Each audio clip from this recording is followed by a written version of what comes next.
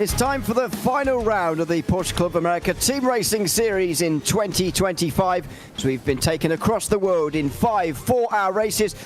Hours 20 of our season is about to be completed. At the end here tonight, we're going to have 4 champions, 3 of which are already settled, one of which is a winner-take-all finale in the Porsche 963 category. Good afternoon to everyone watching along. I'm Ewan O'Leary alongside Jake Sperry for this RaceSpotTV broadcast with Ramiro Augustin Cisneros behind the cameras this afternoon. Good to be alongside you, Jake, for this one. Spa, the classic finale. We're hearing there's weather on the horizon as well, and a winner-takes-all championship finale in one of our classes as well. Yes, and I think that it's really important to get down to business in terms of what this race is looking to offer. Right now, we sit in sim time at just about 10:30. When it comes to the morning, rain is expected on the horizon at about 12:30, and it looks like it is going to relent a little bit around 1 o'clock after an initial short burst of rain, but then the intensity is going to come back around about about 1:45, 2 o'clock towards the end of the racing. This is a circuit though that's 7 kilometers and 4 meters long, a track that has all sorts of different pitfalls that befalls it, but one of them, especially when we're talking about weather, it's one of the few circuits in the world where one part of the track can be bone dry and the other can be sopping wet. Absolutely, and so changeable around the conditions as well, around the surroundings here, as well. Very different to the circuits we've been to so far this season. We started over in America just after the new year at Daytona and Road Atlanta. Suzuka was a race in Asia, the only one this season, and then our European leg to finish off. Portimao 5 weeks ago, and Spa tonight to round out the season. It should be a good finale here from this racetrack. It is always a circuit that provides the entertainment, and I'm sure it will do again here this afternoon as we bring you all 4 hours live and uninterrupted here on RaceSpotTV over the course of this afternoon. Of course, we should also thank the sponsors who make these broadcasts possible here in the Porsche Club of America, starting, of course, Princess Cruises. We're thrilled to have Princess Cruises, the 2025 PCA title sponsor, as the official cruise vacation partner of Series 13. They provide exclusive offers, including world-leading itineraries across a fleet of 60 elegant ships sailing to more than 330 global destinations. Reach out to the PCA concierge team to book your next adventure today by calling 833-679-2188. This is also the 70th anniversary of the Porsche Club of America in 2025. As you might have guessed, started all the way back in 1955. Great to be celebrating it with the 2025 Team Racing Series and, of course, Season 13 and 14 of the Porsche Club of America Sim Racing Series as well. As we've seen, we've been through 5 great events this season to bring us to this championship standing. 3 out of 4 settled. The Shopaholics race team, for example, have won in the Pro 963 category.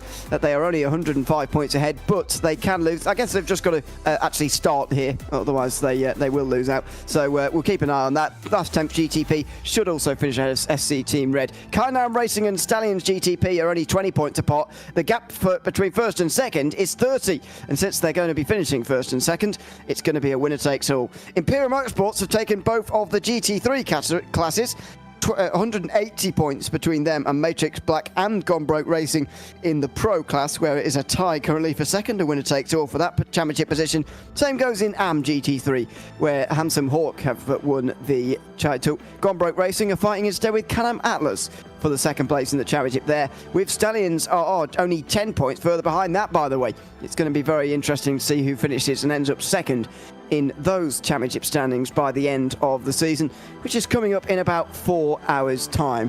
We will go into qualifying then in a couple of moments. 6 minutes just remaining of that for now. And the drivers will look to get themselves up towards the front of the grid with their limited amount of laps that they've got. As you mentioned, Jake, it's just 10:30 in the morning, 24 degrees on the circuit. You'd expect that to rise until the rain that we're predicting to come, as you said, in about 2 hours into the race, maybe a little bit sooner than that even. Yes, and so with these temperatures that we look at the moment, we do expect it to rise up to about midday, 1 o'clock. Sometime around there is normally where you see the height of the weather come into play. So 24 degrees Celsius track temperature as it currently stands. Very blustery, though, coming in from the southwest at this point in time. So that means the wind's coming in from around Stavelot, around that section, Curverpool Frere. So it'll be those couple of corners that will get the rain first, and then the rest of the circuit's going to go and get wet later on, which will mean, at least for the moment, the last place it's going to be bucketing down will be the Kemmel Straight. So that's going to be worth keeping in mind. But we are in the thralls of qualifying. 10 minutes of this qualifying session, 3 laps allotted to all drivers out there as they race in closed qualifying conditions to go and get themselves their times on the board. And what I mean by open compared to closed, if those are brand new for the first time here with us at RaceSpotTV, open qualifying means all the cars are together. Closed qualifying means there is no car around you that can affect your lap. You can't gain slipstream off anybody else. It's just you and the track. Yep, and that is the best way to do a 10-minute session, to be honest. We are on a short timescale here for qualifying, so it's best probably to send them out all on their own. True 20.0 for William Wolf is the early benchmark for last 10th green, but in GT3 so far, the benchmark has been set by Matt Siddle in the Matrix Black number 15 Porsche. Just 21 thousandths of a second ahead of Matt Quinn in the championship leading and indeed winning Imperial Motorsports car. Stallions GTP are currently leading the way overall. That's an AM team ahead of Kainan Racing, also an AM team second. And then you've got the 2 pros, third and fourth. A little bit of a bizarre way the 963 qualifying has worked so far. Has got AM first and second, Pro third and fourth, but we're not expecting that to remain throughout much of the race because those pro teams are just that little bit quicker. And just a bit of an unusual moment at the beginning of the qualifying session anyway. Yeah, and they'll have to be very alert to what they do over the course of this qualifying session, because if you burn your laps early, you're going to be in a world of trouble and having to start further back. So Stallions GTP currently having the run of things as last 10th put the fastest time down now of a 2:02.1. They will get quicker and quicker as they go because they are going to have to try and warm those tyres up in the 963s. It does take a couple laps to get them up to the operating window where they can put their best times on the board. But look how close it is right now in GT3R Pro at the moment. Matrix Black will be very happy with their 2:18.6, but 200ths over to Matt Quinn at this moment with Imperial Motorsports Big Eagle. We still focus with Gone Broke Racing making that run over towards the line. The final car currently out there in this, but it's a 2:20.9, so that will go and put them 14th overall, 5th in GT3R AM, and I'd say not bad, one more to go. Absolutely. We are on a, as I say, very limited timescale, and so it is already starting to think about those last laps now beginning for these drivers. Chris Brown, currently the leader. Gene Chapman hasn't got a time in at all for Imperial Motorsports in the AM class of the GT3s, and that is unexpected, I suppose, for the champions. Chapman over the line now. Is this a representative time? The sectors look okay, that was his but outlap. there's nothing coming through. No? Did he get off track then, maybe? No, that was his outlap. So ultimately, he's only just now gone on to start a flying lap. And talk about pressure out there in a qualifying scenario here as last 10th green go third in GT3R AM to say, I'm going to leave my qualifying session and say, I don't need 3 laps. I'll just take the 1. You're absolutely right. Sorry, misread that initially. Yep. That was indeed an outlap. So looking for a 39-ish down here at the end of the Kemmel Straight when we get to the end of the first sector. There it is, 39.4. Where would that get him to? Roughly around the midfield of the AM class. So far, Patrick Adamczyk and Mark Doran have got the best time by some distance, actually. They're only 24 thousandths apart, as you can see on the left-hand side of your screen. But yeah, last 10th green are only a further 10th behind. And Stallions are, GT3 are also just under 3 tenths behind. Then the gaps start to get a little bit bigger, starting with Aaron Sunday. So there's a fairly sizable gap for Team Chapman to slot himself into there. I think a top 5 is definitely possible if he stays on the circuit, that is. But it's going to be breaking into the top 4 where it becomes a bit more difficult.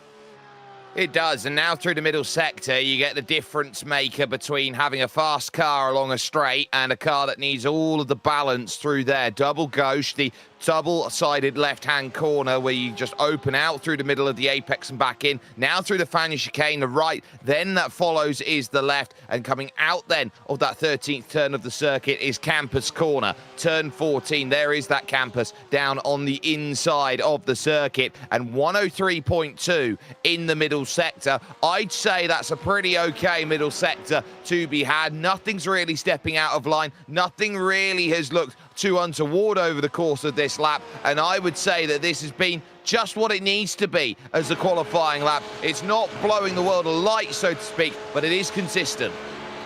It is, and that is what you need when you're on a last chance saloon, which of course Dean Chapman is right now. Into the final bus stop chicane he goes, monstering over the first curve, a little bit less on the second, which is to be expected. You need that run off of the corner, over the line for Chapman, and it's going to be fourth, I think, just ahead of Mark Foley. Yes, it is. Dean Chapman goes to fourth. Mark Duran has just gone slightly quicker himself, actually, and he's going to take the GT3 and pole position. But under high pressure there, that was a good lap from Dean Chapman right when he needed it. Well, at the 11th hour, Mark Doran will be happy with his efforts, but Dean Chapman needed a time to go and put the car down together, and the fact that that has given them an extra 4 positions on the grid will not be lost on them. Currently looking at 4 963s and 13 cars out there, which are the GT3R 992s out there. So to get 4 cars behind, I'd say happy days. Yep, that is a good position to be in. Over the course of this warm-up session, which we've just gone into, we will have a look at the lap that has set the pole position, hopefully, and we will also check in with the starting grid a little bit later by class as well. Don't forget the 963s and the GT3s will all be mixed up slightly based on where they are pro versus am. They're all set into an overall order. You're not separated by class. You're not just set off together in one go in these races. And that's what we're going to see in the next few moments. 4 hours, as we mentioned before, but the big fixture of this race compared to all of the others is about weather, which is to be expected around halfway in a first bit of a rain shower. And later on in the day, we are getting an increasing chance of rain as well for maybe a bit more towards the finish. We will wait and see whether that comes to fruition at all or not. Let's go on board though with this pole lap and have a look at how the best lap of that qualifying session was set before we get into the race. It's on board with Thomas Briggs. They are our champions, the Shopaholics race team, proving why with a 2:01.7 they've taken pole for the final race. They very much have, and it starts with the short run over to the last source hairpin here, which is so difficult to get right. It's on camber as you go through, so you can throw the car in, but they've got that brand new section of gravel on the outside, so if you do overshoot through the corner, you are going to have to be very alert to what you do to gather it back up. Now comes one of the most famous corners in motorsport. Eau Rouge up the hill into Radion, fighting the car for grip, hoping that you can keep the foot planted, relying on those tyres being warm and up to temperature to manage that. 7th gear up the Kemmel Straight, spotting your braking zone out there as you go through, and using that curb on the left-hand side as a good reference marker there into Leku. Highest section of the circuit now at Malmedy Corner, and down the hill towards Bruxelles. There is 103 metres of drop from this point all the way down to Stavelot. Such a hugely elevation changing circuit, and now using all the road on the way to No Name Corner. Some more gravel on the outside there, by the way. We'll talk about that a little bit later on in the day, but there have been some changes in the last few years to this circuit, as we all know. Here's double gauche now, the double left-hander, and it's a very simple second part. In these 963s, an absolute dream to drive. Now the Piff Paff chicane, where we could see some interesting moves in traffic. We so often do in multi-class racing at this circuit. Just shifting up to third through the middle of it there, and now in towards Campus, which sets up the Curve pour Frère and that run towards Blanchimont. A little bit of gravel on the circuit there as well, as it's been brought right up to the edge of the road, enforcing track limits the old-fashioned way. Now the run itself towards Blanchimont, absolutely flat out again in the Porsche 963. As I mentioned earlier, a beautiful section to drive in one of these prototypes, so high downforce at high speed, and then feeling like a GT car really down when you get on the brakes here for the bus stop chicane, down to first gear even in the Porsche, looking for that late apex and that run onto the front straight, even if it's not a very long run. Keep it to the right hand side to keep the distance as short as possible, and that is a 2:01.7, and indeed the pole time for Thomas Briggs. We will have a look at the starting grid as well during this warm-up session, but he will be at the head of it as a result of that lap. Pretty clean and tidy, but I think even he will see that there was a little bit of time left on the board with that one. It was still good enough though. He's got pole ahead of Kerry Brooks. 4/10 of a second between the Shopaholics race team and last 10th GTP, our two 963 pros. competing here today. 2 in 963 AM as well. Kainan Racing and Stallions GTV 1.5 seconds apart in qualifying. Expect that to close up over the course of the race. Those two teams have been at it all season long. In GT3 Pro, it is Matrix Black who are leading by 0.3 of a second. That is a pole position for Matt Siddle ahead of Matt Quinn. Rich Minkler and Shabo Bandiapadia has got into fourth position. That is the second row of the grid. Just over a second off of pole. Jason Finch just over a second off as well. Mike Patterson is in sixth for SC Team Blue. Then finally, in the the GT3 AM class, Mark Duran has taken pole for last 10th purple. Can-Am Atlas alongside in that Canadian livery. Then it's William Wolf for the other last 10th car, last 10th green. And then Dean Chapman for Imperial Motorsports. The champions only 2 tenths off of pole, only 3 tenths off for Mark Foley, but he's in 5th, ahead of Peter Kummer, who is in 6th place. And then Aaron Sunday bringing up the rear of the 963 AM class. And I think that slowest class of the 4 is going to be the most exciting to watch if I was going to predict, because 5 teams separated by 3.5 tenths or so is a pretty good sign for us on such a long circuit like this one. It really is. And when you look around at the competitiveness of a class, you are hoping to find that drivers get equal competition, that there is something to go and race for and they don't just drive away. But this is still endurance racing and it's 4 hours. Yes, it does feel like a sprint as far as endurance realms go, but a couple tenths of a second here and there can bring you a lot closer together if you're not quite keeping your eyes focused on it. Now we move in sim time to 11 o'clock. So that certainly gives us a bit more perspective on where we are. So I would say they've got 90 minutes of dry running before the rain is going to start throwing itself about out on track as far as weather conditions are going at this point. But as they take the short formation lap before the start of this race, it's now going to be a question of what can each and every division do to find themselves what they want out of the results. For most, this is going to be a case of can I just win one race? But keep an eye on more than just can I win one race in 963 AM. It's can I win one race to win the title. Exactly. It is an extremely exciting prospect in the 963 class, that's for sure. But there will be 4 race victories to fight over as well. The final 4 hours of this season, this 20-hour-long Porsche Club of America Team Racing Series in 2025. We've had 16 hours. Time for 4 more weather-affected hours here at Spa as we come up to the middle of the day.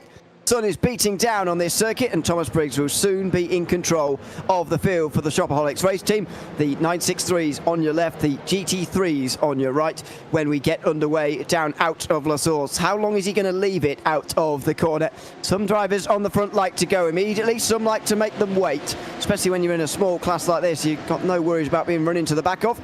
Everybody around you can see exactly when the leader is going to go as they chase the pace car down in towards turn number 1. Now there you've got the run towards Eau Rouge, and now he's got control of the field as Thomas Briggs just waiting in that Shopaholics Racing Porsche 963, and he goes and immediately reacting alongside Kerry Brooks in towards Eau Rouge for the first time. Side by side between the 2 leaders up Eau Rouge for the very first time this race, and you don't see that very often. Goodness me, good start between the 2 of them though, and Kerry Brooks eventually has to back out. David Poyer is going to close in 3rd. He's going to get the slipstream from both of them there, but he's not going to go through, I wouldn't imagine. It's going to be single file between the 4 of them after a very, very lively start up Eau Rouge for the first time. In GT3, Matt Siddle will keep the lead just in front of Matt Quinn in 2nd.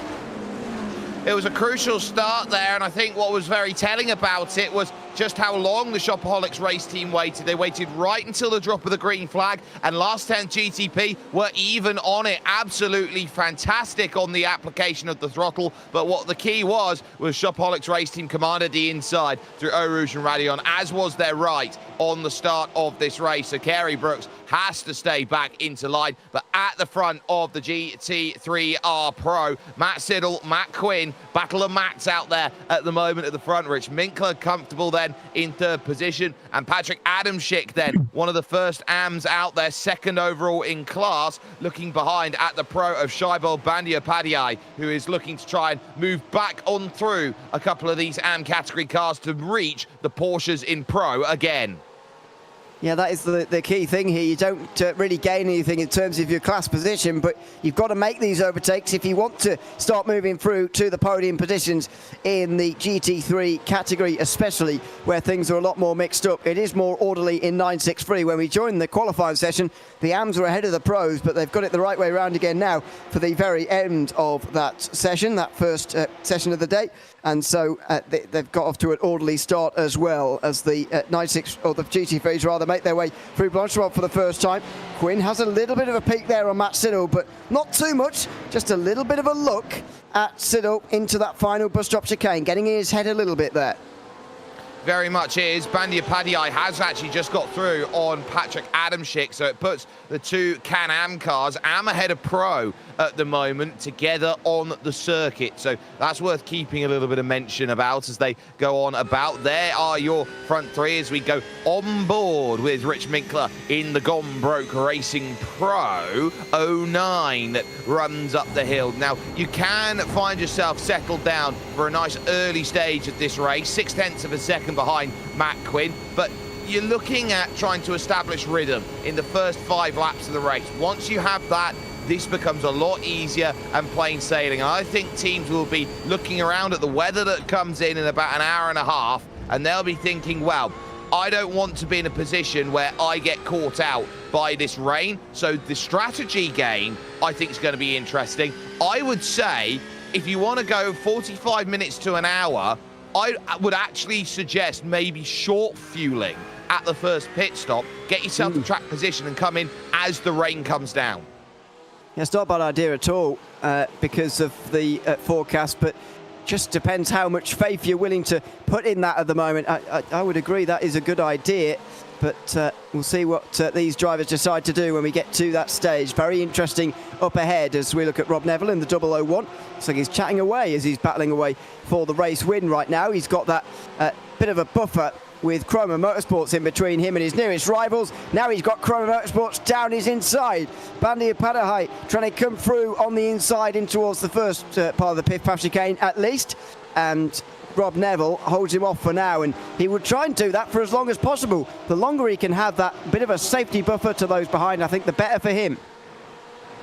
I'd agree with that, because what's behind him is currently an Am car in last 10th green, which is, of course, the teammate to last 10th purple at this stage, the sister car, so to speak. So William Wolf is that driver behind. So if you've got a little bit of that buffer, you take it, pushes a little bit wide, coming out then through Blanchimont corner, and now it opens up the chance straight around the outside on the brakes. Is it slightly deep from Bandia Padillai? It is not there from Scheibel, so able to keep that together and get the move sorted. Bit of side-by-side in the background, Patrick Adamczyk running in deep, and so that's Imperial Motorsports' Hanson Hawk finding a way through. But back over to Last Source then and trying to angle up an attack. It's about getting the drive off the exit, but look at how planted that is from Bandia Padillai off the exit of the corner. It's now going to bring William Wolf here right to the rear. I don't think he'll be brave enough to go at Eau Rouge and Radion. I think he'll wait for the top of the Kemmel Straight and making the move up into Les Combes.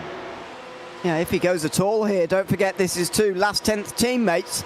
Wolf might well just sit behind Rob Neville, and they might decide a bit of an agreement between the two to try and race away from the rest of the field first before they fight over the win themselves. Patrick Adamczyk is not having a good start, I'm afraid, in the background. He's going to lose another place there in the Can-Am Atlas car. It's Gone Broke Racing Peter Kummer who's down his inside and now through as well. Adamczyk down to 5th position off of the start of this one in 9:12. Not a great start at all, and when you are passed by one in a train like this, it can feel very easy for the next driver indeed to follow them through, and that seems to be what's happened here a couple of occasions. I wonder whether some drivers have got a car that's got a setup that works better in the rain than it does the dry. And what I mean by that is that they've put a little bit more downforce on the car. They've looked around and they want a car that's definitely going to have a lot more ability to catch as you go around some of these corners. So when I'm looking around and seeing paces dropping from certain teams out there early, I'd say you can drop time early. And that is a long way off the circuit there at the final stages. That is last 10th GTP. They're having a big moment under brakes and just completely locking it up. Completely off the road there. So far off the road, I didn't even realise where that was initially. It was down at the final chicane, as we now know. See how it happened here. Whoa, that's very odd. If I was in real life, I would say of one of those brakes stopped working, but that's obviously not the case here. And Brooks is carrying on now, but seemed to have no stopping power there at all.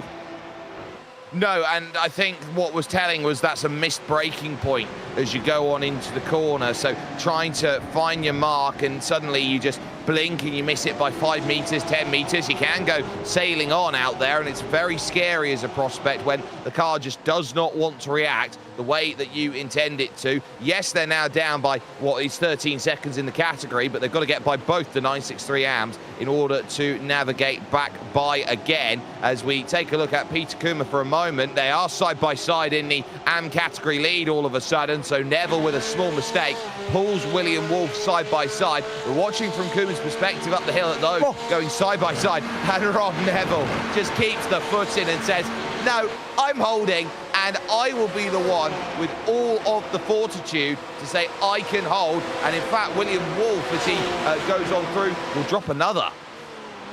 Yeah, I wonder whether there was a slowdown involved in that, but Wolf is certainly now down behind Jason Finch in the Can-Am Titan Porsche. And that might have happened as a result of the cut track over the top of the hill at Radion there, but I don't know for sure. Neville, though, back in the lead. The reason I was exclaiming is because I just didn't think they would go side by side, to be honest. They are teammates, after all. I thought Neville would just tuck back into line, and maybe Wolf felt the same and fell afoul of that at the end of the exchange. But anyway, they are now back into line again. The pros have absolutely gone, by the way. More than 10 seconds up the road already here.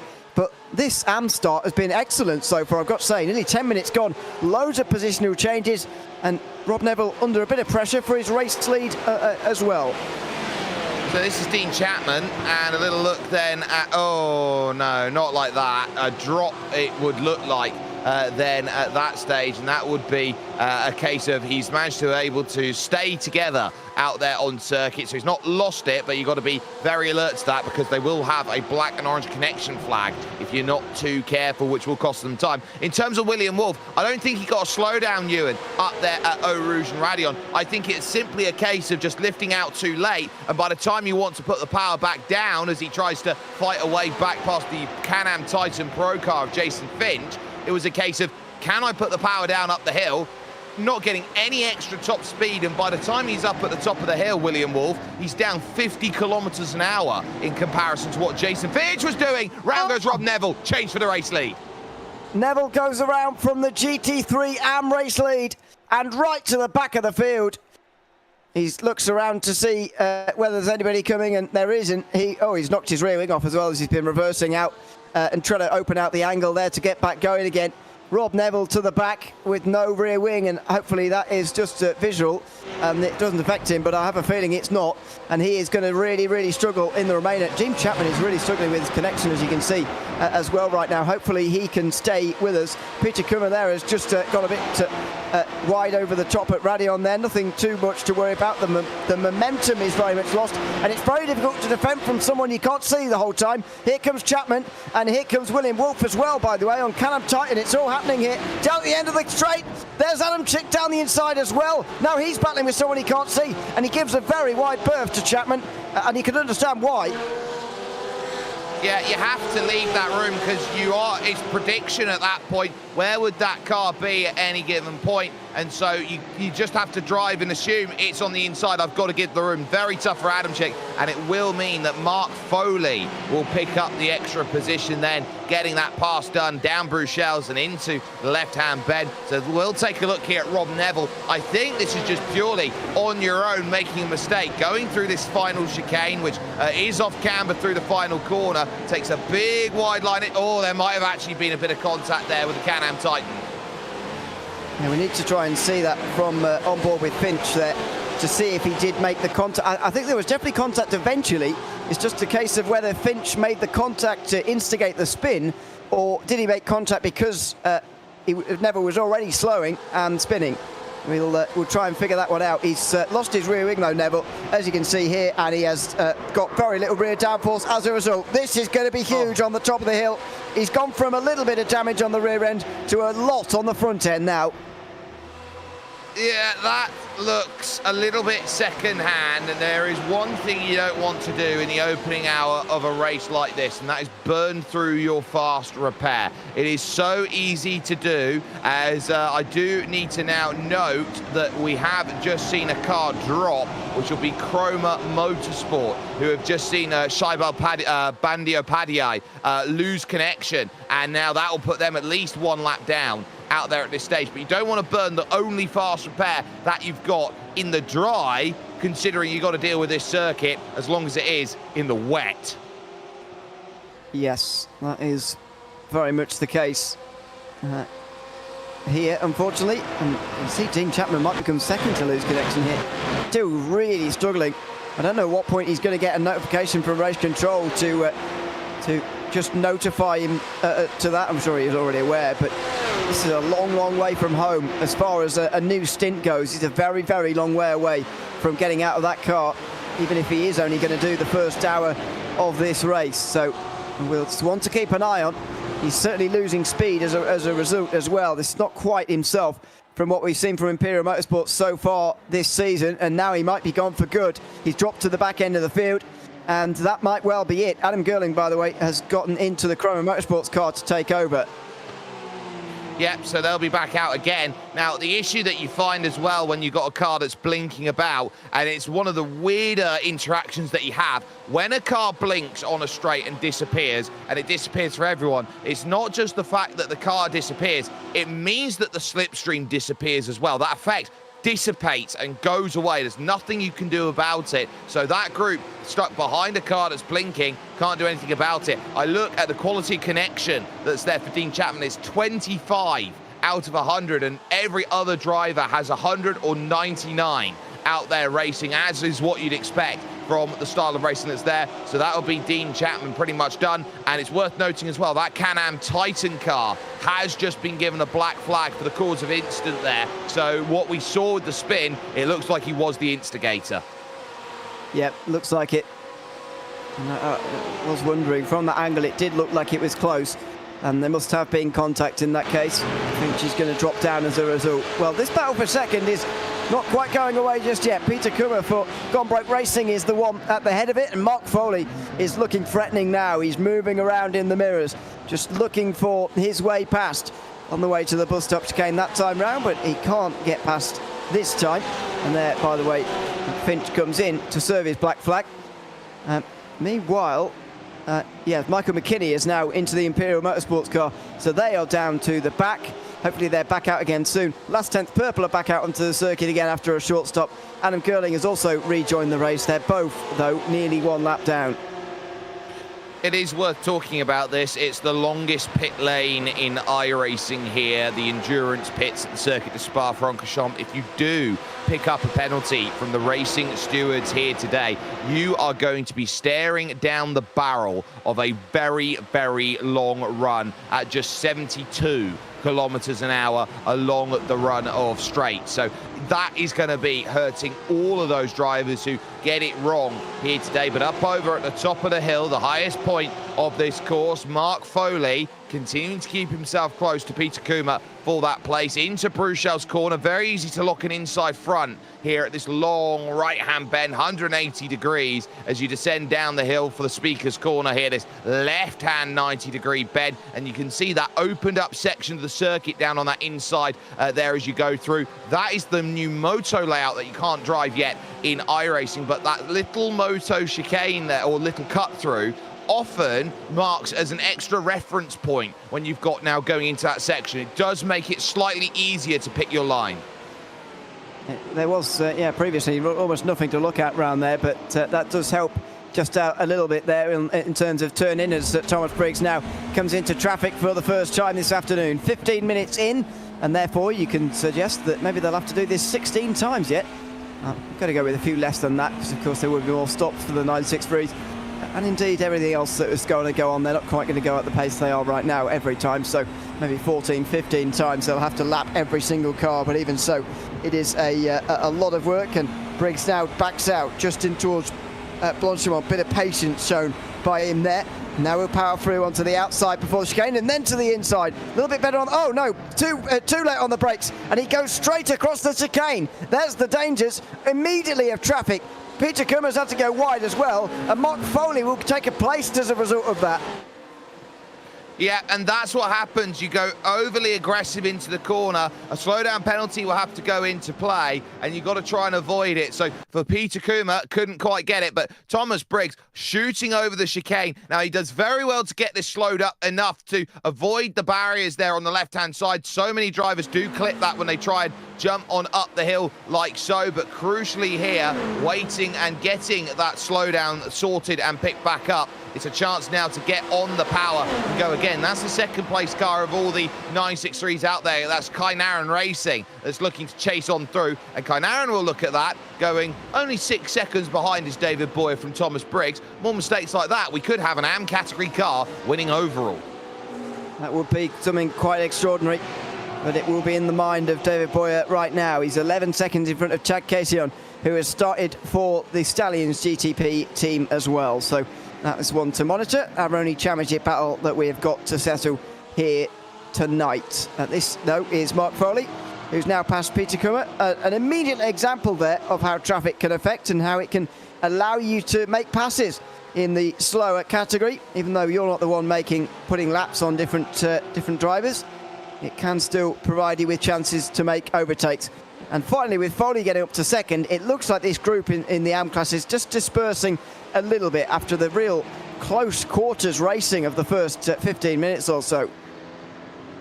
And because they are now settling into what they're capable of doing, it's now a case of how do you hit that momentum as Mike Patterson moves out of the way of Carey Brooks, who runs on through the right of the campus corner, then the right of Stavelo, staring down the stars and stripes there of the American flag, having to take their curve of Paul Frere over on the left-hand side with a tiny bit of gravel on the exit of Stavelo corner itself. So Carey Brooks is really going to have to try and work hard to get through these drivers, and they're not going to necessarily move over to the right and jump out of the way like they would do in a Formula race. The responsibility in terms of making that pass falls on the prototype to get around the GT3s successfully. So for the 963s, they've got to get by the GT3Rs without any dramas at all. If there's any contact between them, normally it's a frown on the prototype to say, well, you didn't get around cleanly. It is a real test of concentration in that class to do this for 4 hours. They will share with the driver, of course, but even so, it is a big effort and undertaking by these 963 drivers, and it presents, as I say, opportunities down in GT3 as well as in 963. Here is Patrick Adamczyk with a chance to atone for some of his positions lost earlier on. This is next up, Peter Kummer for the Gombruk Racing team. And not close enough in towards Lecon this time round, but already we're seeing the ebb and flow of racing in the first 20 minutes. I think the point you made earlier on is an interesting one about car setup here, because Patrick Adamczyk initially going backwards could point to that, but the fact he qualified up inside the top three doesn't necessarily point to that quite so much. So going to be super interesting to see how car setup is a factor over the course of this race, and we'll try and work out who's been set up for what. Yes, because it's going to be a massive different skill that you get driving in the dry compared to driving in the wet. Drivers have had the ability over the course of iRacing's long and storied career of being a part of the MMO space, so I'd say about 16, 17, 18 years to understand what it is to drive in the dry out there on iRacing. They've only had, what, 1 year to work out how to drive in the wet. It's a very different skill to have, and it does catch out even the best of the best when they go out there and they try and navigate through. And one of the things that they'll be keeping their eyes very firmly focused on will be the fact that as of current, it's not a case of having easy amounts of rain to deal with by the time that you get there. It goes from 0 to about 80% in a blink of an eye. So that's a 15-minute window that they're looking at currently on schedule to go that is going to be a hefty amount of rain that's going to fall. So I would say there is a huge cell of rain that would be approaching the circuit, and it would be arriving somewhere, I would say, in the map of the circuit Spa-Francorchamps, coming all around from the likes, I'd say at the moment, about an hour and a half away. I'd say it's about at Reims at the moment in France. Yeah, it's over in the west. Of course, pretty close to well, I say pretty close. Everywhere in Belgium's quite close to France, but in relative terms, I mean, yes, it is going to be coming from that direction and sweeping over the circuit pretty quickly. I do think still that the teams are going to take on a full pit stop first time round, though. I do understand your point about maybe short fueling a little bit to get to that stage, but after the year and a half we've had of whatever it is of rain in the iRacing realm so far, I've still not quite got the trust that I know when it is going to be time for wet tyres. That period of deciding whether to stick on the dries on a wet circuit or go for the wets on a slightly too undamped circuit just for the time being is going to be super interesting. And maybe they're just going to fill these tanks to the brim anyway. Maybe some of these GT3 teams especially are going to try and make it to the halfway mark in this race on dry tyres before switching to wets when they absolutely have to. But we'll wait and see. There's some big decisions coming around the corner in about an hour's time when it comes to that rain. I think we'll see some great decisions out there in terms of where you want to go. The issue that you run into here in iRacing, it's about tyre temperature. If you've got the dry running very well and you can keep the tyre temperature up, you don't have to worry as much about jumping in and getting it into the pits, because if you can keep the tyre temperatures up, you've still got grip to play with. The moment that those tyre temperatures drop by any sort of spin or slide or something of that ilk, you are going to suddenly start losing tyre temperature, losing grip, losing downforce because you can't put the power down quick enough, and then the car becomes untenable out there in each and every category. That's when we see drivers starting to move over to the wet tyres, because they know that they can get themselves a tyre that is stable and gives them that opportunity to go out and say, right, let's go and make this tyre work. So you look at the track conditions out there, and there's very lightly wet and moderately wet and very wet and heavily wet and all the other types of wet that you can describe wet out there in the iRacing sphere. But the one thing is for certain, and is that there's nothing for certain every time you try and work out where the crossover point is. And I would say that each and every team's got a magic 8 ball. They shake it, they go, is it time now to go on to wets? And it goes try again later. We will get to those decisions a little bit later on, but for now the weather actually is quite nice in the sky. See plenty of blue sky around, but apart from the slightly looming clouds around as well. It's a bit of a mix really between cloudy and or overcasting clear conditions somewhere in the middle, and as you can see the sun's still beating down the circuit decently as things stand, and the track temperature is going to go up for this early part of the race. It's already up to 28 degrees compared to we started this broadcast about 24 when we were in qualifying, so it is already on the up in the first 25 minutes here. This is still for third. Peter Kummer just in front of Patrick Adamczyk for third place in the GT3 AM class, that is. It's a lot less of a group than what we saw earlier on. Already 4 teams having had to come into the pit lane.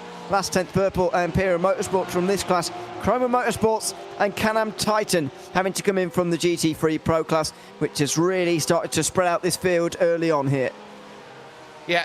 2 drops, 1 penalty, and then a little bit of damage out there certainly does not help, as that has certainly put a cat amongst the pigeons in this category that we see at the moment. But Last 10th are very happy with where they are at the moment, with Last 10th Green leading this category, a gain of 4 so far out there for Last 10th Green in terms of overall positions. And by comparison, you look over towards the top of Eau Rouge and Radion, and that is the scariest sight that Rob Neville has to deal with there, as he looks over, hopes he's left enough room for David Boyer to go through. You can see it, just a little glance up there to just have a little bit of focus to say, right, let's resituate where we are. Maybe look at the chat there with the OBS that's in there, look at his communications with his team. How much help am I actually going to be getting? And you do have a chance on the Kemmel Straight to look up and breathe, because it is a 10 to 15 second straight, so you don't have to be completely switched on all the time like you are in the middle sector of a lap like this, say down through through Bruxelles, you get maybe 5 to 6 seconds, enough for a glance, but not enough, say, for a drink of water. Yeah, it's a pretty high-intensity circuit until you get round to that Kemmel Straight. It's a bit like the Nürburgring in that respect, that you get that one straight to really have a long rest on, and the rest of it is, well, less of a long rest, really. It's pretty high intensity. Meanwhile, side by side up in towards Eau Rouge already. That's not even the first time this afternoon in the first half an hour. Patrick Adamczyk this time round, roaring through on the outside of the Gombrowicz Racing Porsche. That was pretty impressive from Adamczyk in the end. Pretty brave as well this early in the race, but good respect shown between the two of them, and they get away with it again. Yeah, and that's what you start thinking about. How much risk are you willing to take through each and every single corner? You start looking at Eau Rouge and Raidillon as a very difficult side-by-side places. That's a lot of gravel coming up the top of Malmedy corner there for the Gombrowicz Racing team. You talk about risk. Is it 50%, 70%, 20% my move? I look at endurance racing, and normally you shy away from making the big power moves that allow you that 50-50 of going through and making it happen. But if you feel like you've got a lot of room and a lot of space and a lot of respect, there's nothing wrong with making an attempt like that. And that's where Patrick Adamczyk took advantage and went, yeah, you're going to back out because you're going to prioritize the race early on. And sometimes you can play on that fallacy of I can be aggressive early on, because when you raced in a championship for 4 rounds and 16 hours, or which will now be 16 and a half hours of championship running, you get a pretty good sense of what the drivers around you are capable or not capable of doing. Yeah, there is that familiarity built up now. And these teams who are here today are the ones who have been here pretty much all season long. I think only Chroma Motorsports are the only ones of note I can see here who've missed actually many rounds. At last 10th green weren't at Portimao, but you know, most of these teams have been at every single round so far, and there is that familiarity among the group now, which is a bit of a positive in some way. It's all relatively close in terms of small gaps in GT3 at the moment, as you can see, but no fights between them just for now.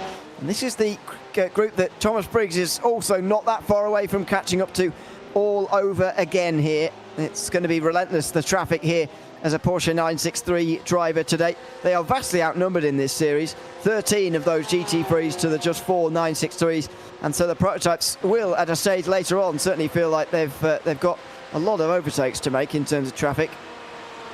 And a lot of it, I think, actually, why we're seeing the low numbers in the 963 category is down to just how difficult the 963 has become. It's not a case of a car that you can just stamp your right foot down and you go flying through like you're at light speed like you used to be able to. They had to bring the patch back into iRacing to say it's a development update of all of the hypercars that iRacing has, to say we've got to bring it back to more real-world speeds, and that is to drop the speed down by 50, 60 kilometers an hour in certain corners out there, really reduce the speed and pace of what the car has. And because of that, the tyres are the hugest factor that you've got in terms of racing. You cannot stamp down on the power and say you can just go for it and get away. It's the only car series out there of the hypercars, and looking at the 963, where it takes multiple laps to get the tyres up to temperature. Everywhere else that I've seen, you can normally get the tyres sorted in 1, maybe at most 2, I would say, slow laps to get yourself into that operating window. Everything else is pretty much a case of plug and play, stamp your foot down to the floor, you're going at your quickest. Yeah, it's a really fascinating tyre warm-up phase in these cars these days, in the Porsche 963 and all the other GTP hypercars as well. It is just a really difficult phase and a very enjoyable one, I've got to say. I quite like the addition. After half an hour, Thomas Briggs is leading the race. 3.5 hours still to go, though. A very, very long way indeed for Thomas Briggs still to go. So time to remind you, of course, that in 2025 we've got Princess Cruises as a PCA title sponsor, as the official cruise vacation partner of Series 13 and the 2025 Team Racing Series. They provide exclusive offers, including world-leading itineraries across a fleet of 16 elegant ships, sailing to more than 330 global destinations. Reach out to the PCA concierge team to book your next adventure today by calling 833-679-2188.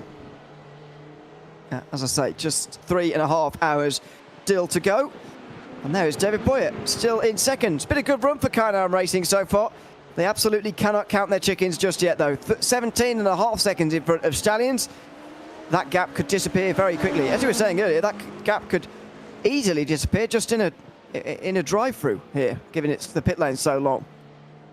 It can, and a drive-through penalty here is upwards of over 45 to 50 seconds. So you talk about having a penalty here compared to, say, having a penalty over at the Autodromo Internacional de Algarve by comparison. It is a much bigger penalty to pick a penalty at Spa. It's just the nature of the beast as you go through, because you take the endurance layout here.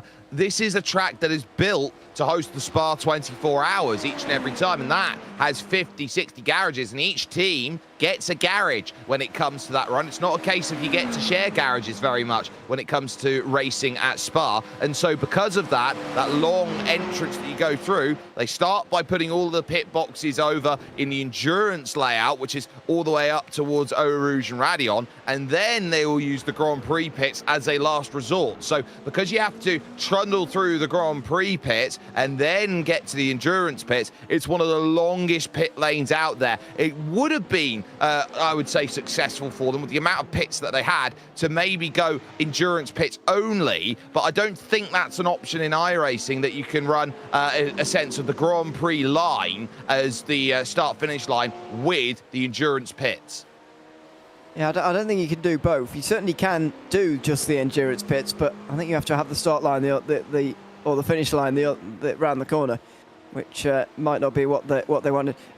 In this size field as well, they would have been able to all fit in the Grand Prix pits as well if they would have wanted. I think it's 25 in the Grand Prix pits from memory. Might got that wrong slightly, but I think this field would be small enough to fit into the Grand Prix pits without even having to share any pit boxes, which can be a bit of a calamity sometimes when you are all coming in together, as they will be at some stage. We're approaching 35 minutes in. The 963s won't be that far from pitting, and so for me, the strategy ideas in 963 are even more interesting than in GT3, because GT3, I think, is just going to be 4 tyres and full fuel all around, and they'll try and survive as long as they can in the weather. But in 963, I think they'll be running out of fuel almost as the first drops are falling on the circuit, and that's a bit of a nightmare, really. You don't want to be coming back out on dry tyres again, because that's just annoying. But also, you don't want to be putting the wets on too early, so I think it could be even more awkward for them, if you like. Yeah, and I'm just keeping an eye out on what the rain's doing, and it looks like the intensity is starting to drop a little bit, so it'll be down to just 62% at the moment in the conditions when it does look to try and arrive, and then up to 88% the next 15 minutes, but the drop afterwards is a lot more significant, down to just 4% of rain after that. So that would pretty much indicate to me that if we do see rain on the horizon, it's going to be a quick flurry, a quick shower to start, and then a more prolonged section of rain which will follow afterwards. So I look around the Belgian Ardennes, it's a naturally hilly area, and rain is never too far away when it comes to Spa, because this is a section of the world which is known for one of the great cycling classics in the world, Liège-Bastogne-Liège, the cycling monument out there, which goes all around from the Liège over to Bastogne and then back. And just as they come back with about 35, 40 kilometers to go, they go through the tiny little town of Spa, which of course leads to the Col de la Redoute, which is the greatest attacking zone out there in the cycling classic. There's more crossover between those two sports. You won't believe how many people I've met who are fans of both motor racing and cycling as well. It seems to be a thing. But there you go. I can't put my finger on why, but it just is. One's a lot slower than the other, to give an idea. Anyway, this is David Boyer again on the way towards turn 1. Actually coming through traffic again, and this is the most congested part of the order for these 963s to actually negotiate here. That was Patrick Adamczyk, who he's just got past. Next up the road, 2.8 seconds up to Mark Foley, another 2 seconds up to William Wolff, who's without his teammate now out front to help him, but he is still leading the race in that last 10th green GT3 Porsche. There's the track map, and you can see just how busy it is at some stages, and then you get multiple laps off, which is fairly unusual in an endurance race like this. The 963s with multiple laps completely on their own before they have to do any more lap traffic again. Well, in some ways, I think that's a boon, and in some ways, I actually think it's quite a bane out there for drivers as they go about, because what you'd like is either absolutely no cars out there that you have to lap, or just cars all the time that you have to go and lap, because it's going to be fed in dribs and drabs that you're going to get one car here and one car there, especially as it goes out and extends out over the course of this race. It means you can't establish rhythm as much in terms of trying to navigate through the traffic. So you are going to have to be even more dialed in and switched on when you get to the lap traffic, because you don't get as much of it. It means that I think you're more liable to find mistakes in a smaller field like this than you would do in a field of 30 or 40. So as Kerry Brooks goes around the outside, there are a couple of the the GT3Rs that go by, you look around and think, well, yeah, it's easier. I can catch them and pass them easier. But what happens when I'm not paying attention and I have that drop in concentration? It's a case you have to keep yourself switched on in a race like this, and it's a lot tougher to do so. It's true, there might be that rhythm factor, in fairness, to just consider here when you're thinking about getting to the end of this race with your car in one piece. As we mentioned earlier, they do have a fast repair available to them, but they prefer not to use it if at all possible, as Kerry Brooks now will just have a peek to the inside before that bus stop chicane, but won't be able to get through on that occasion. We'll have to follow through, indeed, through that double right and then left before crossing the line at the start of another lap. We're starting lap 19, by the way, and that is for the 963 leaders. Lap 17 for the GT3s. They should be able to go another 10 laps or so, and maybe a little bit less. And the 963s, something a little bit even less than that, but not too far short of the hour. These GTP cars in the modern day can go a little bit further on fuel than they used to be able to. This is Peter Kummer just in front of Mike Patterson. And again, Kummer, another one of those drivers who just seems to be losing a few too many places early on here. Whether that's because he's qualified higher than he can really race or what, I'm not sure. But this is another moment in which he's on the defensive again. I'm just looking at these lap times here that have been done. Last three has been very consistent, actually. A 21.2, a 21 flat, and a 21 flat. That's only about 3 to 4 tenths off of his provisional best over the race, which was set on lap 10 of a 2:20.8. I look at Mike Patterson by comparison. Patterson's been in the low to mid 220s and has taken a bit of time to get into rhythm, but once it's been found, he's found from at least the start of the race 2 to 3 seconds worth. So I think this is more a case of Mike Patterson here has been able to find a little bit of something about this circuit and gone, oh, I can take this corner a bit quicker. Oh, and I can take this corner a bit quicker. And so the way that it's being driven around at the moment, Mike's times as he's going longer into the stint are getting quicker and quicker with a confidence build. Yeah, fourth place in the GT3 Pro class. Over a minute, by the way, minute and 20 ahead of Adam Girling, who has rescued the Chroma Motorsports car from its disconnection earlier on. Callum Titan and Jason Finch still driving for them after that black flag received earlier on in the day for contact with Rob Neville, who subsequently had an accident at the top of the hill at Eau Rouge. Rob Neville is actually in 6th place still in class. He's actually got back out there again relatively quickly. It took quite a long time for Imperial Motorsports to get a new driver into their car, though, in the GT3 AM class, and that's why they are at the very, very back of the field after 40 minutes here. That was quite wide from Kerry Brooks in towards turn 1. This is what happened to Rob Neville. Can we get any better of an idea? I mean, maybe that's not the angle quite to see it from, but he's mightily close there, Finch, if he's not made contact. Clearly, race control have judged that he did make contact.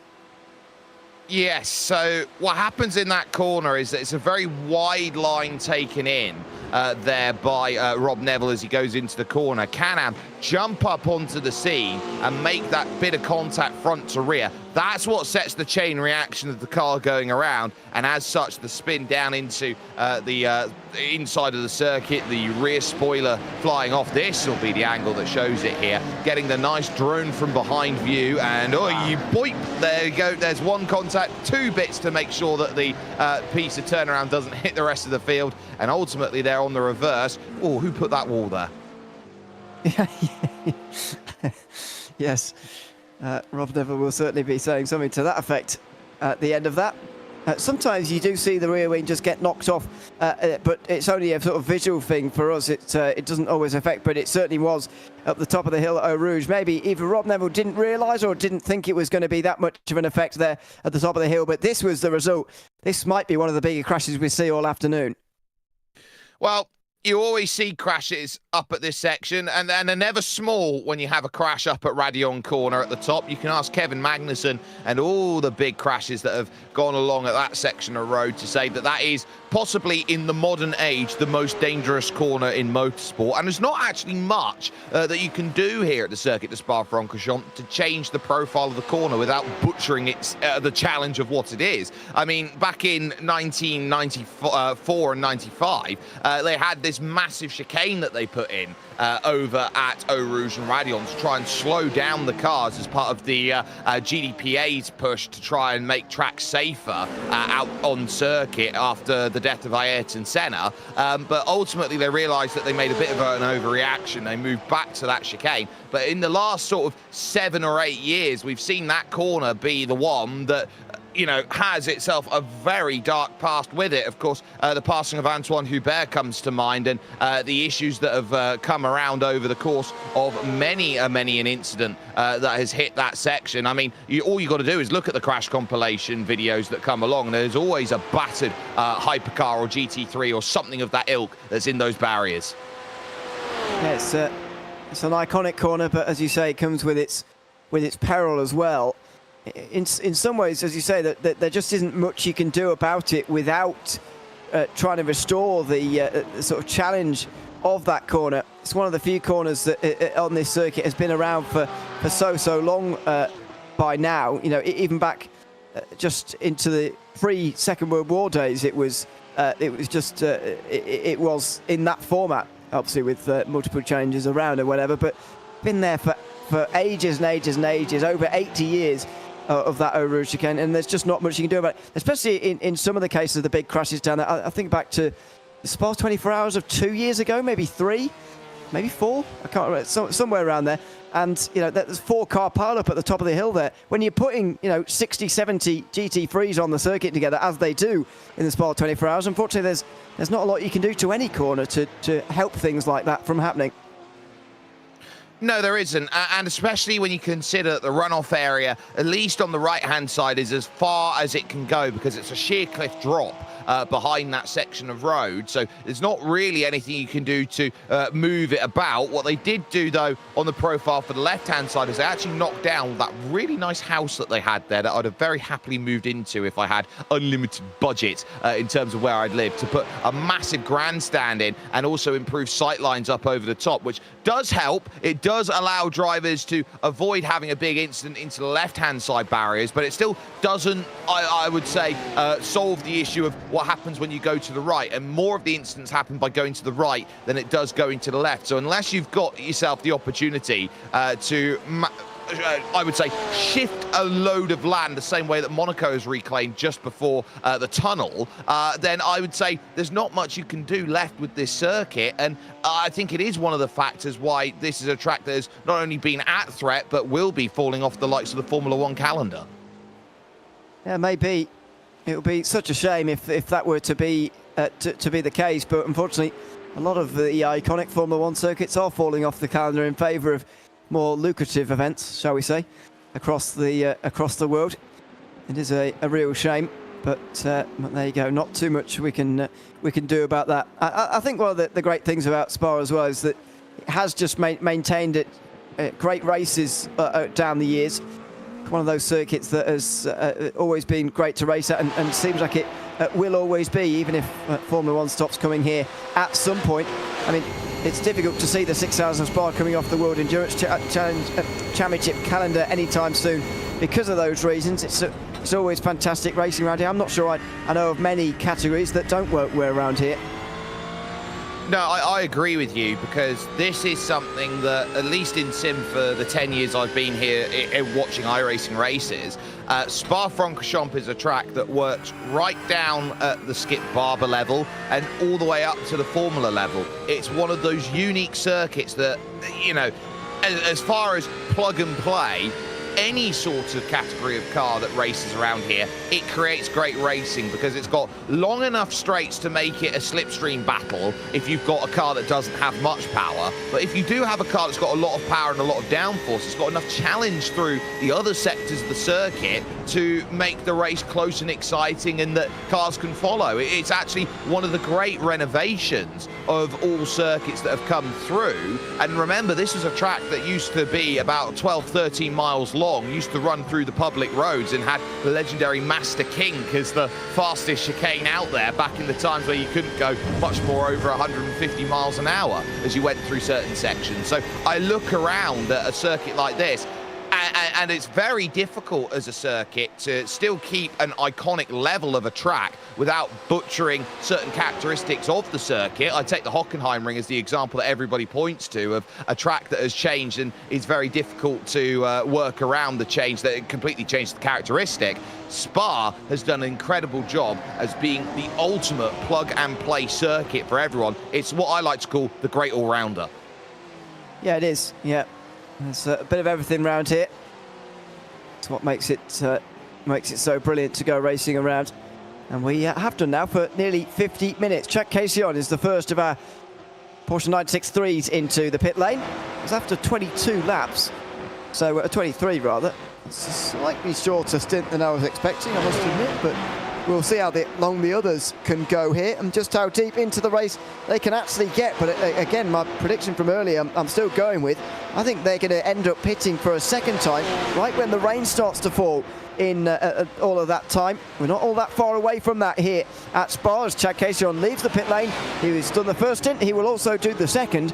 Will he? When is he going to get out though? Because he's going to be getting used to a slightly dampening circuit by the end of this next stint.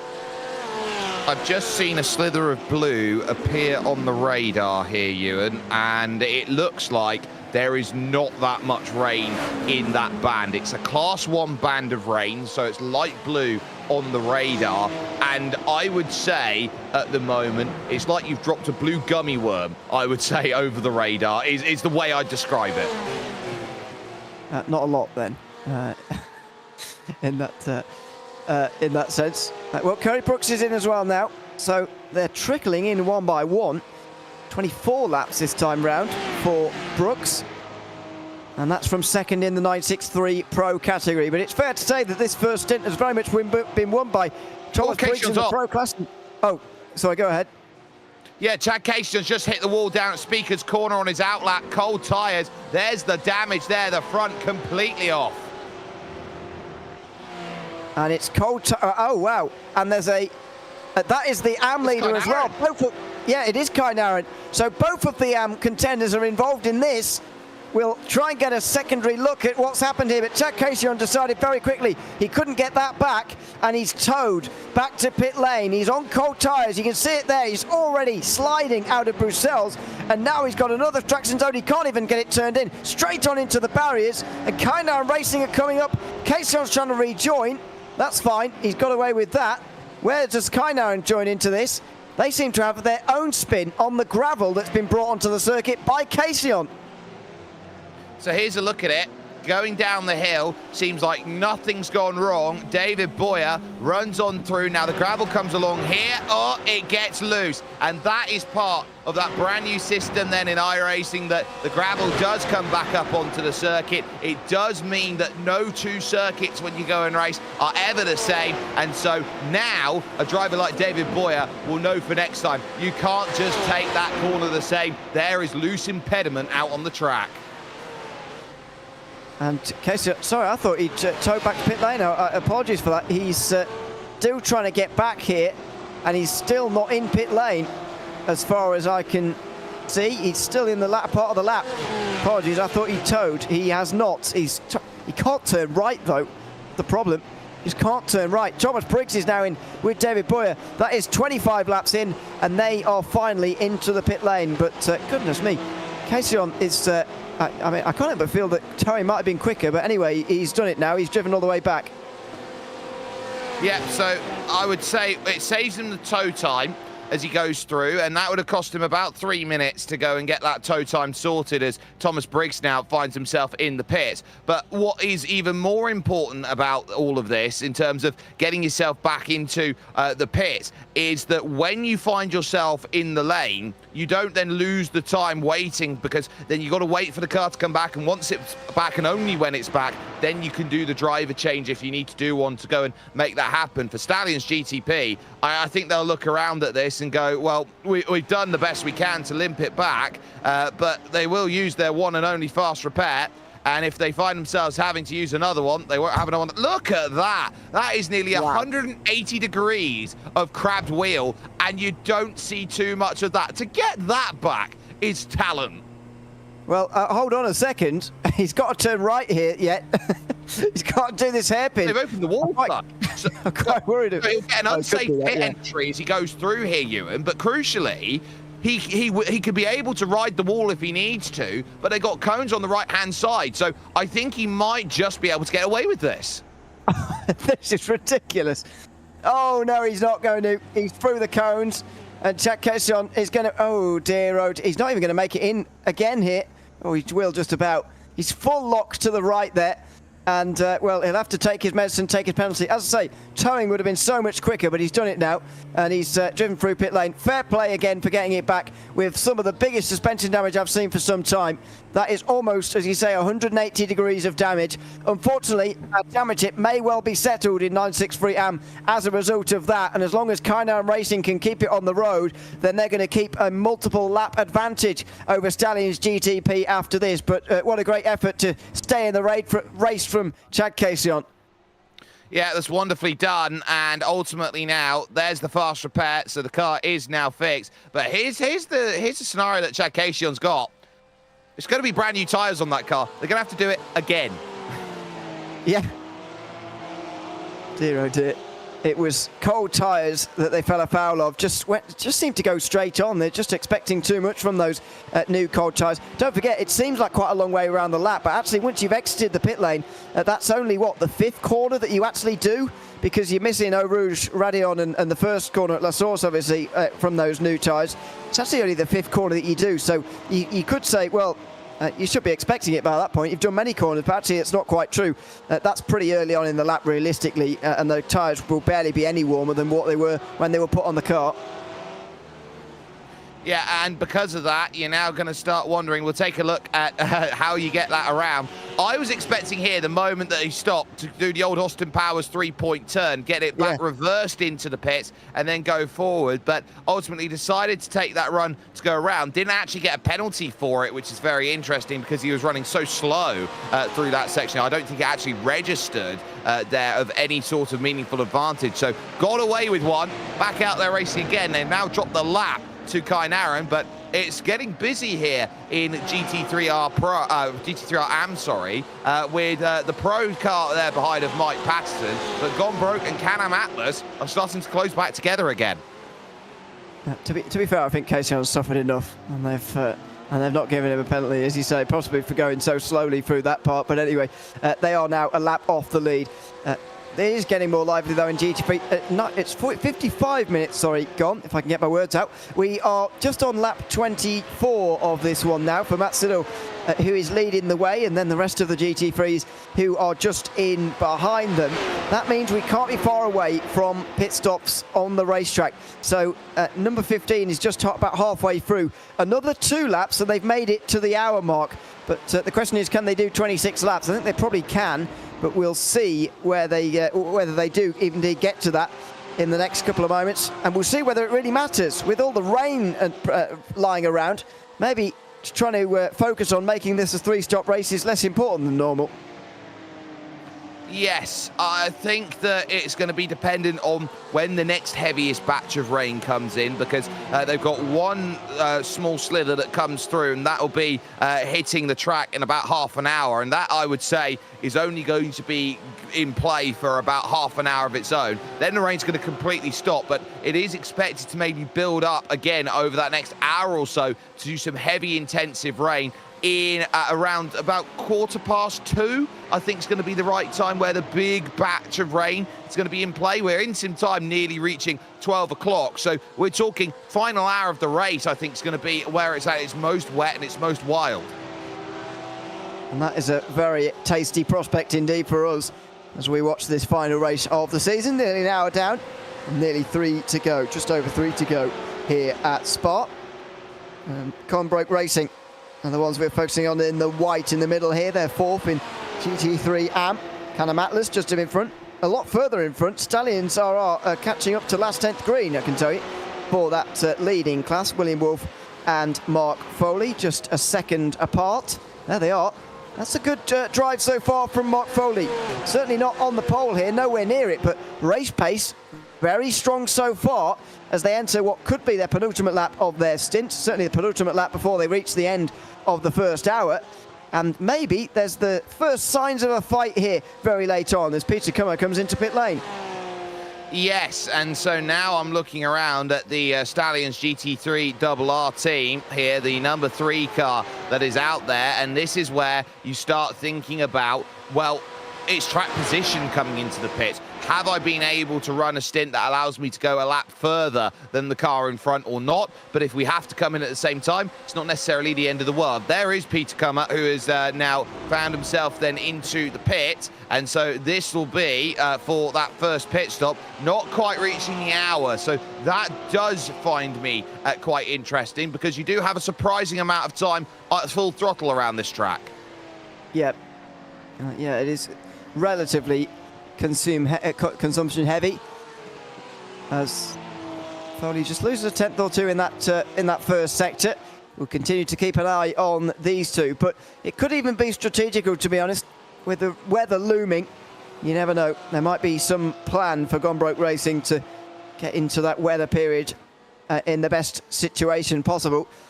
Just a matter of waiting really in this second hour as to when the rain's going to come. That's going to be the real big factor of this race. But so far, nice conditions out there on the circuit. And now 31 degrees track temperature. That temperature has really risen towards midday in this first stint of the race. There it is, 32, just as I've been talking. We strike midday now on today's date. And it's a pretty warm day on the track, but not unbearably warm. These tyres will be absolutely fine with that. Yeah, the tyres will manage. They look around and think that the best temperature for it is somewhere between 25 and 35 is where they want to be. Anything more, and they are going to start having to deal with a lot of understeer out there in the sim. So it gets a little bit greasy on the racing line. You have to be careful of it. Now, in comes one, in comes two. So they'll follow Rich Minkler into the pits. Matt Quinn and Matt Siddle all in. So everybody in is the call right now. Aaron Sunday will be the next driver who will have to make that decision, but everybody looking to strike the iron then on the hour as they look to go on through. Very interesting call then. So no deviation on strategy from anyone. No. Just get to the end of the few and then come in. Pretty simple. In the first hour, it looks like. As Wolf leads his GT3 AM compatriots on board. Is anyone going to start? Well, everybody else has been in already for damage and stuff, so Rob Neville's going to carry on, but that doesn't really count. He has already been in to repair that damage earlier on, so it's going to be a bit of a traffic jam down here at the end of pit lane. Siddle pulls into position first, then Matt Quinn, Rich Minkler, Mike Patterson just in behind these AM drivers as Wolf and Foley now get up onto the jacks. Now, do they change driver here after 1 hour, or do they leave the driver in?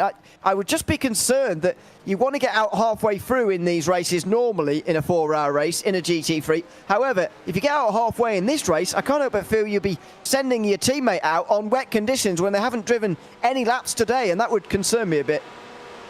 I'd also be concerned at something like that. I think that as a scenario which presents itself forward, I wouldn't want to send my driver out in the rain cold, so to speak. So I would look around. I'd say driver change now would probably be the most important thing if I was running this team. But again, it depends on schedules because these drivers are taking times out of their days to go and do a 4-hour race like this. And so when you are looking at that driver change in those 2 hours, what would you prefer is the question. A driver that has to go in, out, or a driver that gets 2 hours of solid driving to put a rhythm in so that they're less likely to crash it in hour 2 or hour 4. Yeah, we've asked this before in interviews and so on to these drivers, and they've often said that driver stints are dictated by other real-life things that are going on around them here today. It is a Sunday, what day is it? A Sunday afternoon, sorry, in America, and that does come with it a lot of other things that people might need or want to do in the afternoon. So, yes, it is dictated often by that as well. And look at the difference now as we watch the GT3s on outlaps. They are technically on cold tyres as well as they make their way out on the circuit, but my goodness, the difference is absolutely night and day. Very much is, and because of that difference maker that we're seeing here of drivers now getting that chance to go about and attack, yes, they've got the fuel back in the car again, but they've also got a fresh set of boots that they can work with. There was a time where you could double stint, and double stinting tyres was the best run, but over time and what the professionals have been looking at, it's been less and less likely to see the double stint, so keeping tyres on is a little bit less likely. So that, I think, is going to be worth keeping in mind as they go through, knowing that they're going to be looking to be as aggressive as possible, a fresh set to go and attack and burn and use to the best of their abilities. And I would also keep in mind the instant point limit here today, just over the hour mark of this race. They get 50 instant points to play with before a drive-through penalty. They get a drive-through penalty for every 10 instant points they pick up after that, and then they will go and get 100 instant points, or if they do reach 100 instant points, that's it. They get disqualified from the race. Worth noting, because this used to be the most notorious instant point picking up place in the world, because after the Spa 24 hours on iRacing, you'd have the strongest Skip Barber races the week after. Yes, I'm very glad that the only time I've done the Spa 24 hours was after that change was implemented, and therefore my iRacing account was not destroyed afterwards, which is pleasing. So there we go, if you can believe it. Anyway, it is one of those circuits where you do still have to be mindful of it when there's a limit like that, especially do one of those circuits in places where you could run out wide or whatever. But we spoke a little bit about the track changes earlier on. I think they've made some superb changes to this circuit in 2022, namely in getting track limits enforced the natural way a little bit better, bringing gravel right up to the side of the circuit in a few places. I think it's been very, very refreshing to see, and I hope that other circuits follow, but although I haven't seen any other circuits particularly do it yet, it's been super nice to see, to be honest, that we can have a safer circuit and also a circuit that enforces track limits, and we've kind of had one or the other really in the recent past. I actually disagree with that statement. Really? And the reason why is I'm going to use Guan Yu Zhou as an example over at Silverstone. When his car was rolled over and kept in play, he would have just hit the barriers where he having a track just full of asphalt and he went through. Because his car buried into the gravel, it flipped the car up over the barriers and actually put it wedged in between catch fence and barrier, which was a very scary moment for about 15 minutes out there overall. So I think gravel is a great deterrent for cars to try and avoid going off the circuit. We see it quite a bit that cars don't want to go off and make those mistakes. But you also find, in a sense, that having gravel out there leads to more cars burying in, digging in and flipping over, the likes of Yuki Tsunoda had this weekend over in Imola. So I look at gravel and I think, yes, it is a fantastic deterrent. Yes, it does slow down the cars, but because of the way it works and the amount of effort it takes to sweep the circuit off of gravel and what it actually does for rolling cars over and making instance, I would say, more scary, I'm not actually that big of a fan of having that much gravel around the track. That is true. That does happen. Can we settle somewhere in the middle on grass, maybe? I like grass. Grass is good. Find some grass. That seems like a fair compromise, I think, between the two. I mean, you don't even have to have grass the whole way down, just on the edges of the circuit. Then you can have as much tarmac as you want after that. We just want, track limits enforced and safety at the same time. And it feels like that has been a difficult balance to strike in the last few years, certainly. But there you go. Anyway, that's my. Is that a wine? I don't know. It's not really, is it? But you know what I mean. Anyway, that's my suggestion to circuits around the world over with I make often at this circuit. Anyway, 2 hours 52 to go, 54 rather, and the clouds are starting to just loom here. 28 degrees now on the track temperature. We've gone down 4 degrees in the last 15 minutes or so, 10-15 minutes. Track temperature, in fact 8 minutes we've gone down 4 degrees. That is a significant change, and it marks a significant change in this race, I feel. Everybody's going to start to look to the sky, possibly more than they're looking at the road. Yes, and that's going to put drivers on edge at this moment in time, knowing that the conditions are gearing up for rain. It will be on the horizon. We've been in mostly cloudy conditions for the last half an hour, but I think it's truly started to settle in now at this point, and the track is now starting to severely drop that temperature as a little bit of a scuffle off of the corner there goes along for Peter Kuma, who has to try and avoid things. It's Aaron Sunday who is right there behind, trying to navigate through to gain the place, and behind that, sorry, you got Jason Finch, who is recovering back from the penalty there in the Can-Am Titan car. The Can-Am car's actually very interesting in how they run. It's the Canadian-American team, as it's known, and they have themselves one car that's completely stars and stripes, which is the pro effort, which is all fully American, but then you've got the AM team, which is the fully Canadian version, the red and white. Yes, they are very, very easily visible on the circuit, and great liveries they are as well for those two countries. So a big thanks to them for making our life easy, that's for sure, in the Can-Am team. There is the Gombrowicz Racing Porsche, still just ahead of Stallions GT3, and Aaron Sunday, who's catching up at the moment, just under a second now. The gap between these two. Looks like Peter Kuma's pit stop has not really saved him from falling through the field any further. This is continuing on for him right now. It's very much starting to close on down at this point, and the gap that has extended out for Gombrowicz Racing. By comparison, Adam Gerling has actually gone by the Gombrowicz Racing car. Remember, that Chroma Motorsports car had to dive down into the pits because they had a disconnect with their driver, Shaibal Bandya-Padhyay. So ultimately, the New York team, Chroma Motorsport, had to work hard and get back, and they've done well. Actually, just as we've said that, Peter Kuma's just picked up a slowdown penalty along with Aaron Sunday up over the top of the hill of Eau Rouge and Radion. So both of them have to slow down, and that will bring Jason Finch back in close together. But great work by Chroma to get themselves back into a position where this race is happening for them, because they're not a million miles off of SC Blue. There through goes Stallions GTPX, and suddenly off the exit, top of the hill, down into Bruxelles. Thank you very much, Jason Finch.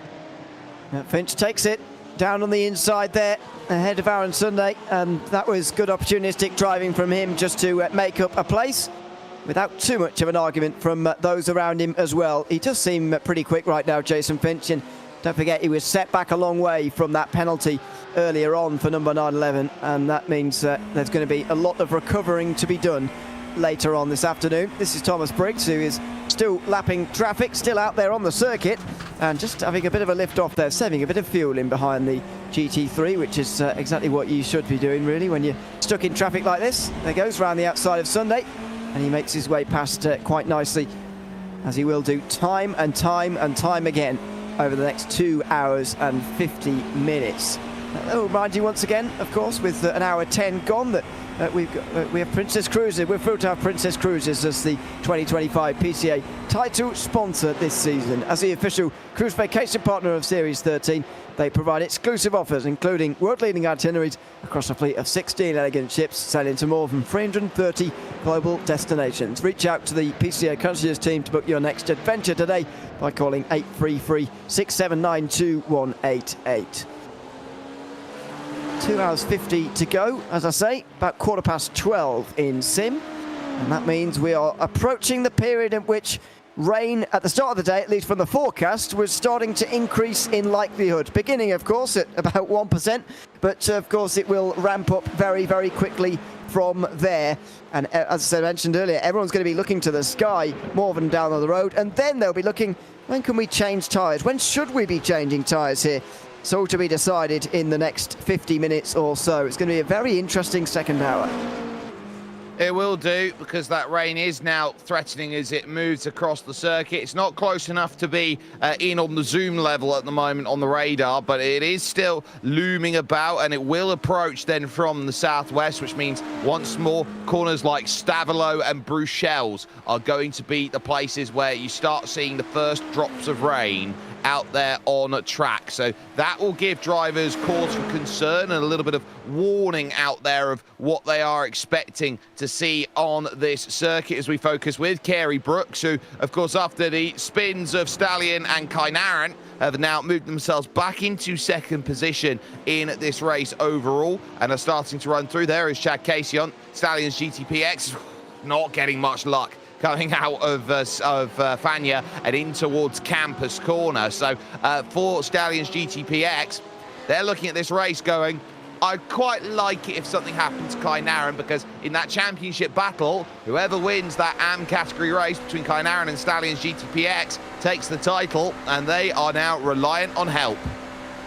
Yeah, if ever there was a race, though, that you'd like to have that happen, then you'd like it to be this one. It's down to 24 degrees on the track now, by the way. That's 8 degrees in 14 minutes now. Track temperature is coming right down as the clouds begin to circle. But yeah, I mean, you've just got to stay focused and at least not make any more mistakes. The good thing for Chad Casey is that he learned immediately from that first error on the first set of cold tyres. He went out again, you know, he didn't get out of the car and say, you know, I'm going to shy away from this and do it again later. He got straight back on the horse, straight back out there again, and second time round he warmed up the tyres without incident.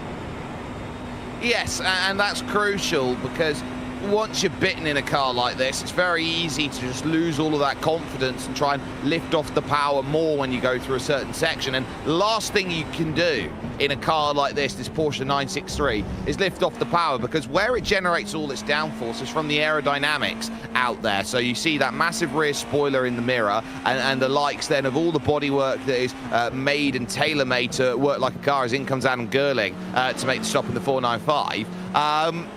You're really reliant on that downforce, and so the moment that you start lifting through corners that you wouldn't normally put the power down, you've got less grip to actually go and work with, and so you're more likely to run into an incident that you did before, unless you're running at such speed where mechanical grip can get you through the corner. So the issue that drivers have is, well, how do I keep my car on the road?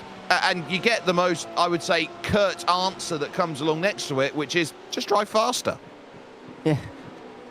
That is the classic thing. Have we seen another problem for Chroma Motorsports here? I noticed Shabo Bandyopadhyay is getting back into that car, but are we seeing technical trouble again here? We are. Or not? Yeah, I thought so. Chroma Motorsports had to pull him out of the car earlier on because of connection problems, or more accurately, he was disconnected as a result of problems. And yes, that car has now been on the pit lane for much more than the 40 seconds that you would expect, and sadly Chroma Motorsports are going to lose even more ground with another technical problem for them, second in the space of an hour 15.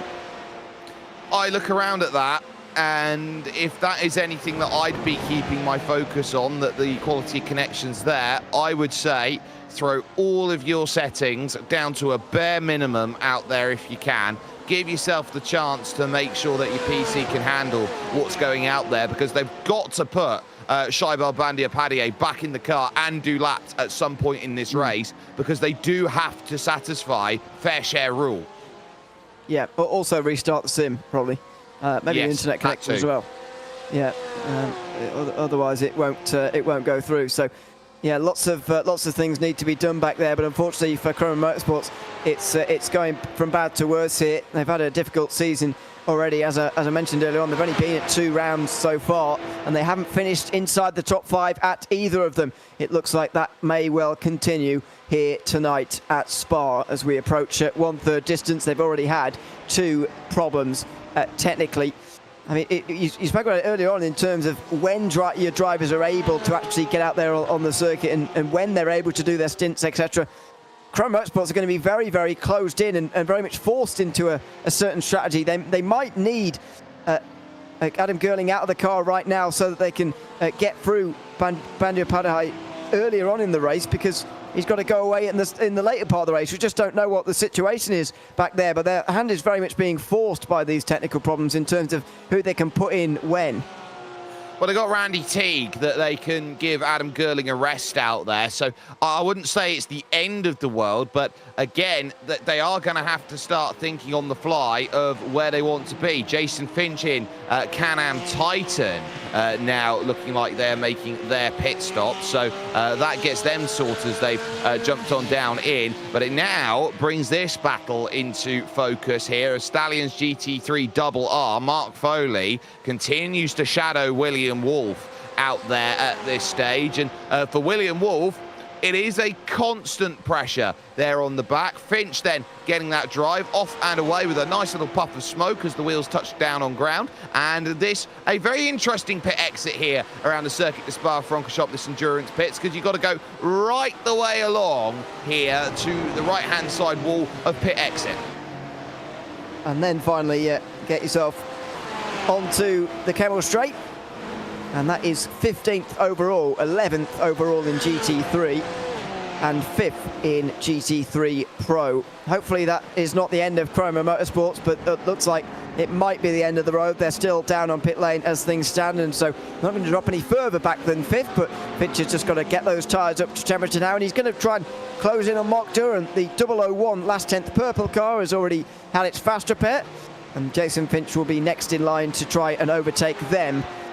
The positive, I suppose, he will certainly be able to go on fuel into the next period of the race where rain is very, very likely. I don't think he'll be concerned about pitting next time round on to dry tyres. I think it's going to be wet when he next has to pit, to be honest.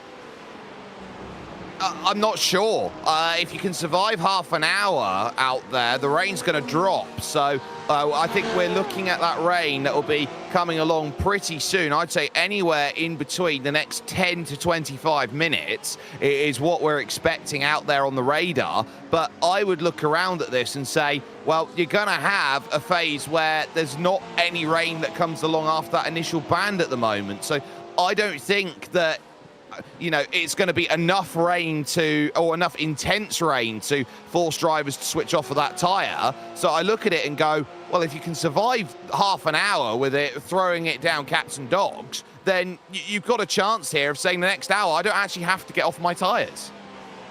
Yeah, it's so interesting to think strategically about this period of the race, and just adds such a different dimension to what we're going to see here this afternoon compared to the other races this season. In case you're not being with us, by the way, Daytona, Road Atlanta, Suzuka and Portimao all taken on in dry weather conditions. I think this was initially mooted to be a fully wet race from start to finish, although I don't know that 100%. It was certainly mooted to have some level of rain, and it certainly does. It is at least going to stay in the daylight here this afternoon. Either way, let's go on board then with one of these Porsche 963s then, shall we? Kerry Brooks is chasing down the race leader. Thomas Briggs out front, just over 30 seconds is the gap between first and second. Let's ride on board with him for a lap here of the Spa-Francorchamps circuit.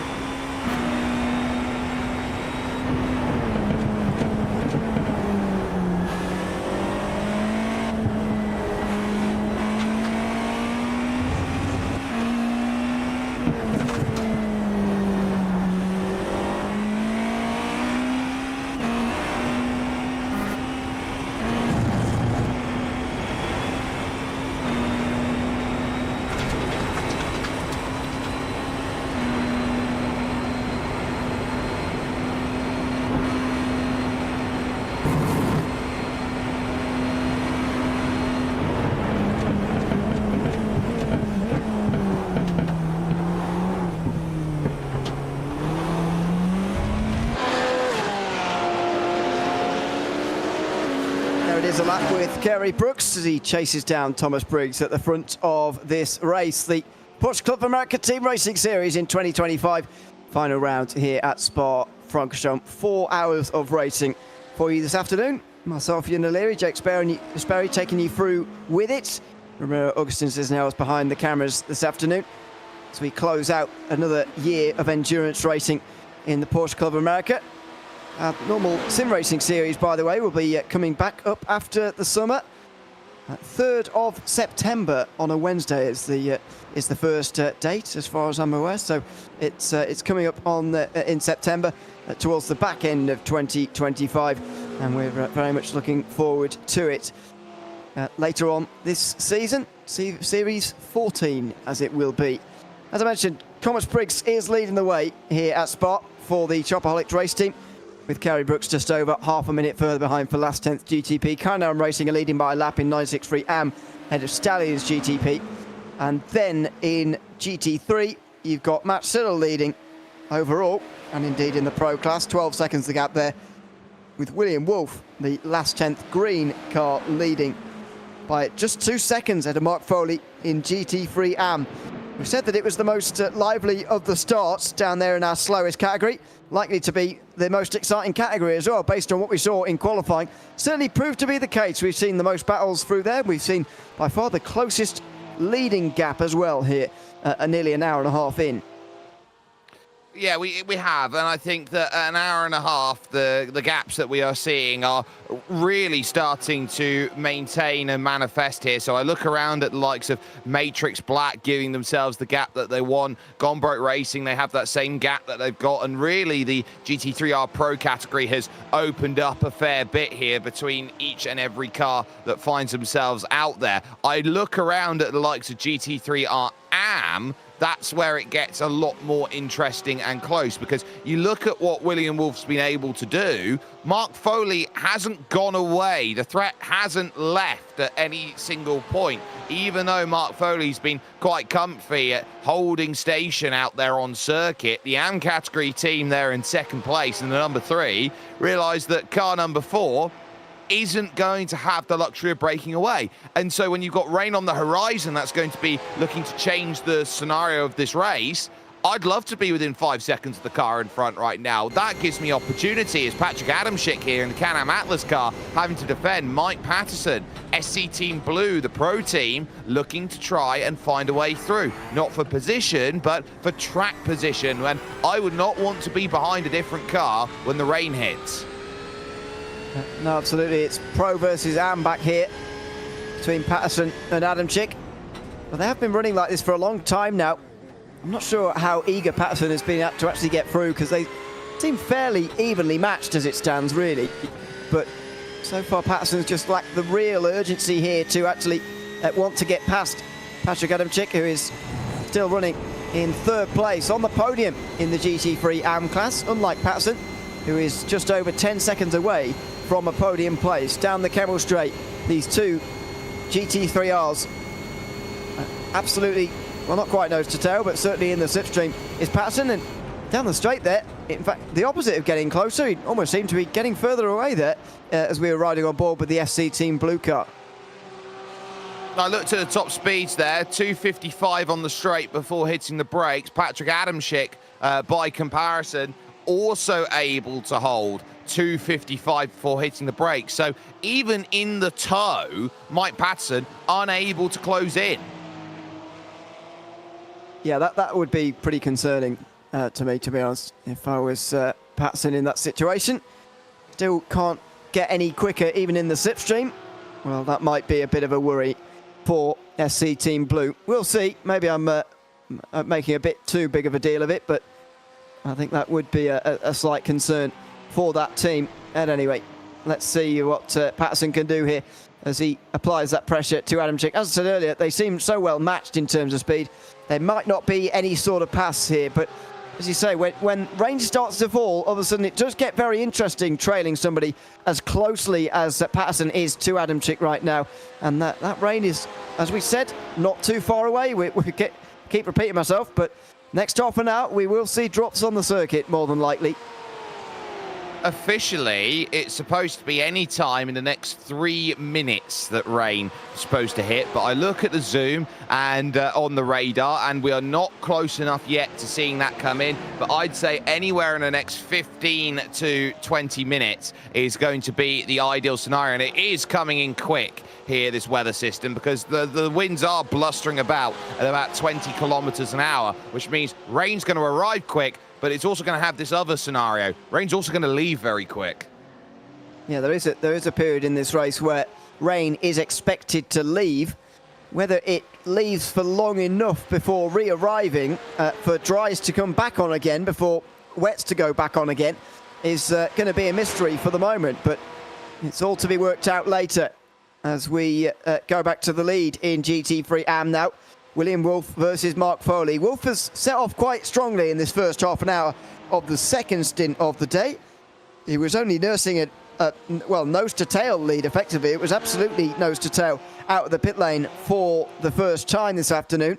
But Mark Foley not able to get particularly closer here just yet. He's a second and a half behind. In fact, he's further indeed behind than what he was out of the pit stops. So it's been a good opening part of this stint for William Wolf, who is just giving himself that bit of breathing space as it stands. It's slender, but it's something to cling on to at the moment.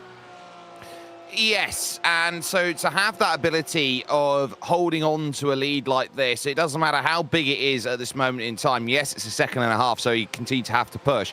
There is still an element of benefit from leading a race like this. You don't have to go and make the pass. You don't have to out-strategize. You can be reactionary and not proactive out there. But you're looking around at where you build margin. I take a look at the Shopaholics race team, who have dominated proceedings at the front of this field, have done wonderfully just like they've done all season. And it's because they're not putting a foot wrong compared to their competitors. Last 10th, 34, 35 seconds back. You stare down and look at that and go, well, over an hour and a half, we're down a sector, is effectively what's being said at the moment. So last 10th have a lot of work to do to try and pull themselves back. So they're down a full sector, more on the horizon that they've got to try and battle by. And the Shopaholics race team, I think, are in cruise control. They've just got to avoid calamity.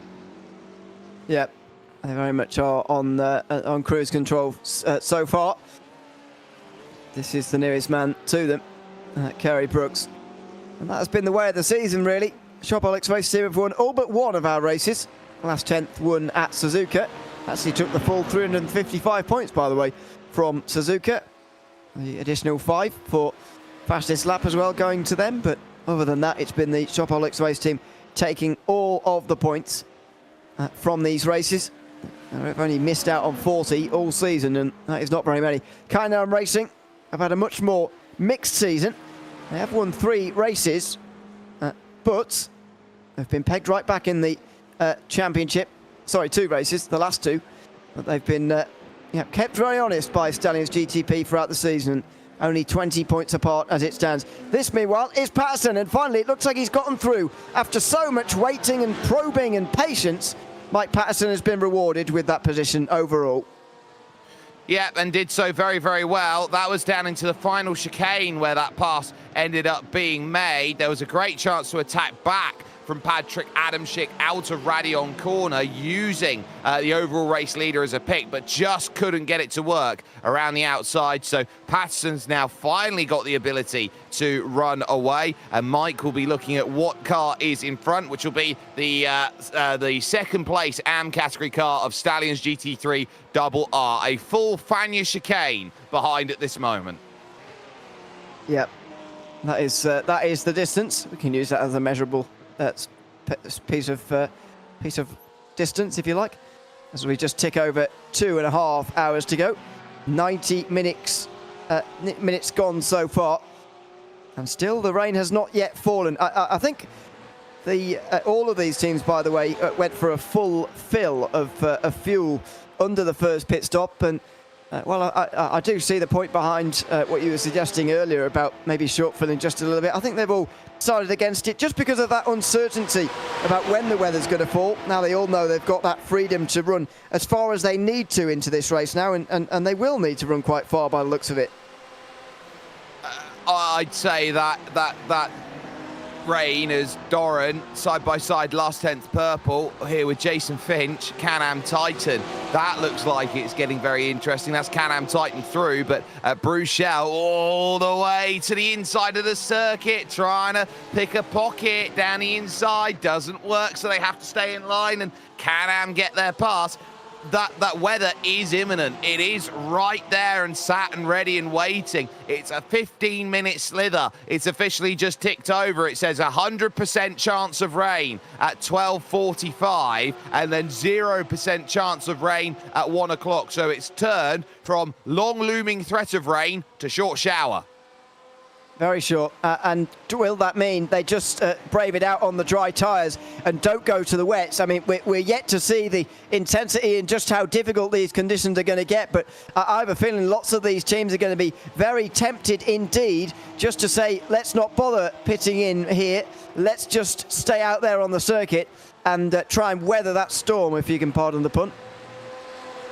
Yeah, I think that's the right way to go about it here, because that rain is going to come and go pretty quickly here. And I would say in-sim date is exactly the same date we're running now, 18th of May, 2025. So I look around and say, it's a nice little short shower that we've got ready. Outside line searching now from Mark Doran, and can't quite get the angle to work on Jason Finch. And behind them, this is going to get interesting. Second overall, Matt Quinn, Imperial Motorsports, Big Eagle. And Big Eagle looking to try and get up past the likes of last 10th purple. And then you got an Eagle trying to get by a very American car. That's the most American overtake that we're going to see in this race. It certainly will be. They'll be running nose to tail in a couple of moments' time when Matt Quinn catches up, and I think it probably is a when, because that Imperial Motorsports car has been super quick all season long. Duran, though, will benefit from a nice slipstream from a team just a little bit quicker than him, and maybe there'll even be a chance to repass here. You'd imagine unlapping yourself would be a little bit silly over second place, and so Duran, oh no, he is going to try and do this. Well, this could get awkward now between these two. They're in different classes, they're on different laps, and Duran has gone straight over the corner, and there you go, suddenly rain is falling. Wow, so that is going to be a huge surprise right now. The raindrops, the first of them, start to hit the circuit, and I think the rain's come a little bit earlier than what the radar suggested here. So that tells you a lot about where they sit. Mark Doran outbraking himself. I don't think it's as drastic as the first drops hit the circuit and there's not much there that you can do. But now every driver is going to be put on notice from this point onwards, especially up at the top end of the circuit. Let's just stay aboard here and see whether it actually changes across the circuit. I think it's going to be pretty uniform across the piece. It came in very, very quickly there, but it is, as we said, a short, sharp shower. Now, maybe it's going to be difficult to believe your radar after that, Jake, because as you say, it might come a bit of a surprise and a bit earlier than some were expecting, but we could possibly suggest that this is going to last no longer than 25 minutes if it's going to clear up by 1 o'clock. Yes, so this is going to be a very fast flurry of rain that's going to come across the circuit. So at the moment, it is flying across from the southwest, and it should also leave in that same area. Track is still declared at the moment in sim as dry, so they're effectively running. Oh, that's a car off there in the background. That will be Mark Doran going for a little bit of a moment, but everybody now running through the final section. And look at Thomas Briggs have to just struggle a way around these cars here, just that are trying to work their way around the track. With this rain and the intensity of it, it is going to start hitting this track, and they are going to be looking around going, at what point does this track that's dry not be dry anymore? When are we going to start feeling it underneath? Because the rain's got to saturate into a lot of this asphalt out on the track, but once it's done saturating, then the track's going to start puddling up. And even more pertinent are the 963 pit stops that are going to be coming up in the next few moments as well here. And do they put on dry tyres at that stage or wet tyres? They all came in after 25 laps at the very maximum, so 4 more laps will be the maximum for most of these drivers. Kerry Brooks came in first, maybe he will be in. even sooner than that. But let's wait and see here as these conditions get worse. Jack Caisson dealing with them just fine at the moment. In fact, all of the drivers are doing so. They're not letting it have any effect on the driving for the moment, as Imperial Motorsports put a lap on Jason Finch. The most American overtake of all time is indeed happening in the background there, as Big Eagle gets past the American flag. Not quite on that occasion, but so far it's having no visible effect on these drivers. As you say, keeping the tyres warm is crucial. So far they have been kept warm, but it's only been falling for about 2 minutes. Well, it's only been falling for 2 minutes, and it's band 1 rain, which means it's the lightest type of rain that you can have there on iRacing. It's blue category. It goes from blue to green to yellow to orange to red, and when it's absolutely throwing it down, you can't see one raindrop between the other, as if you've dropped a bucket of water on your head. Pink. That's going to be the one that you look at and go, oh, I don't like pink rain out there. But if you're even there to pink, if you get Prince rain, which is purple rain, ladies and gentlemen, it's never going to be a good sign. But for the moment, light blue rain coming across the circuit, absolutely quick as you like at this stage on what is still declared as a dry track. So they are now going to have to deal with it, and we are now starting to hit the bulk of the rain out there at this point. And so the full release of the clouds is there, and still Shopaholics continue on another lap. They do.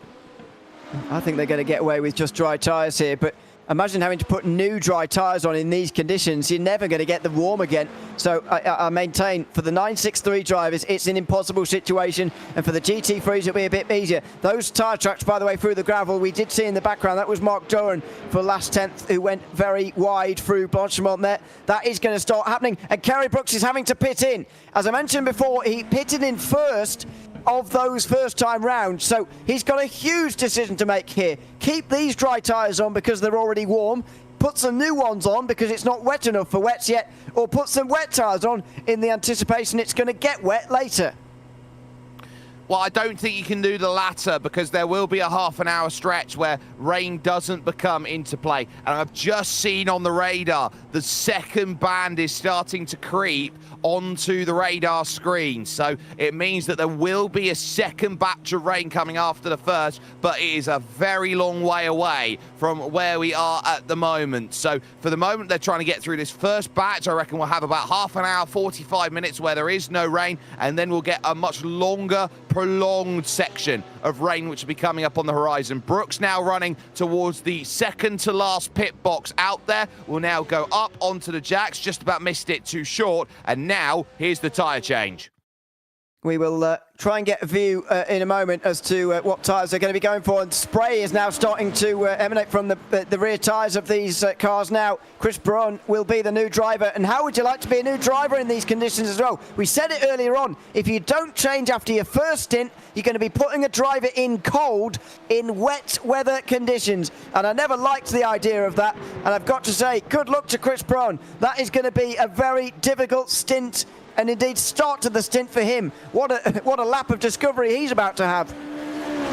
Well, it will surely be dry tyres in this scenario. Out there on track, cold tyres, you've got to get up to temperature that just won't, and it becomes exponentially more difficult. You see the twin-tailed roosters off the back of Thomas Briggs. That indicates that there is a little bit of standing water out there you're having to deal with, and the track has just now flicked from dry to mostly dry. Kai Naran are now down in the pits as well, and this becomes even more difficult in terms of the scenario of the pit stop. So Thomas Briggs will look in front at Chris Braun, and if there's any guinea pig for coming into the pits that you want to have a look at, that is the prime example.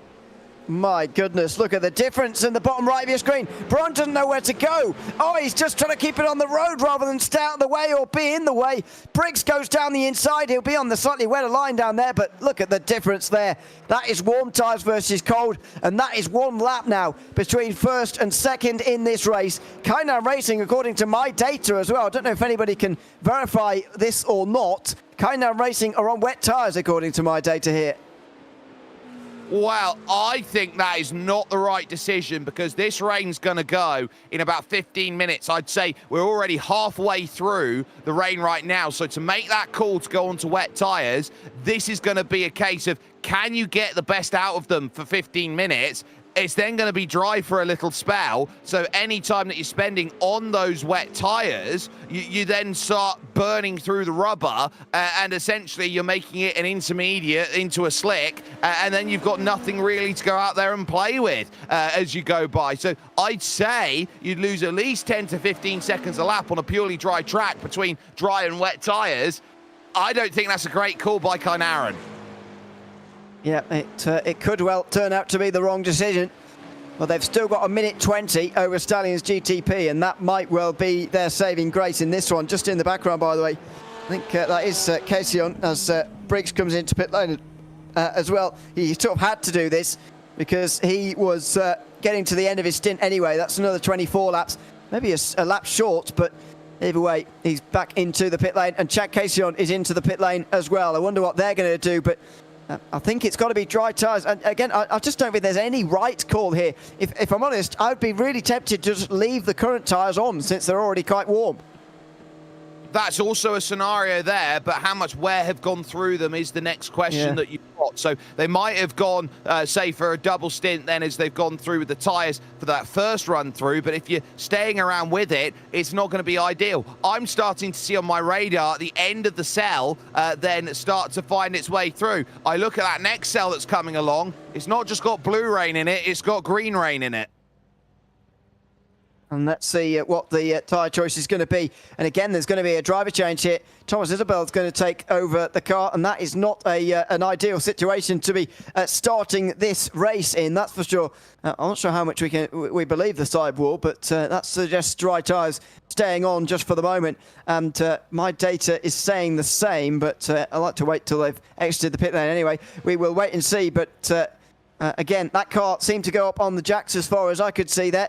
Although I might be wrong, it's going to be a tyre change and a dry tyre set to go on for the Shopaholics race team, who are going to be leading this race. But what's the gap going to be here when they get out onto the circuit again? A very nervy exit of the pit lane and a start of a new stint for the Shopaholics race team.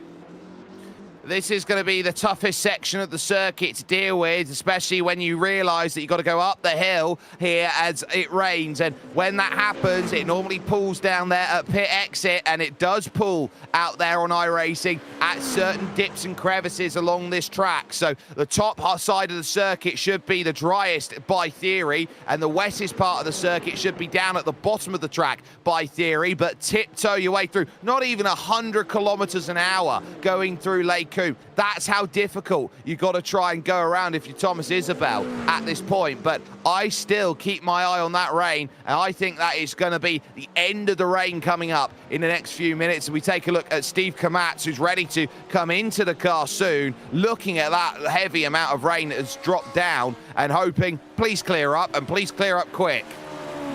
Yes, he certainly will be. There's a flash of the lights as well from Thomas Isabel, who's underway here. You can see what the overcut has done, by the way, for Shopaholics race team. The gap was hovering around half a minute before those pit stops. Now look at it, 42 seconds, actually 47 when this car initially came out. Now it's lost a bit of time out there on the circuit, as you would expect. Last lap time, by the way, for Chris Braun was 2:10.7, so the lap times are starting to come back towards them again here.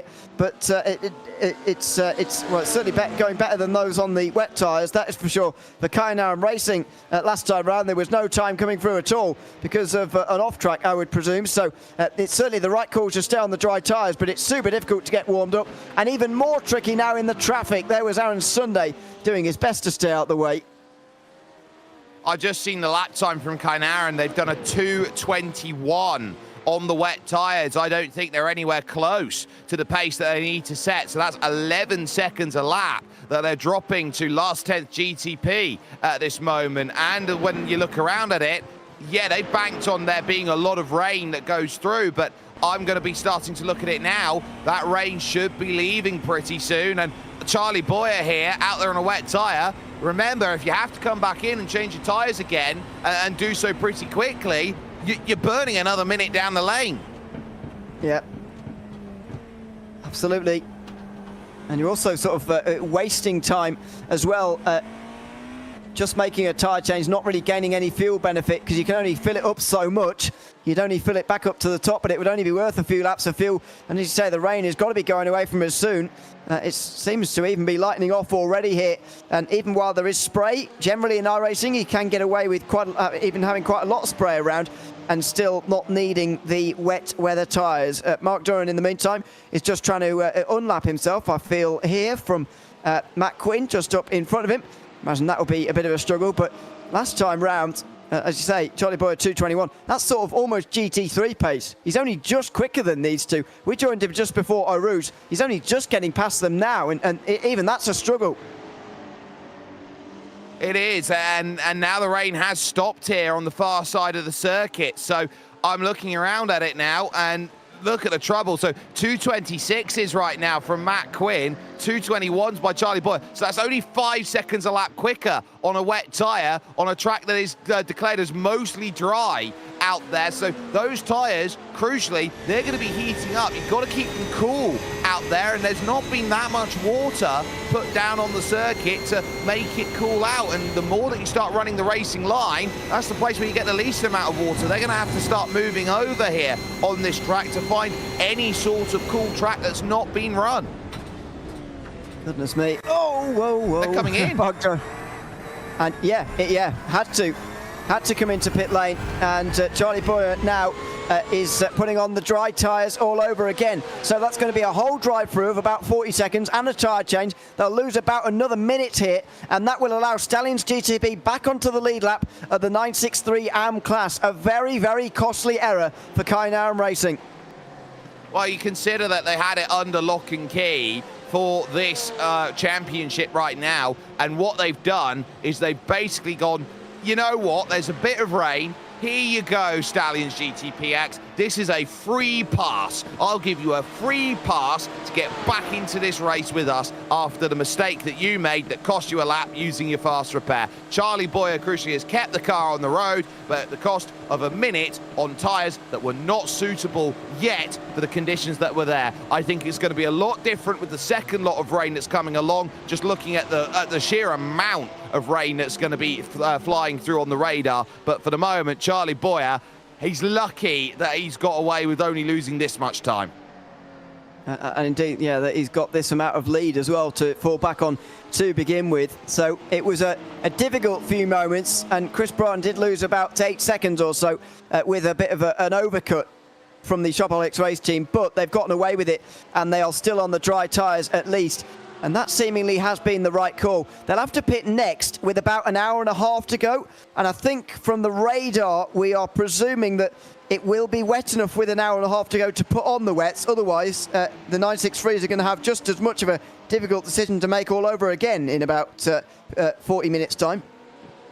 No, I think they're going to have a difficult decision here in 40 minutes' time. I reckon that rain's 45 minutes to an hour away here, Ewan. Okay. So I'm looking around at that. It's either, you know, you've got to preempt it because it's a lot of rain that's going to be coming along, and it's rain that's going to be set in for the next hour, 2 hours, it looks like here in the sim. Or you're going to be sitting down in a position looking at it going, I'm going to have to take a dry. I am going to have to lose a minute. And just by looking at what Kynaram were doing, the question is, when you come in and make that stop, are you going to get wet weather within 6 laps of making your stop? That's the decision between dries and wets. Yeah, okay. Sorry, I thought they were a bit sooner than that, but yeah, in that case, it's got to be dries, doesn't it? At the next change, and maybe come in at an hour and 40 to go, just so that you can split the last part of the race into 2. When you know you've got 50 laps to go or less, so you know you can make it to the end. But what a burst of life for this team.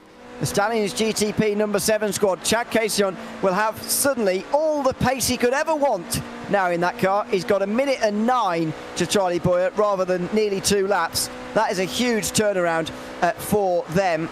And, well, it must be amazing the motivation they've now got. I would say this will buoy them. So with Chad Casion being the only driver who's jumped into the car at this moment in time, Rex Jarawala from Club New Jersey, it's going to be beaming in the garage right now, seeing that little blunder that has gone into play, going, you know what?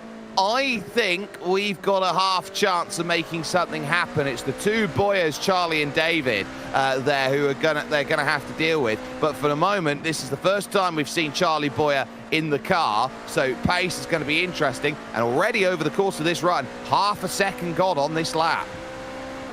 Yeah. We will continue to monitor that gap between first and second as it continues to come down, or doesn't. Over this period of rain as well, Mark Foley has lost some time to William Wolf. I think that's just been a general evolution, but 14.5 seconds now as you see the conditions again. It is drying out again. That very, very quick rainstorm wasn't particularly strong and hasn't made a particularly big impression on the road other than off the racing line. But it has brought the track temperature right down to 20 degrees Celsius. So once this track starts to dry out properly, we might well see some pretty fast times before it rains again. But either way, it is a big, big lead now for William Wolf. He negotiated that rain shower very, very well. He now leads by 15 seconds.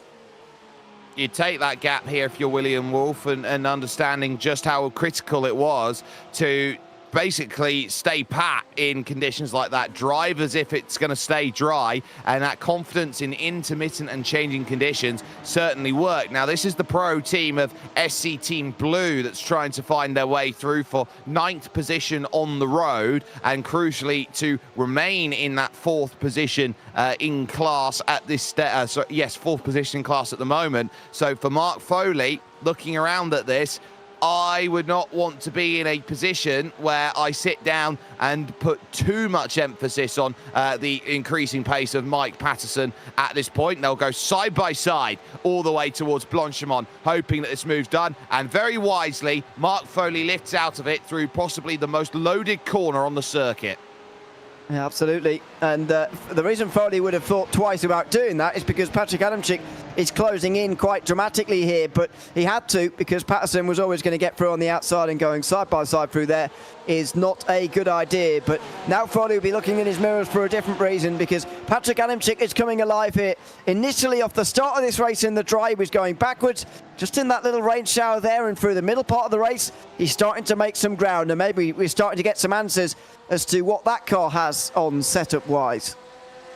Yes, and so when you look at Mark Foley, who struggled quite a bit there in the rain, I think they're built for the dry at this moment here, Stallions GT3RR. So Adamczyk and the Can-Am Atlas team, I like where they are at the moment. I like the way that they've conducted this race. Yes, they are down 2 places from where they've started, but not the end of the world, really, because SC Team Blue started in 16th and are up to 9th. Last 10th Green started 12th and are up to 8th. So those are the drivers that have made the difference. And here's an interesting thing for you. Top 7 out of all cars that started are still 1 through 7.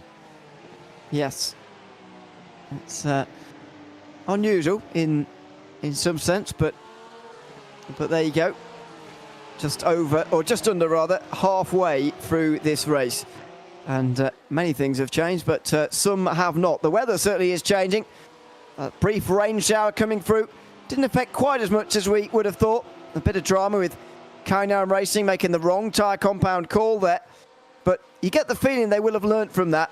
And knowing that there's another one coming up, they'll learn that actually putting the wet tyres on too early could be really, really damaging. So I'd expect them not to make the same mistake again and persevere with the dries a bit longer, or as long as they can, in this next rain shower, which we're expecting.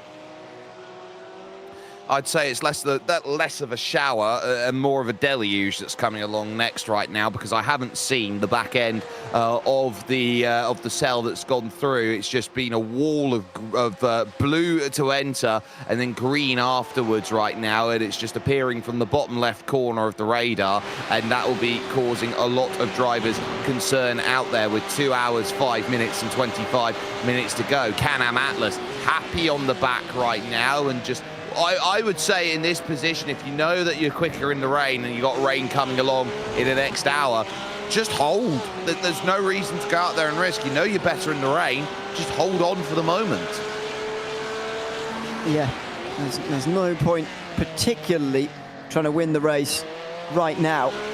Let's have a chat to one of the drivers, shall we, who has been out there in the conditions already in these first 2 hours, because Kerry Brooks from the last 10th 963 Pro team has come to join us, and we can have a chat with Kerry now. Thanks very much for coming to join us, Kerry, at this point in the race. Great to chat to you.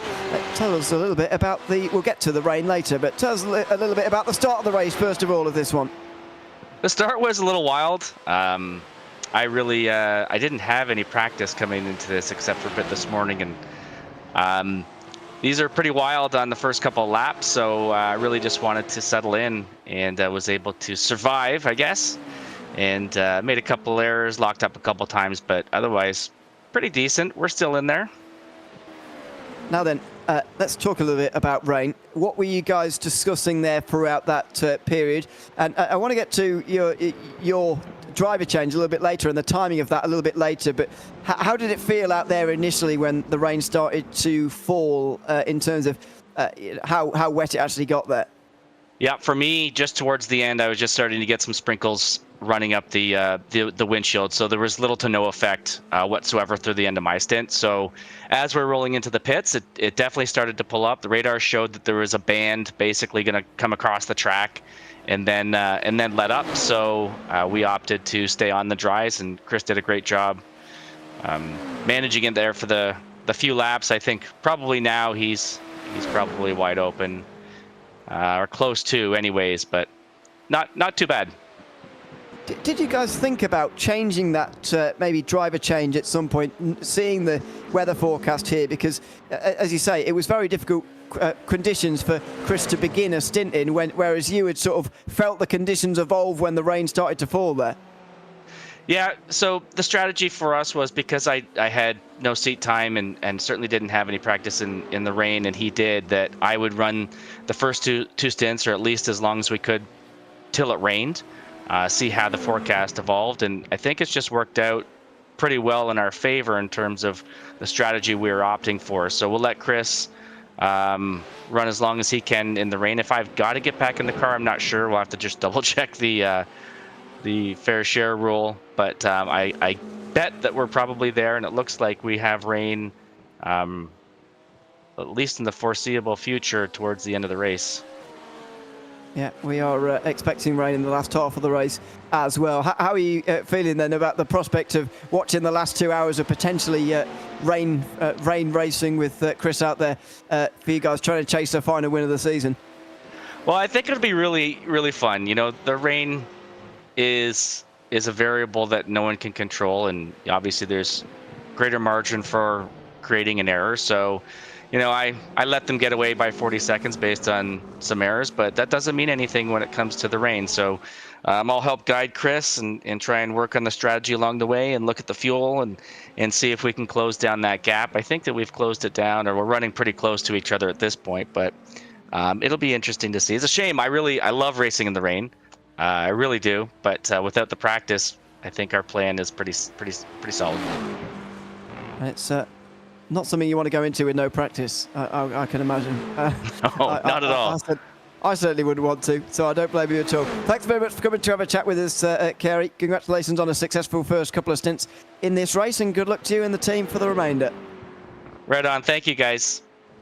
Thanks very much. That's Kerry Brooks, part of the Last 10th 963 Pro Team.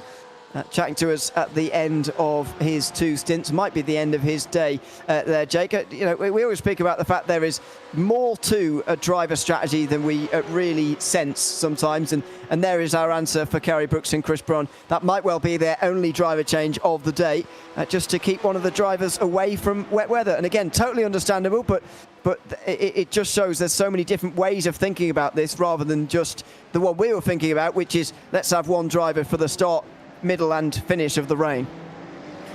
Yes, and so you look around at drivers now in terms of how you compose a team, and if you have any idea of how difficult this is to deal with in iRacing, in terms of how much leeway you get to understand what the rain is doing, you get a 4-hour window into the future of the forecast to say what's going on. Look at that, we're going to get all the exercises in. Let's go, Steve Comatz, go on, get it in there. You're going to get right ready for racing action out there. He'll be not a million miles away, but That tells you all you need to know about how prepared you've got to be for a sim race there. All the stretches getting involved out there right now as that goes through, as Christopher Pies then will leave the pits in the number 17 Imperial Motorsports Big Eagle machine and up the circuit. But you start to look now in iRacing and say, if you know within 4 hours that rain is threatening, you probably go to look to your wet weather specialist, and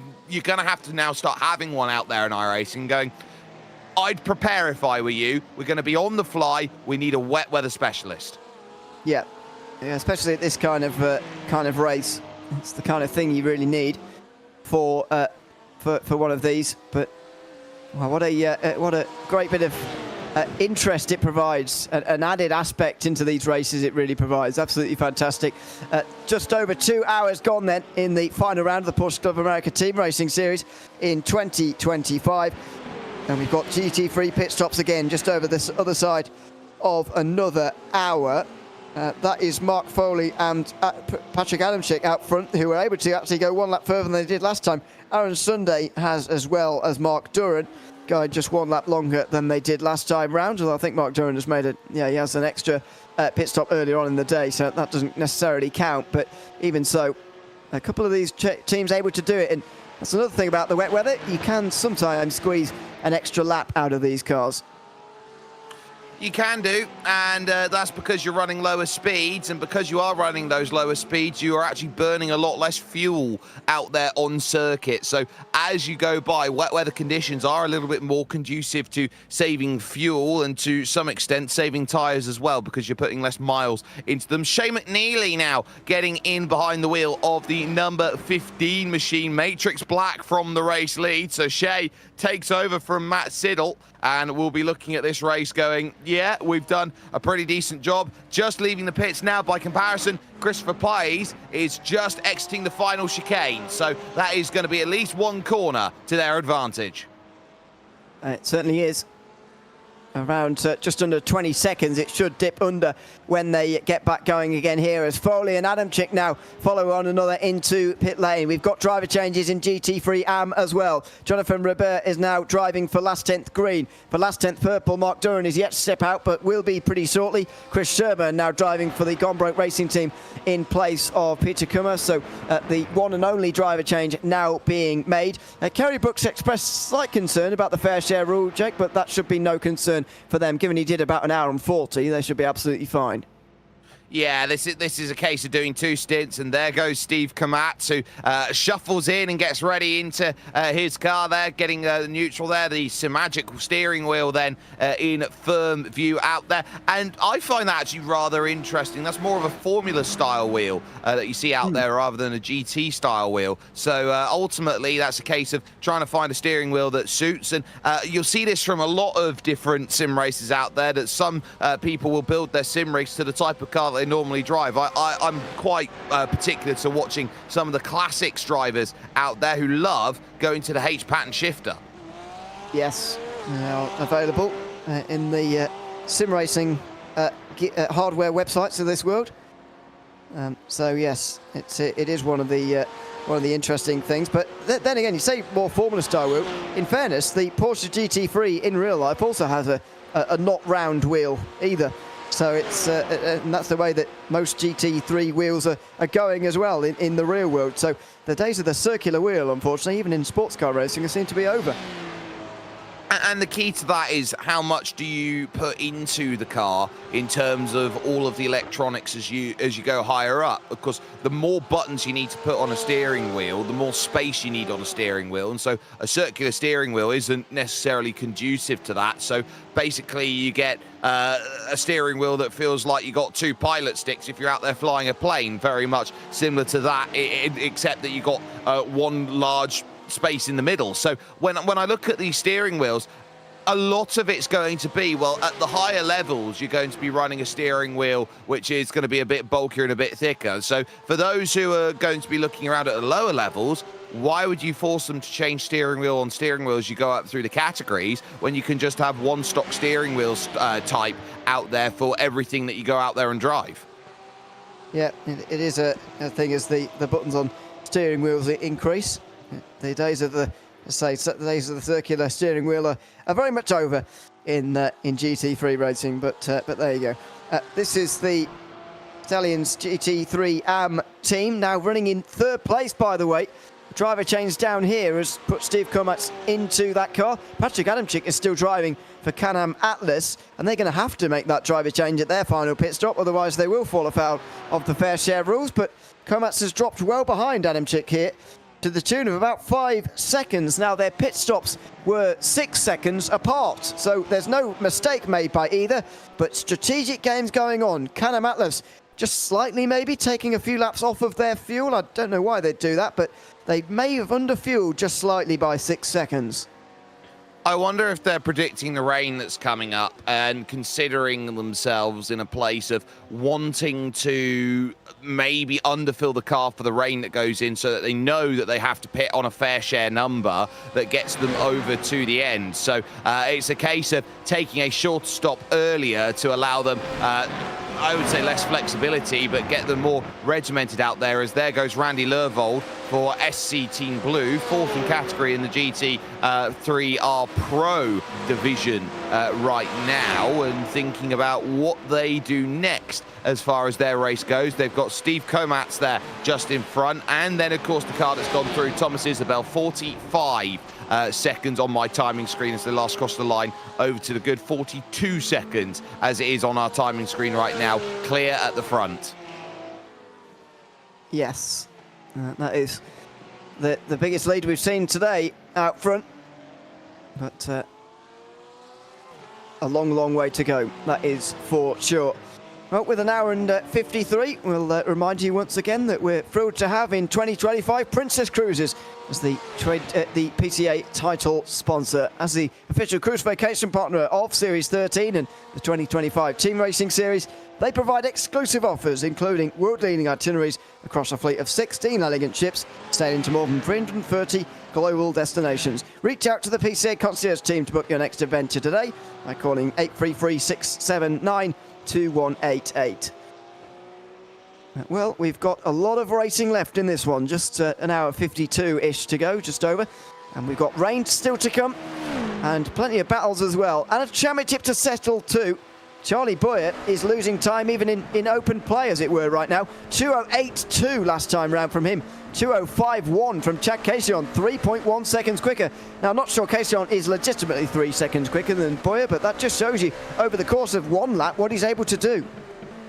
Well, a lot of that from Charlie Boyer, as I look over that last lap, was getting stuck at the top of Lake Coombe behind last 10th Purple and Rob Neville. They waited all the way through Lake Coombe and Malmedy to get a clear space to go out there and break away. So I think actually from Charlie Boyer, they're running a minimal risk strategy out there. If they can clear cars out on circuit, they will do so, but they will only do so when they feel it is right and ready to go. So I think that's a very clever ploy that's going out there, and I am just keeping an eye out on that weather front that is coming in. It is blue and green that's interspersed, but I have seen my first drops of yellow band rain, class 3 rain, which will be coming into play, which is very hefty.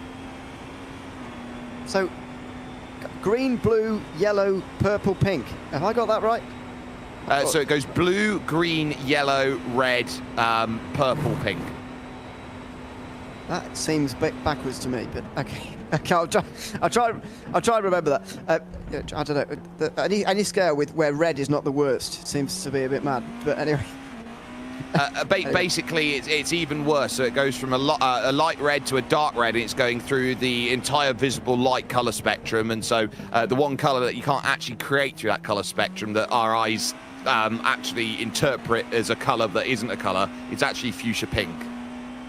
Okay, so that is the worst. Okay, fine. But I mean, have you ever seen that heavy of rain? I mean, I can't say I have. I only very rarely see the sort of the normal sort of low-level rain based on the broadcasts I've done, although admittedly I haven't done so many. Have you ever seen pink rain on the radar?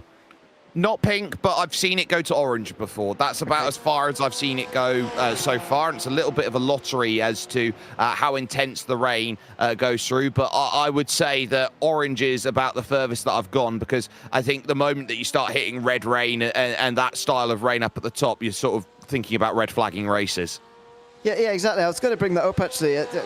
Even in lesser rain, you know, sort of blue kind of rain, some drivers have found it so difficult in some leagues I've done in the past in terms of how difficult the track conditions have been. This is not in endurance racing, by the way. This is sprint racing I'm talking about. Some drivers finding it so difficult that they're asking the question afterwards. It kind of almost, it feels a little bit spitefully because they didn't do very well, but you get what I mean. Let's say asking the question, you know, we probably wouldn't be racing in these conditions in real life, so why are we subjecting ourselves to this in sim racing either? But I think it's a fantastic thing that, you know, in sim racing we can race in some really difficult conditions, not overly difficult where it's just impossible to drive and no fun for anybody, but, you know, where it is super difficult, super challenging, but still possible, where, as you say, maybe there would be red flags out in real life. It's exactly the kind of thing sim racing is for, to give you that kind of challenge with no safety concern.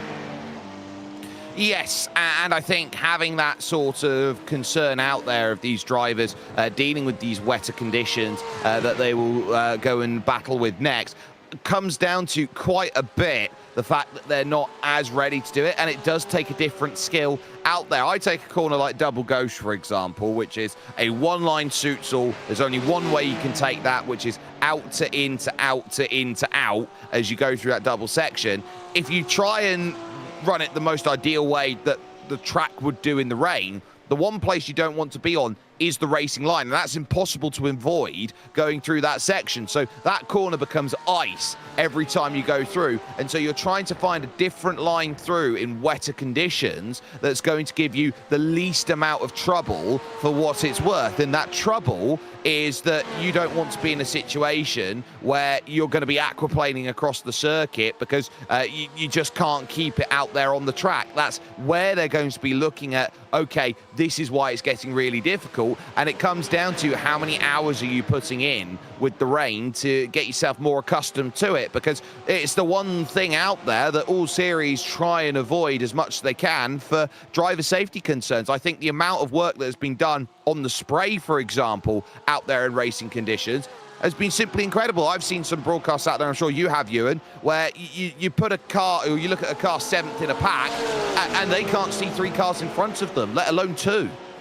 Yeah, it's the real difficulty, almost more difficult than the wetness on the surface itself. It is the visibility from the spray that you can get. This, by the way, is a battle out there on the circuit. Randy Lerval versus Jason Finch. I'm not sure I can quite tell you how Lerval was in front at the time, but anyway, they're now battling away because Finch hasn't yet stopped. Don't forget that number 911 car had to make an out-of-line pit stop with a black flag penalty earlier on in the day. That was how Finch got past Lerval for 4th place in the GT3 Pro category. That's going to be given up, though, pretty soon, as Finch will be into the pit lane at the end of a lap very shortly. It might even be the end of this one, as he does lap 25 of his stint. But he is going to be very much out of cycle. We wait and see what he decides to do in terms of how much fuel he actually puts in, because as we've discussed for many of the other drivers and teams so far today, they've got to think about when the rain is going to fall, and that filling up to the very top might not really be worth it for Jason Finch at this stage in the race, with an hour 45 just about to go. I'd say half an hour is probably going to be the nice conservative estimate here of when rain's going to come along. An hour and 15 minutes to go, I think, is going to be about when we expect the Class 2 green rain that will be hitting at the circuit. So that's going to be where drivers start looking around. And there is Charlie Boyer with what's in front of him, then Fulkai Naran. Dean Chapman, who's literally just come out of the pits there in the Imperial Motorsports Handsome Hawk 453, and just clearing Chris Sherburn there of Gone Broke Racing. So certainly been battling about, trying to find any sort of space out there. Dean Chapman, worth remembering here at this point in time, has to go and look around. They've given Michael McKinney some time in the car, so they're perfect right now on their fair share. I look around and say 13 to 14 laps for some, looking at their fair share being completed, and some have already got that fair share done in this race, so don't have to worry about the second half of the race. No, it's only I think I'm right in saying, I know it's only a lap space in iRacing in terms of fair share, but I think one stint would suffice even in the 963 category. If you've got 2 drivers, that is. I think only one stint would be enough. Maybe you'd want to do 2 to be on the safe side, but yeah, the iRacing fair share rules really aren't that strict. And I think that's probably the best way round to have it, really. You don't want the race, because it's just doesn't feel like the right kind of race to have that. Maybe if we had a World Championship Endurance Series again, then stricter rules for a particular series might be calling. But I think for a series like this, or indeed any series that's either set up or the official longer races that you get in endurance racing, there's no reason really to have very strict fair share rules. And I think requiring just the one stint, as we have here, is enough, really. I think it is, especially for having a Pro-Am style championship where you're trying to introduce drivers into learning endurance racing and moving up through the categories and gaining that pace and that development and those skills. I think it doesn't really need to be too much. If you look at, say, something like IMSA Esports, for example, I think that's got to be your belt and braces championship. I think you've got to look at what IMSA Esports does and say, right, well, you do have to have the fair share rules to be perfect, and you do have to have a robust penalty system and all of the factors that treat it very much exactly the same as an IMSA event out there in the real world. So I think you sit down and understand the scenarios that get placated here. A series like this one, PCA Sim Racing Teams Racing Championship, I think not having strong fair share rules also opens up quite a bit of strategy out there, and also gives a lot of ease for a driver who's completely brand new to iRacing to jump in and say, well, I will do one stint, and that one stint will be good enough for me. Effectively treat it like a sprint for an hour. Yeah, I think it fits quite nicely as Ivan Gomez makes his way back out onto the circuit here for Can-Am Titan. 42 seconds in the pit box, so not listening to us. Starting to take on a full tank of fuel that time around. I can certainly understand fueling for the duration of a driver change there that they will have been executing down on pit lane, but going for those extra 10 seconds or so that they would have had spare at the end of that stint, I'm not sure I do quite understand on this occasion, but anyway, that car will likely not be seeing the back end of its fuel before having to come into wet tyres, unless wet tyres are not required for a very long time here. Suddenly they're the ones going to be laughing later on when they are not making extra pit stop, and they're going to end up making their final stop as their next one. But I get the feeling GT3s are going to need to pit for wets before they're able to make it home on fuel, and there could be some splashing and dashing later on in the day. I think we're in that sort of window where they'll look around, and it's going to be a case of drivers who have saved their fuel very well are going to have very short pit stops when it comes to the wet weather, because they'll all fill the tank up to full.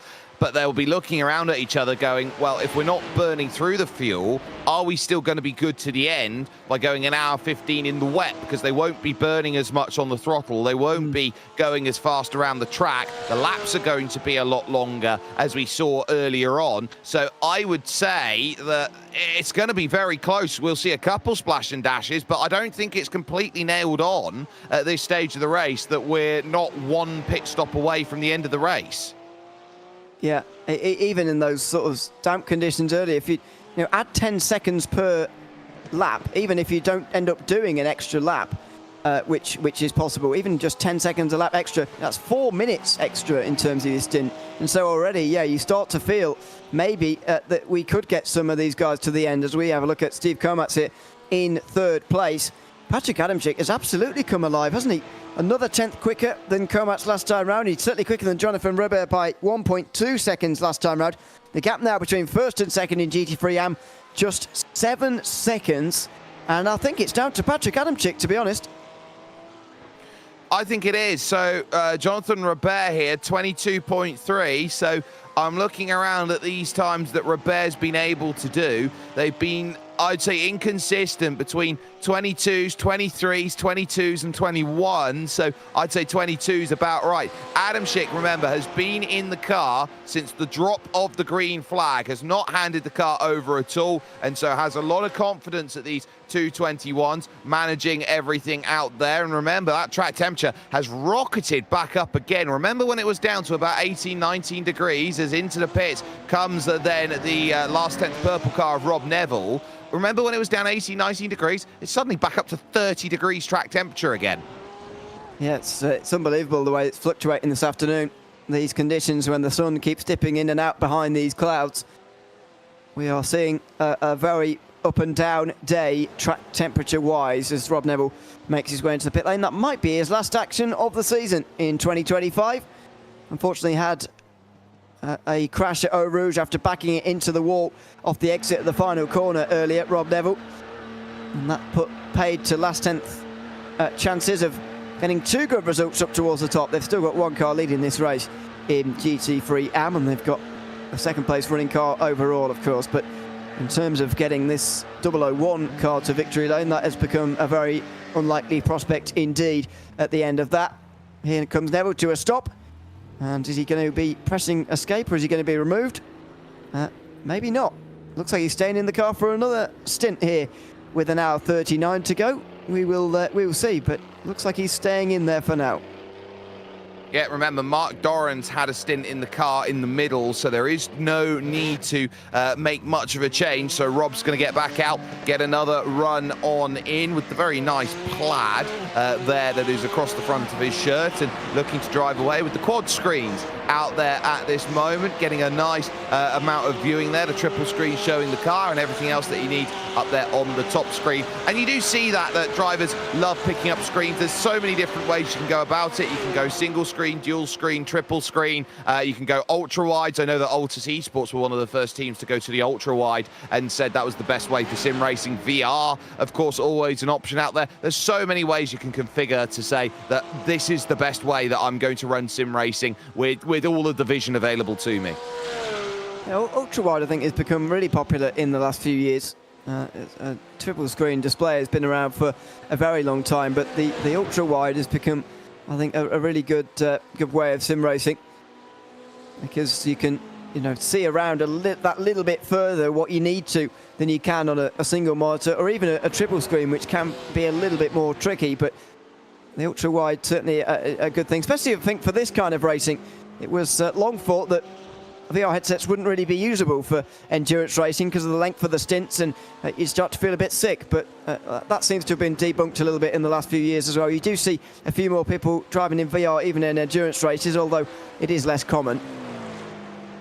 A lot of it, actually, I'd say, there as my voice broke there slightly, a lot of it there, Ewan, I think also going to be down to the fact that you've got the screen that close to your eyes, and there's actually a massive heat factor that goes through as you're out there endurance racing. I wouldn't want to be in a scenario where I'm out there in VR trying to race endurance, because I get to the end of about an hour, I get to the pit stop, and I just lift up the VR and see, well, how much fog and sweat have I been able to manifest over the course of the hour. It's very tough to go out there and drive in those sorts of conditions. So ultimately, for those who can, it's absolutely fantastic. For everyone else, I think out of ease, just stick with an ultra wide or trips. Yeah, I can certainly see. Imagine the steam that's coming off of everything once you've finished a stint in a VR headset. That's for sure, including your own eyes, actually. I would imagine. But there you go. Ultra wide the way to go. That's my recommendation. Thomas Isabel is leading the way with 1 hour 36 still to go. Shall we ride on board with the Porsche 963 in these pretty much completely dry conditions now. Last lap around was a 2:05.8 rather. 2:03.9 from Chris Brunt. We are pretty much back to the pace that we were earlier on. In fact, we're almost up to sort of conditions that could produce fastest laps of the race later on in the stints here when they are getting a little bit low on fuel, which these 963s are. Maybe look out for some personal bests across the timing screens in the next few moments as the track temperature just cools slightly. It's going to dip in the next few moments. I know it's up now to 29, but it's going to dip in the next few moments. The fuel loads are dipping as well for these 963s, and maybe it's our last chance this afternoon to see some personal bests in these next 5 minutes. Well, if you want the fastest lap of the race, you're going to have to set it now, because I'm looking at the weather front. You're not going to get a chance otherwise. It is going to rain pretty much to the end of the race from when the rain starts. So that will leave a final hour of who can tiptoe around this circuit the best. And I now start thinking about drivers who have taken this run. They've had a little, I would say, taster test with the rain that happened earlier on in the race about half an hour ago. I look around now at what they have up in front of them, and I would say they now have a much stronger challenge that they'll have to deal with, as Chris Braun now moves himself through at Blanchimont corner, such a ferocious corner out there, and the modern Formula cars and the hypercars don't do enough justice of how difficult that corner used to be as a small left-hand bend on what used to be a public road. This is a circuit that didn't become a fully privatized circuit till about 2008. It's a circuit with a remarkable history, and it is kept so much of its character, especially over the course of the last 50 years, but even longer ago than that as well. And we are using it as our venue for the final round of the Porsche Club America Team Racing Series in 2025. This is Shane McNeely leading in the GT3 Pro Class, just ahead of Marcus Souza. He's taken over from Aaron Sunday now in the Stallions GT3 248 car, using the race leader as a bit of slipstream here. It's a bit of a benefit for Souza as he tries to catch up to Chris Sherburn. 10 seconds for Souza to get that next position on the road.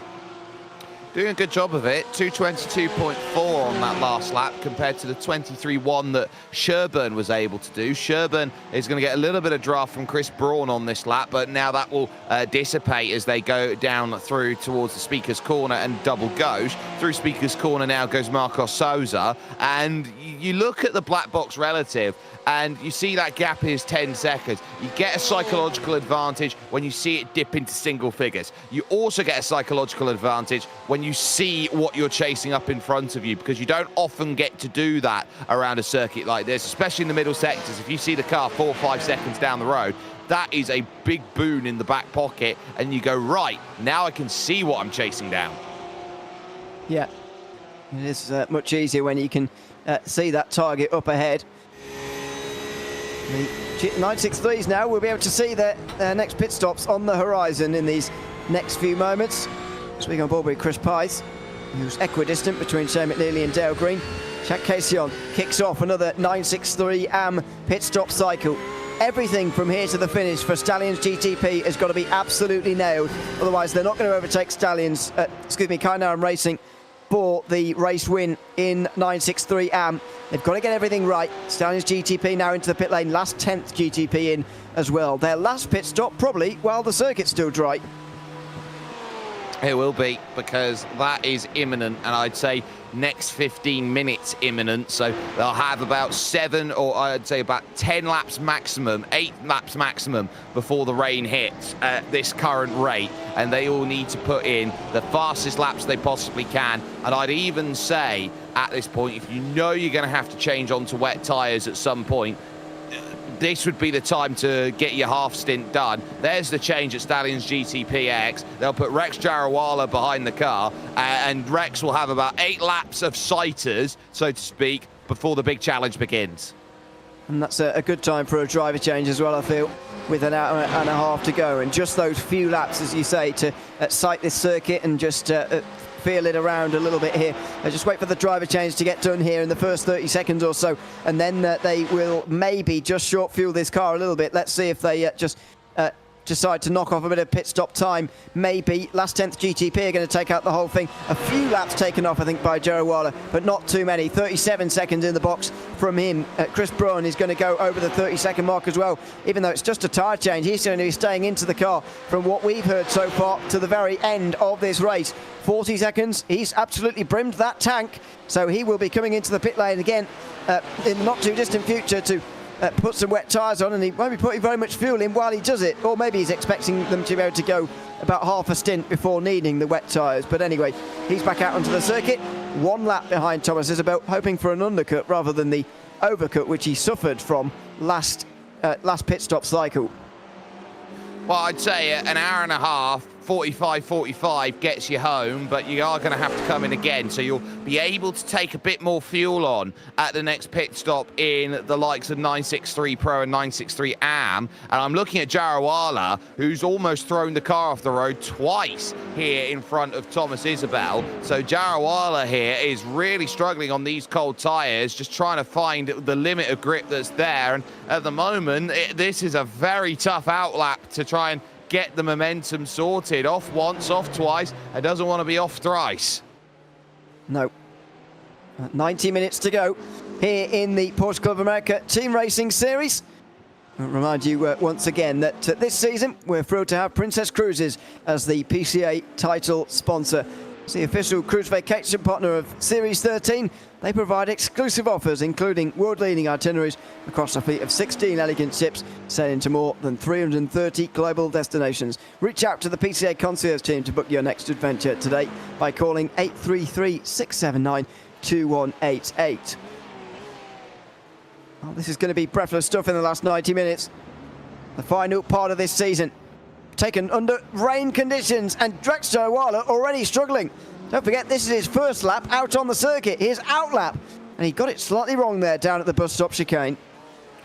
Yeah, needs those tyres to warm up, and so not having any confidence under braking, not having the confidence to turn the car into the corner. When you're in a position where you're not sure if the car's going to snap every time you turn it in, you tend to get a little bit more rigid as you try and turn around. And you can see it here, just the car not deciding it wants to turn, a little lock of the inside front as well, sending the car over. You don't actually get much turning rotation in the wheels. That means you're not getting that heat in because you're not actually using all of the rotation that the car gives you. So it's a very tough position for Rex Jarawala to be in, that you just got to, risk the car snapping around and have the ability to catch any slides that's there. You can't drive riskless in a car like this over the opening couple of laps. Otherwise, you're going to extend that stint where the tyres aren't going to be in a window. 3 laps, 4 laps, 5 laps. Look at this, still tentative. Coming down the inside of the 09.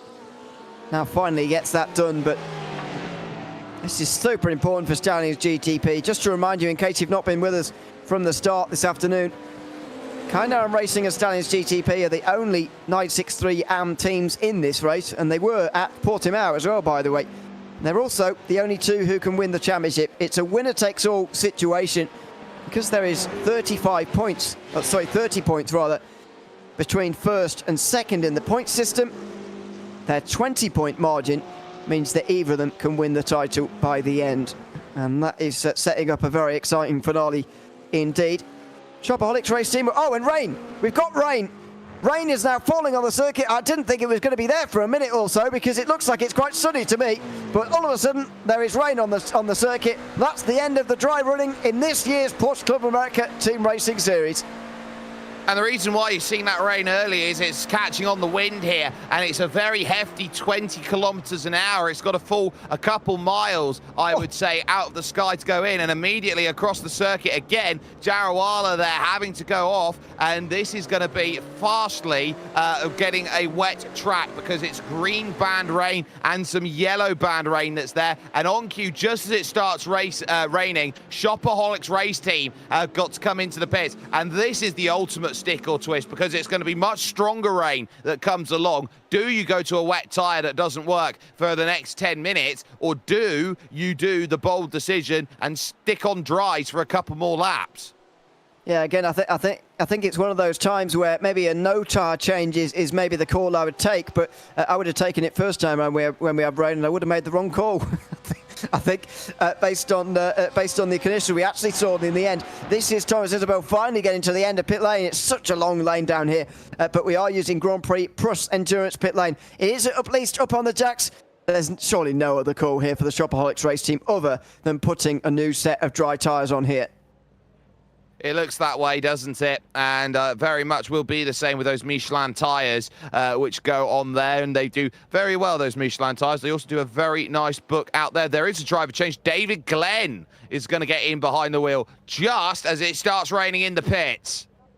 Well, only one stint required, whether you've got 2 drivers or 3, by the way, so it doesn't really matter how long these drivers are in there for, especially when you've got 3. but as long as they all do rotate, and as long as everybody entered rotates through, maybe to go to the point about wet weather specialists earlier on, Jake, that you were making, maybe they saw the forecast and thought, let's save Glenn for the final part of the race, thinking, you know, it's not really worth having him in that short rain shower that didn't really wet the circuit very much. Let's put him in for the deluge late on. Speaking of which, Stopaholic's having a very long stop here, nearly a minute in the lane now. This is troublesome right now for what they've got, and they've also got Robbie Prescott there as well, so they'll have to put him into the car for one final stint to finish this one off. But they have been down there for a very long time. Now they'll get the chance to break away, but look at that gap. They had 45 seconds and now they've got 15. Now, my data is showing me that they're on wet tyres. I wonder whether they made a late call to change tyres for a second time and put wet tyres on there. At 11 seconds for David Glenn. The rain is falling. I think they've gone unbelievably early, but if they can survive this early period, they're going to prevent a second run down pit lane in a few laps' time. And that is my theory as to why their pit stop was so long. But surely they're going to lose even more time now on this outlap. Well, they're now down to 8.5 seconds, but if they lose the lead now, that's okay. They know that last 10th are going to have to come in and change their tyres. So this is going to be short-term pain for long-term gain, and that rain is a lot heavier now than it was before. You can see already the rooster tails are coming out there on track. It's mostly dry already, what the track's been declared, and I think this track's going to get very wet, very fast, and drivers are going to be searching around going, well, where is the crossover point right now? Glenn out there on wet tyres, and he just needs it to bucket down, which it's scheduled to do. Well, he spent an extra 33 seconds doing it, but it might have been worth it. It might have been worth it, because you've got to think about this. Even if he does lose the lead, as you say, there's going to be long-term gain in this. Ron needs to get out effectively to a minute's lead, I would argue, before he pits in. Otherwise, you know, he's only just going to pit and come out behind the Shopaholics race team. So you're right, it is short-term pain, but the question is going to be, how short-term is it, and at what stage are the wets going to come into their own? A lot of drivers, I feel, are feeling that now is the time to start to get onto the wet tyres. There's some GT freezing reacting for the first time. They are, and they know that they have to, because there is going to be some very heavy rain. Already the track is declared very lightly wet out there, which is the third phase. So you've got dry, mostly dry, very lightly wet is the third category that goes in. Shane McNeely, for example, has jumped into the pits. That's Charlie Boyer who's had to go and make that call. Remember, they were the only team to try and do wet in the first stint. That didn't pay out, so they had to come and make an extra stop, and now they're starting to go. I'm looking on the back here of David Glenn, and the rain lights are flashing on the back of the 963, which indicates how wet it is.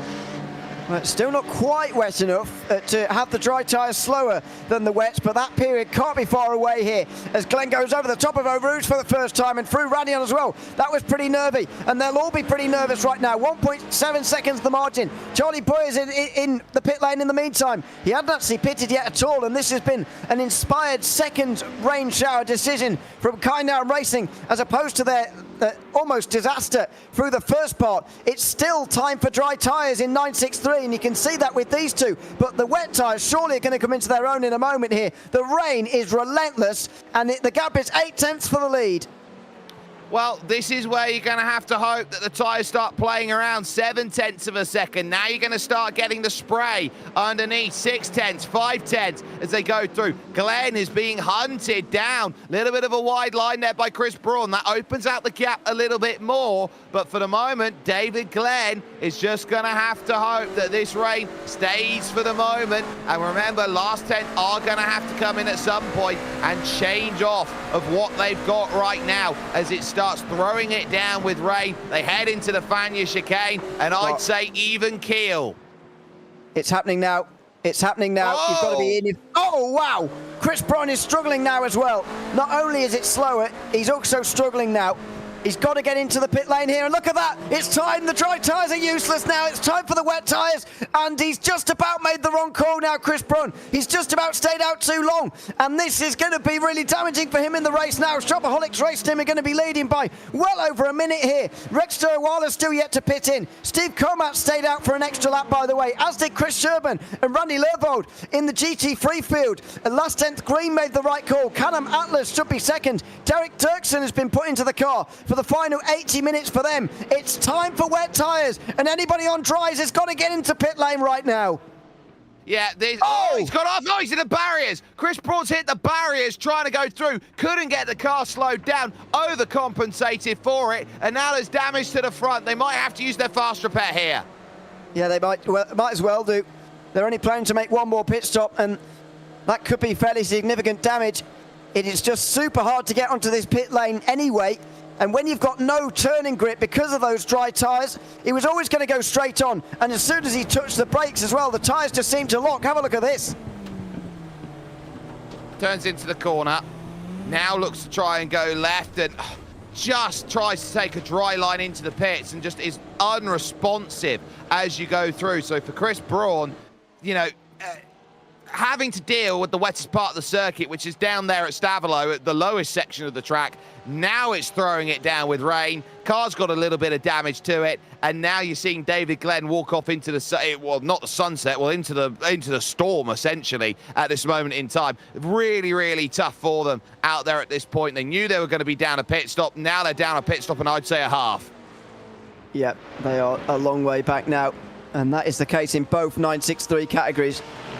The two leading drivers and teams have really benefited, and the two trailing have lost quite a lot of time.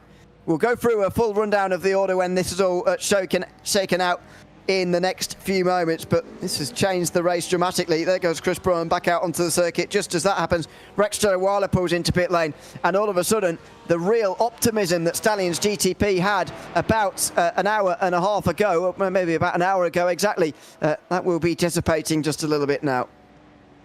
Yeah, remember, they got onto the dry tyres about 3 laps before the rain came, so they've had to come in, make an extra stop, but crucially, it'll only be a short stop because they don't have to fill the car up with that much fuel. Mike Patterson also now out of the pits then, going on to those wet tyres to go and get around. The track now is declared lightly wet out there, but I think it'll feel like a lot more for those, as we've got a car or two going straight on. Last 10th, and also Marco Salzer at Stallions GT3R had to abandon the chicane at Eau Rouge. Wow. They will be feeling the effects of that on the other side, and the amount of smallish incidents, relatively small by standards, incidents we're about to see over the next hour, 18 minutes, going to be quite significant here as the rain really starts to team down here. It's going to stay like this to the very end of the day. The final third of the race undertaken pretty much in entirely wet weather conditions. Every single car now in the field is on wet tyres, so let's run through where everybody is. David Glenn is leading by a minute ahead of Chris Braun for Shopaholics Race Team and last 10th GTP. In the 963 AM battle, Carino Racing have restored their lap lead over Rex Durwala and Stallions GTP, and that is That's indeed Durwala. him. Yeah, that is Durwala, pulled off to the side of the circuit. He is struggling to get going here on these wet tyres. Shane McNeely is leading the way in GT3 Pro as Durwala's back going again now, hopefully having sorted those problems. Shane McNeely leads by nearly 20 seconds ahead of Imperial Motorsports' Chris Pies. Next in line for GT3 Pro, the Gone Broke Racing Team have spun. Oh, sorry, go ahead. Yeah. Yeah, Jarrell's just spun. So this is him coming to a stop, and so this was to try and fix up some issues. But now Jarrell, I think, has just towed the car back to the pits. And Stallion GTPX here, I think they've just waved the white flag on the championship. Yeah, that's just a pull over to the side of the road. You can see in the main replay there, and then a proper spin down in towards Double Gauche as well at the end of that lap. So that is a real shame. Charlie Boyer now has just got to keep it on the road to bring that championship home. As I say, GT3 Pro third place, Dale Green is now quite a long way further back now, nearly a lap behind actually in that class. SC Team Blue are still fourth ahead of Can-Am Titan, although the gap now 27 seconds. In GT3 AM, Stallions GT3 are only 5 seconds behind last 10th green. Steve Komatz has not done too badly, actually. Staying out an extra lap doesn't seem to have hurt them so bad. Derek Dirksen the same in the Can-Am Atlas car. In fact, he was in with Ribber, so that's 3, covered by 10 seconds in GT3 AM. Godbroke Racing are fourth ahead of Stallions GT3R. Then it is Imperial Motorsports and Last 10th Purple rounding out the field. They're not really battling with anybody, but it is going to be a good fight to the finish, I think, between the top 3 in GT3 AM. That might be where our entertainment's going to be in the last third of this race. I think it very much will do, and I'm looking at these times that are being set out there by certain drivers out there. They're down doing 2-minute 40s at the moment around this circuit. So you're looking around at what times they were doing. They were doing about 2:05 in the leading categories. Charlie Boyer last time by did a 2-minute 40 out there, 2:32 from David Glenn with tyres up to temperature. So I'm looking around at where pace is going to be found. This is just going to blow the race wide open. Any sort of weakness that you find out there around on the circuit, it's exacerbated in the rain to 2, maybe even 3 times the factor. And suddenly, in terms of fuel, they can do an hour, which is a result of them going so much slower. Even if they do the same amount of laps as what they were doing before, they can now do an hour on that same amount of laps because each lap itself is so much slower. And the gap between GTP and GT3 is suddenly so much smaller as well. As you said, Boyer did a 2:40 last time round. Shane McNeely did a 2:42. There was exactly 1.8 seconds between the third placed 963 and the first place GT3. That is a super small margin. It makes traffic even more difficult.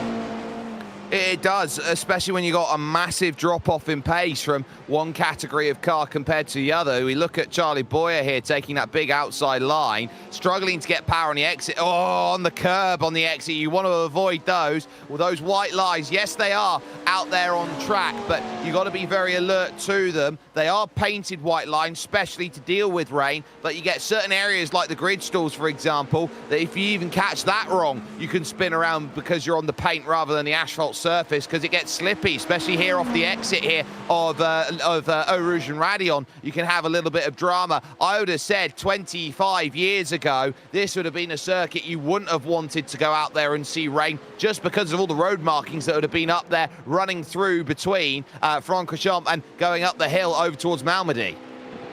Yeah, it was very noticeable as well. You could see it when the rain fell. It just looked like it would be definitely slippery there. And it certainly was.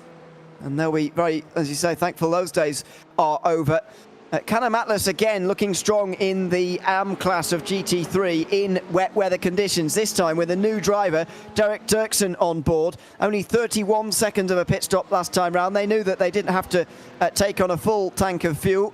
And they will now be going for a splash a little bit later on. Probably no tyre change, but we'll wait and see what they decide to do with that, with regards to that. Dirksen, though, is now only 2.8 behind second place. I think he's looking really good for a win here in the GT3 AM class. Goes circling back again to the discussion we were having a lot earlier on about setting a car up for certain conditions. We don't know whether this car was geared more toward the wet weather, but it certainly looks stronger when the rain has been falling. And when it falls heavy like this, it really does show the difference right now, seeing that Steve Komatz lost a full 1.4 seconds on that last lap. And Steve here, who is pretty much in the ringer at this point, will be looking around a little sodden at this moment, trying to avoid any of the dramas that befall out there in front, knowing that last 10th green have got to try and hold, and they did a 2:46 as well. Derek Dirksen is the hot hand at this point in time, and I'd look around and I'd say panic if you were everybody else, because that Porsche there, the Canadian Porsche, is starting to fly, and there are a couple stallions who will be looking around going, I would much rather be in stable.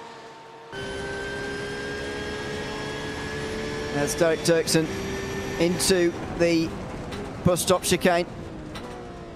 Hearing that a lot of the drivers actually shot over the bus stop chicane first time round when the rain was falling, especially when the braking zones were not quite known.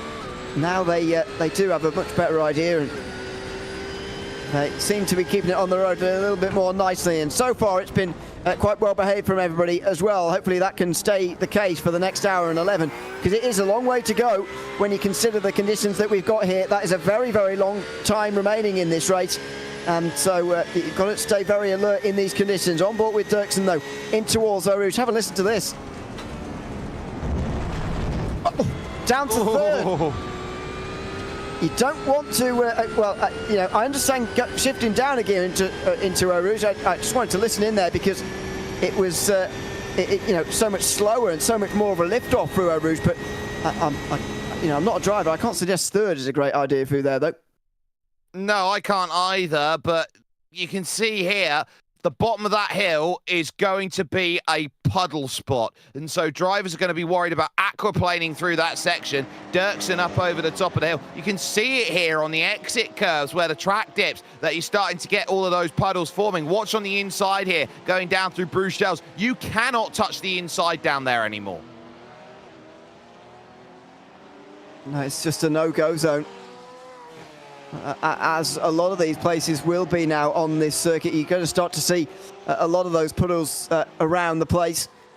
And figuring out where those are and avoiding them and using the best line around them is part of the really big challenge that all of these drivers are going to have now over the next hour and 10 minutes. It's going to be super high concentration, but I've got to say, over the period of wet to dry, the transition period, everybody drove very well, and we didn't see, you know, incidents everywhere by any means.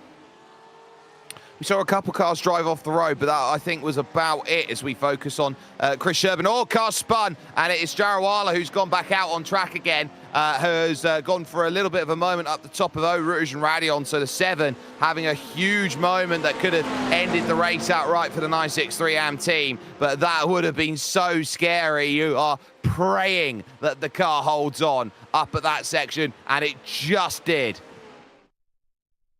Let's have a look at it.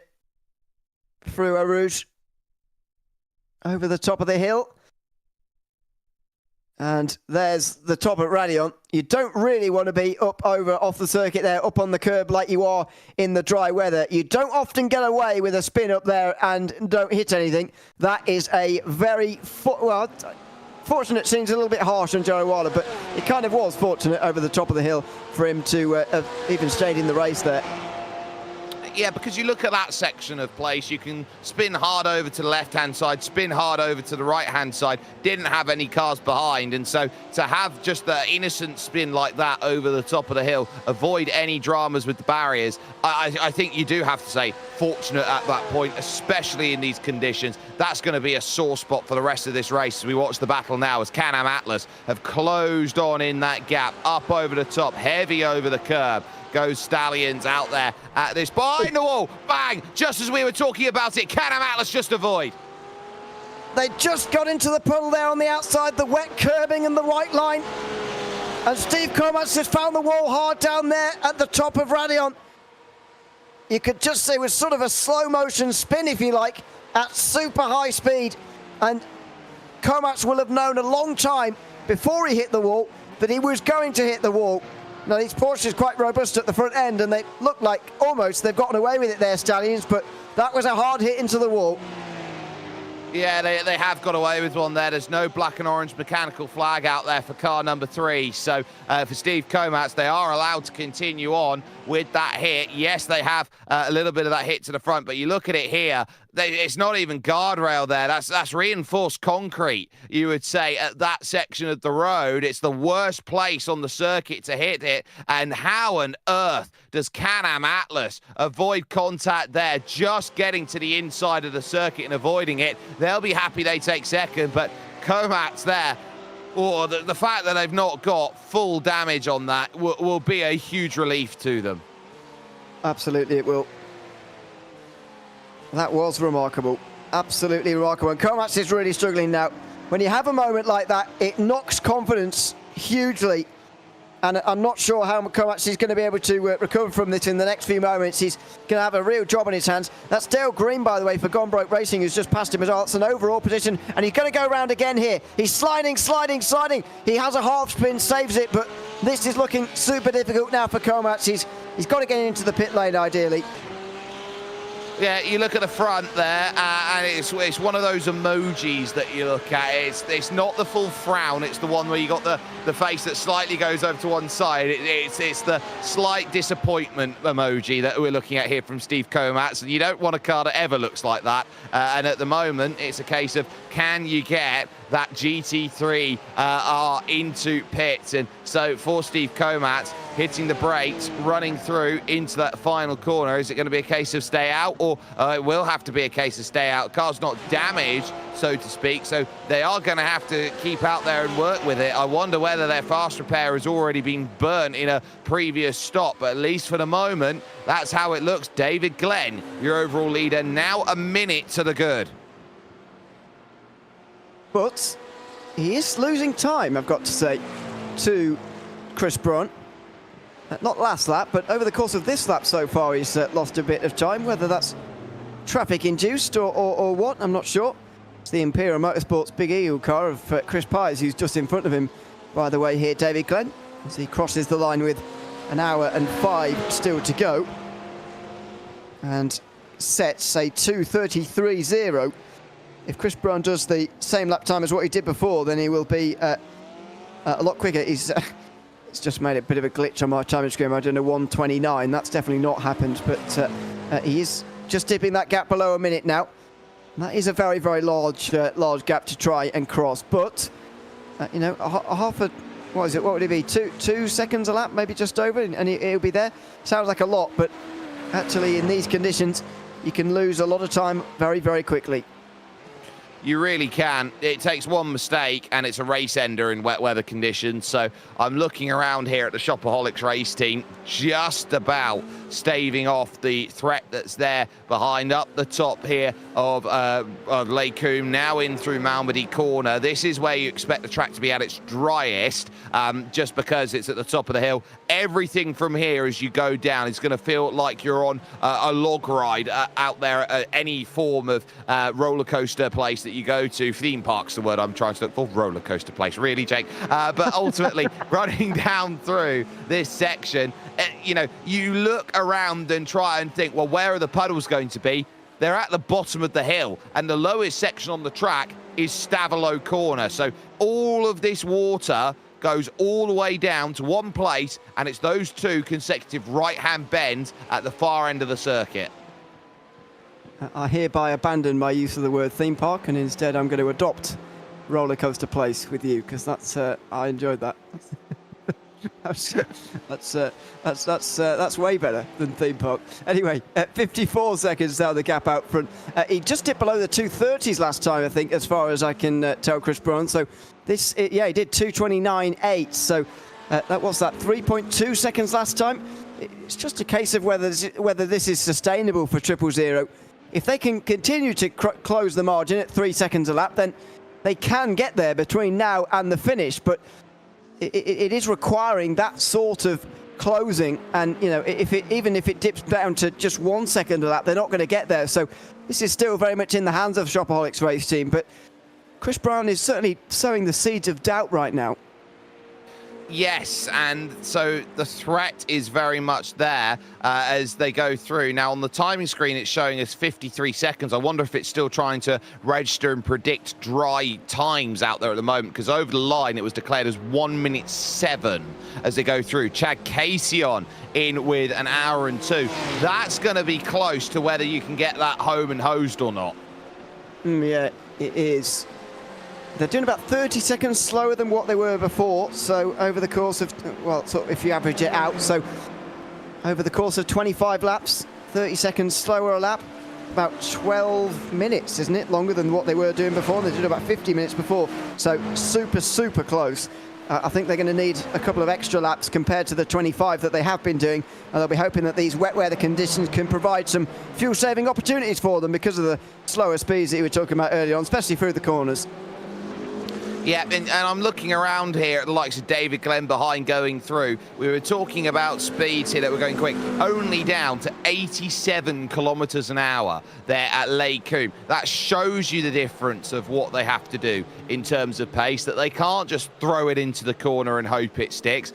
And it's something that everyone looks at and says, yes, you'll lose a little bit of time, and everyone thinks it's just understeer as you go through. That's been quite a lot of what we've seen of rain in other services out there in the world of sim racing, be it the F1 games, be it Gran Turismo or the like. But when it comes to here, this is just the toughest scenario you've got. I mean, look, even through Lake Coombe, Chad Casey just gets no turn in, but it's not as simple as just, oh, you can drive it anywhere. You've got to drive it avoiding the puddles. You've got to drive it avoiding the racing line. As Chad Casey goes, he drives it in the gravel. It seems like it's the driest place on track for him, which includes the track. It's not the worst place in the world to be. The gravel just get quite nicely compacted in the gravel and in the wet weather. Sorry, and you can get out there more easily, but not quite as often as he is right now. He goes straight on again there at campus and very nearly hits the wall. Unfortunately, it's not the Tropolix race team. I don't think it's Chad Casey on. It's his championship slipping away from the number 7 team. Unfortunately, the Stallions GTP team are not going to be winning a title this season. It looks like Kynar Racing are going to get 3 in a row in the final 3 rounds of the season and win this title at the moment by 50 points, as things stand, 55 points rather, at the end of the season, which maybe flatters them slightly compared to how the season has been going, but nevertheless, they've looked like they're going to win this winner-takes-all final race of the season. 48 seconds, 49 now for the overall race lead. For the GT3 AM lead, the gap 5.4 seconds. Last time round, Derek Dirksen gained 1.3 seconds out there on the circuit. And so there's 2 very much leads in doubt at the moment in these 2 categories as we enter the final hour of the season. I was a 2:37 there or thereabouts from the Shopaholic race team. Last 10th, last lap, did a 2:30.2. So I'm looking around. Chris Braun has just had to abandon going towards Blanchimont there as he had the likes of Marcos Souza just in front. So this is going to be a case of you're not just grabbing, a little bit here, a little bit there, a morsel from the table. If this was a case of Robin Hood, you'd be taking full money bags and giving back to the poor. Well,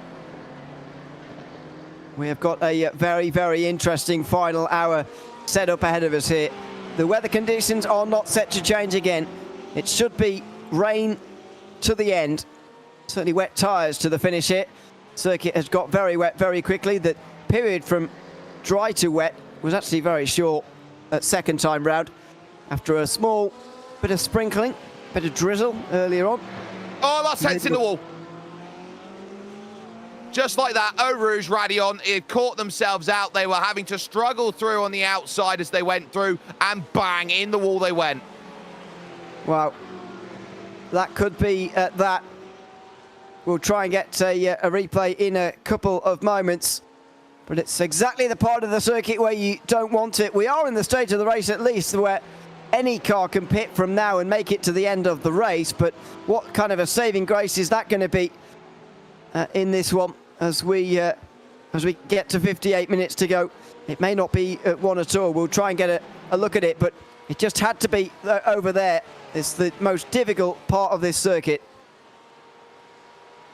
Wow, that just, I think, tells you all you need to know as they go out there, how tough it is, pushing to try and chase some time. And you can't go over the limit for too long, because the moment you do, car's just going to bite back, and that's what we saw there. Derek Dirksen staring down last 10th green, and Jonathan Reber, who is there in the number 4 machine. That is going to be for the lead of GT3 RM. I'd look behind and I'd be scared in the number 4 machine heading up Eau Rouge and Raidillon, which has been very tough for all of the drivers. And again, taking just about enough. Nobody's got much turn. I think Derek Dirksen's the only car that has been able to take a conventional line through there of all of the GT3Rs.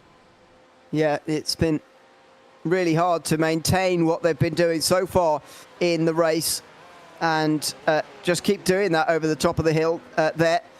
Here's Derek Dirksen in behind, not quite closing at the rate that he was earlier on. Last lap, it was pretty even between the two, and it maintains that way. Komax is losing time, but you would expect that after his crash, as the gap does dip below 5 seconds now.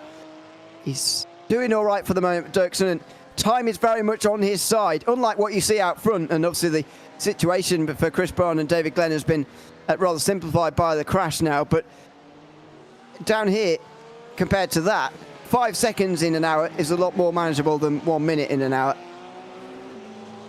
Well, if it's 1 minute an hour, every 60 seconds, you're going to have to take off a second, which is a case of 2 seconds a lap at least. So that's certainly going to be hurting in terms of how that was going to go. But at least 5 seconds, you can take a 10th here, you can take a 10th there, and you know that you've got the sight in front of you to look at. And you can see there, even in the middle of the circuit, a tiny puddle there that's developed. And especially as you go wide, that gets even more dangerous as the race goes on because, of course, nobody's clearing the standing water on the outside of the circuit. So if you run off wide, the longer that it gets wet, which it currently is at the moment as the sunshine starts to come out in these mostly cloudy conditions, I would stare down the barrel of saying that, you know, running wide is even more of a penalty. You've got to try and keep it on the surface. The more that you run wide, those tyres, any heat that you keep in them, the moment you start running them through standing water, they just go to icicles.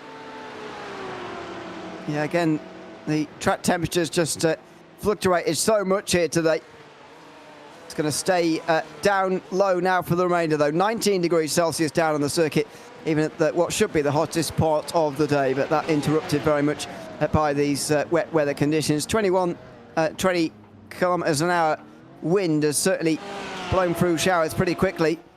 It did earlier on in the second pit stop phase for the 963s, but no longer. Rain is staying with us. Unfortunate for Chris Brown, really. He was closing in at a time on the Shopaholics race team. That has all gone away now. Have a look at the front end of that car. And he'll hope that... oh dear, it's massively overshot it as well. He'll hope that the fast repair hasn't been used yet, but I suspect they did in their last pit stop, to be honest. And if they have, then you're going to stare at that car and it's going to stay there, and it looks like it's staying there without a fast repair to burn. So that will pretty much be that for for 963 Pro. And they will wait and wait and wait until all of the required repairs are done. And here's a nice little touch there down there in the pits. There are a pace car there that is sat there and is not going to be called for the entirety of the race. They've got enough battery in that car to keep the windscreen wipers and the lights on. It's very wasteful, isn't it? Let's hope that car starts if we need it later on in the afternoon. I mean, they've got an ambulance if it does run out of battery. Get the jump leads on it. Yes. There is. We'll get assistance if required. There is the wet tyre detailing on the left-hand side there, by the way. The wet tyre exposed just a little bit on the left-hand side of this Porsche 963. But as you said, if that fast repair was available, the car would be visually prepared immediately there, and it is not. So this could be a minutes-long repair. It could even cost them second place overall. Not that it matters for points or anything, but they're now on the same lap of Kainan Racing, who are leading the 963 AM class. Now, this team, all they have to do is just stay on the road. As we've just seen, easier said than done. I don't think we're in a position where this is going to be the toughest, much tougher than this. This is about as tough as you're going to get it over the course of racing action. And as they've been navigating around this track, you know, David Glenn has been doing the easiest thing possible, which is keep it out of trouble. And that, I think, will give you as much understanding there as we just saw that in replay of what goes on, of where you've got to try and navigate some of the troubles out there on track. That was a big wiggle, and you would have felt your heart sink at the moment that the car stepped out. Yeah, the adrenaline will stay high here with all of this. It's just, again, very difficult to just keep this car on the road, as you were saying. That is all they have to do, but it's not easy to do either. As he now comes out of La Source again, 52 minutes to go. He'll probably pit when he needs fuel rather than anything else. Already been out there for quite a few laps at this point, but shouldn't need too much fuel to get to the end. Might take on an extra set of tyres. In essence, doesn't really matter now. 2 laps of an advantage over last 10th GTP, who is still down on pit lane getting repairs. So David Glenn has got a race of his own. He's got to stay concentrated, keep himself motivated here rather than be motivated by the potential of being chased down by their rivals there. Yeah, they're certainly managing, and that is still going to be a sorry sight. And the way that they went into the barriers at one of the quickest paces in the world out there, they are going to be staring at that for a long time. There goes the car of Mehmet Karasay, who goes by for Stallions GT3R. That will be their final stop of the day as they look to get themselves going with about 50-ish minutes to go out there in this race right now. So still a long way yet to play, but I'm starting to think now that drivers and teams are going to be thinking about the last stages of this race, thinking about what gets it. And I'd take a look at GT3 AM. That gap came down by nearly 3 seconds on the last lap. Yeah. It's now just 3.4 indeed, between Jonathan Ribber and Derek Dirksen.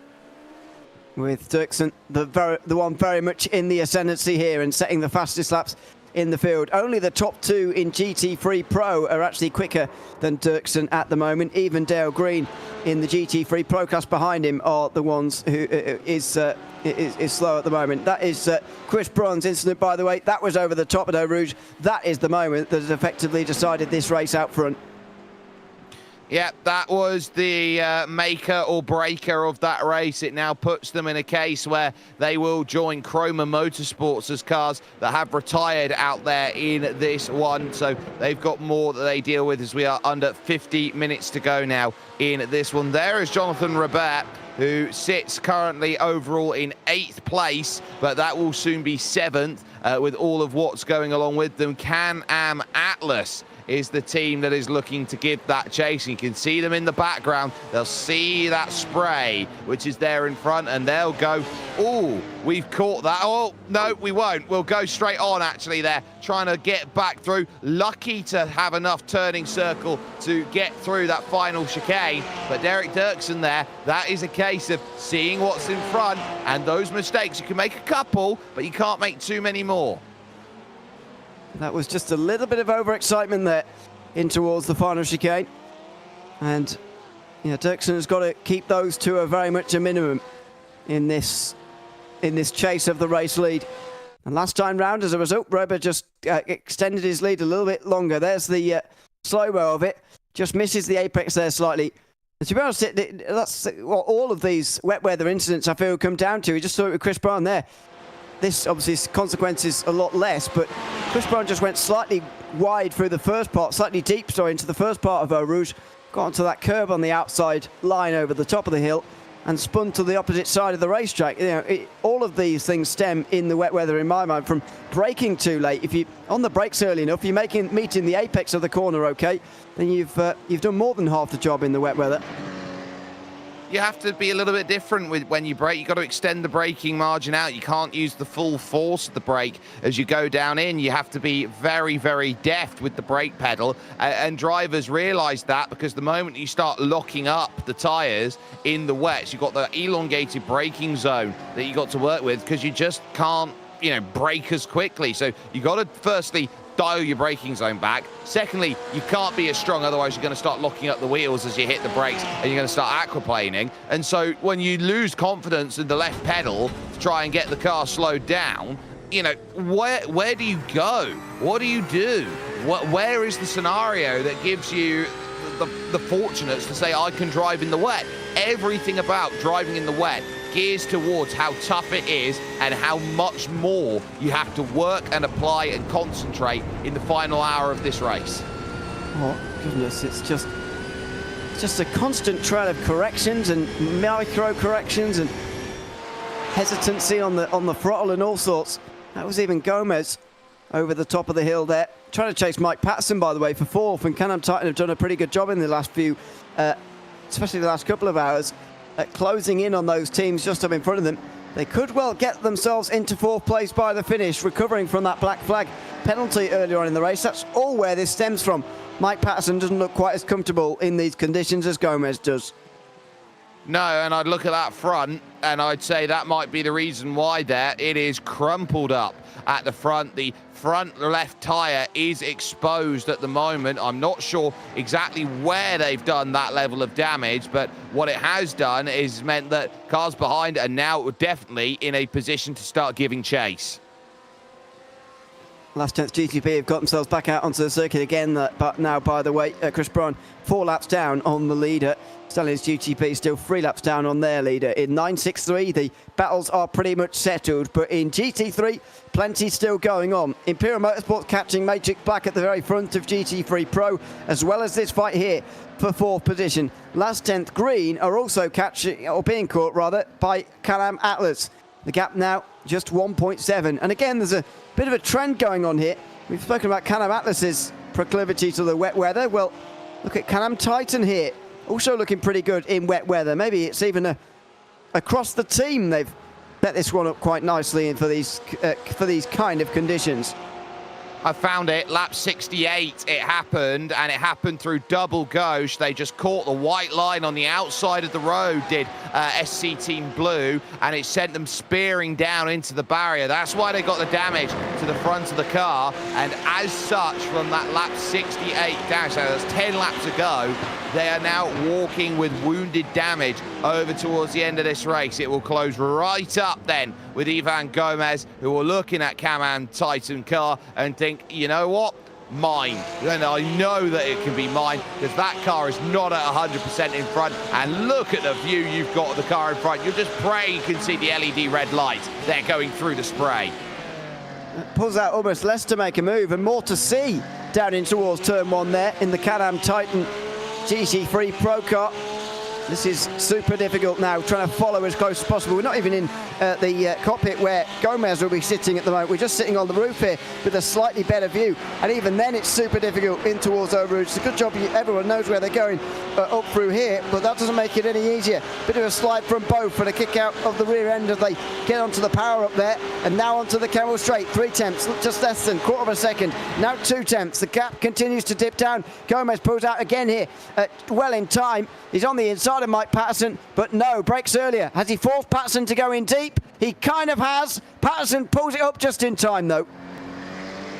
And imagine on that Camel Straight that you are on your motorway or freeway or wherever you are out there, and you've got yourself no lights on as you move in behind there. That's essentially what they're dealing with such high speed that they've got to deal with. It's impossible at the best of times, and at the worst it's even worse. But there goes the charge then, trying to run around, little kick of the tail, putting the power down out of Bruchel's corner, now through the speaker's corner, and look at that on the exit, heavy over the curb. You don't want to be there too far, Ivan, because you look around at Mike Patterson, that's going to certainly keep eyes very much peeled as you go through now double gauche. This is where Patterson got caught out before, and now off for the exit of the corner. It's again a case of a couple car lengths that's there. Gomez very aggressive out there onto the curb. That might open it up here at Fania. Big push on the inside, caught the curb, both of them make contact.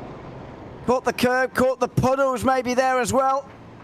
And SC Team Blue have been hit by Ivan Gomez, who I think realises his error. And I think that was a half giving over that position again. Maybe he had to pick himself out of the gravel as well. As further up in the class, by the way, Chris Pies comes into pit lane for the final time this afternoon. Maybe these guys will be joining him soon. I'd imagine so, but no mechanical damage flags or anything of the like after that. And you're absolutely right, Ewan. It was a puddle. Caught the puddle on the inside, and the car just would not do anything. You're a passenger when you hit the brakes, and so any sort of movement there, rotation of the wheel, you can see in, puddle, and there's the contact to the side. Makes you wonder, and just presents the question, doesn't it? How do you go about making a move in that case? Because for Gomez there, he was on the inside in what you describe as a conventional fashion in towards that corner. Not necessarily a conventional overtaking chance, but it wasn't an audacious move. But even that didn't come off because of the puddle. So that all of a sudden, it really does narrow the thinking as far as actually making an overtake goes. And that could be a problem for their teammates trying to take the GT3 AM win here.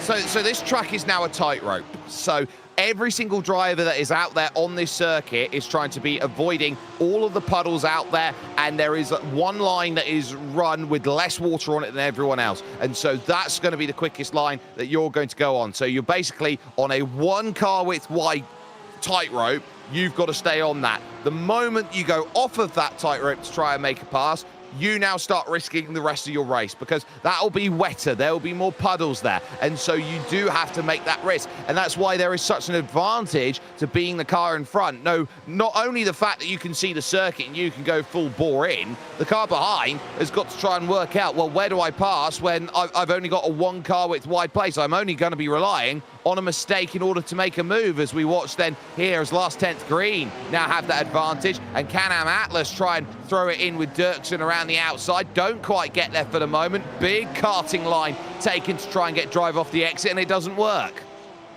Well, it doesn't work for now, but I can't help seeing this, look up to the top left and see 41 minutes remaining and think, this is a big, big ash for Jonathan Robert at the moment, and that is a very, very long time for him to hold on to this position for. Again in towards turn 1, almost parks it on the apex and does a very good job of defending from Dirksen, but goodness me, this is a really, really difficult job right now for him to do. Have a look at this up in towards Eau Rouge again, walking that tightrope through the puddles. He's got a bit deep, but he'll be okay. He just pulls it back to the racing line in time there, and he's actually got a much better line than Dirksen. He extends it out to about a second as a result of that. Yeah, Dirksen was very, very tentative there going through, didn't want to risk the car, and so decided to take a little bit of a slower run. I do need to note that for the second time today, we are in Penaltiesville for Can-Am Titan after the contact that we saw on screen. They've got to go in and get a 50-second penalty out there. Little bit less hefty for them because they're in the wet. Yes, but even so, it's not ideal at all. Not ideal, and that will be the end of that. As far if they can get to 4th place back from there, then I'll be amazed. But it looks like it's going to be 5th in that case, as we continue to follow last 10th green and Can-Am Atlas battling away here for the lead in the GT3 AM class. Here they go down in towards the left-hander at Double Gauche, formerly called Pouon. If you're not familiar, you can't keep up with the relentless track change that they take on at this circuit.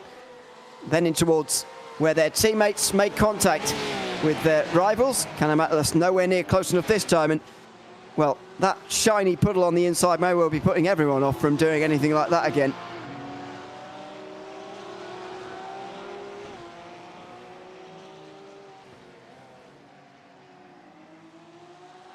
Again through campus, lots of gravel on the circuit there actually, after the trips off into the gravel a couple of moments ago. Sorry, go ahead. Yeah, no, it's absolutely fine. I've just forgotten to unmute my microphone. But yeah, I think it's a very trepidatious tale of those who try and avoid all of the drama that's there. I'll go back and have a look and see who it was that found themselves dancing through the gravel there. But you never want to be in a scenario where that sort of incident happened. So I look around at it and I go, Can-Am Atlas, what can they find? Answer, race lead. And it was Stallions GTP who found the barriers.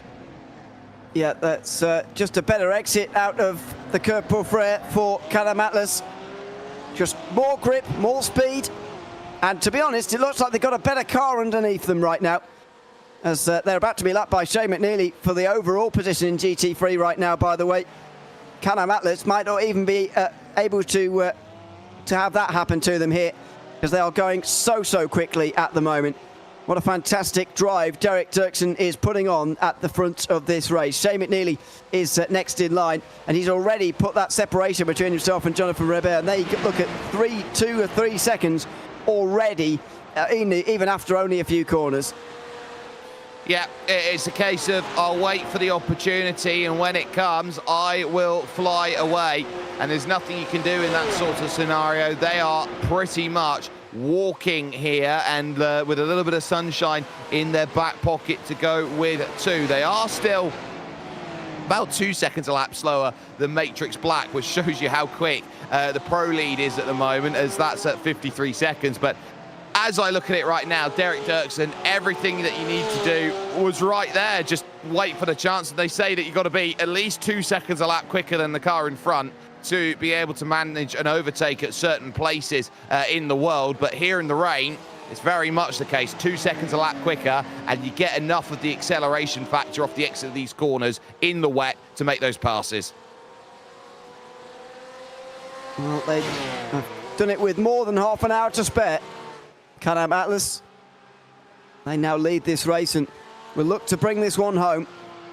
That might well be one of our last battles we see on the circuit here today. We will wait and see. There's still a long way to go in this race. Chris Pides, for example, has made his last stop already, whereas most of the others haven't. Chris Braun will be going to the end for sure. And Mehmet Karachai might be as well in the Stallions GT3 248. But other than that, we could well be waiting for a lot more of these teams to come into pit lane just yet. There is Mehmet Karachai in 248. A little bit of damage to the front end, as you can see, but might well be going to the end. Only 5 laps into this stint, which, yeah, I think will be fine. The fact that last 10th GTP have only lost 4 laps after that amount of damage that they've had on them, give a shout out to their crew team out there, because they were doing so well to get themselves back out on track and navigating their way through in this race. And the car looks pretty clean now out there, so they've done a great job putting a brand new clip on it as they go. Now this is Chad Kasian, who is their second in class, going into the pits then for what will be the final stop. Well, you've got to think, to be fair, 4 laps at this pace is 10 minutes. You know, it's just take a recalibration of the brain a little bit. Oh, they've got to satisfy fair share, that's why. Stallions GTP?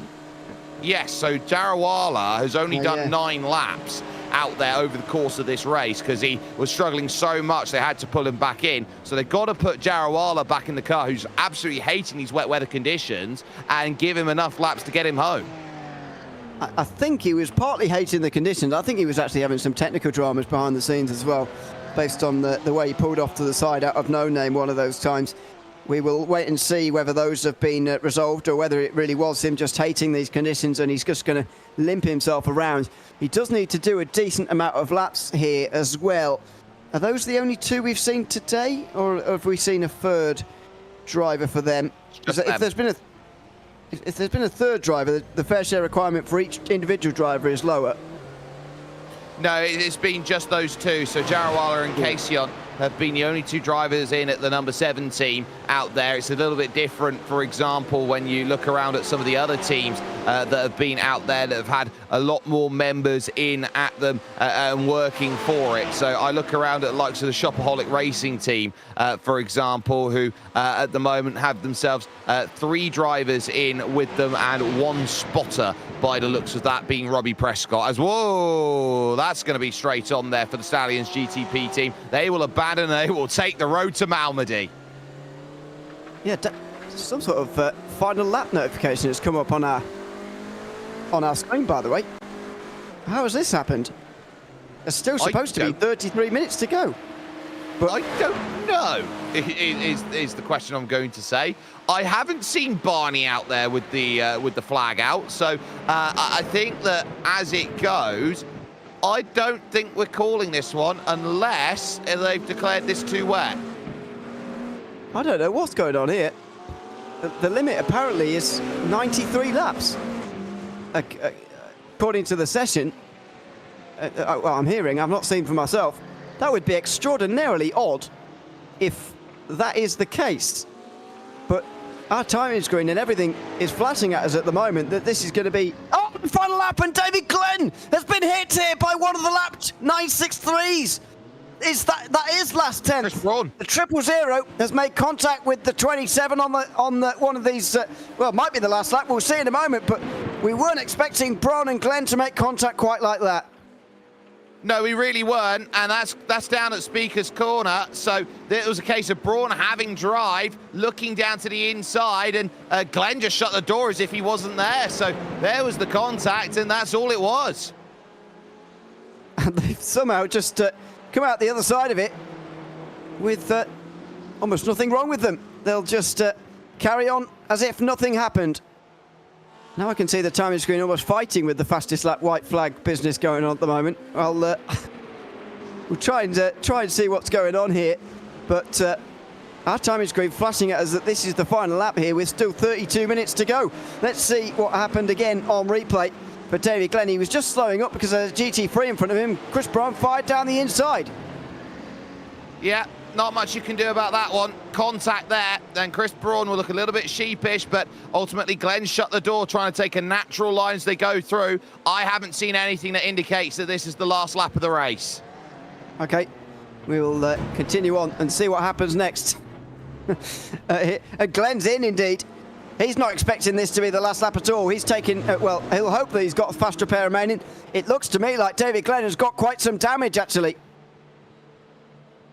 There's a bit of damage there for Shopaholics, but I wouldn't have said massive amounts, so they'd certainly take that hit. And there you can see Barney certainly isn't waving the white flag or the checker flag or anything like that. So ultimately, I think we're in this one for the full 4 hours.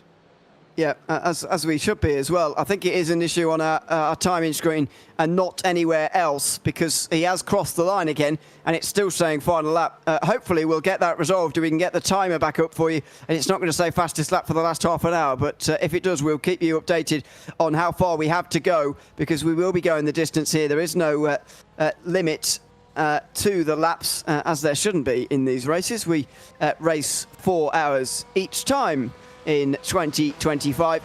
David Glenn, though, pulls into pit lane with a big gap behind him.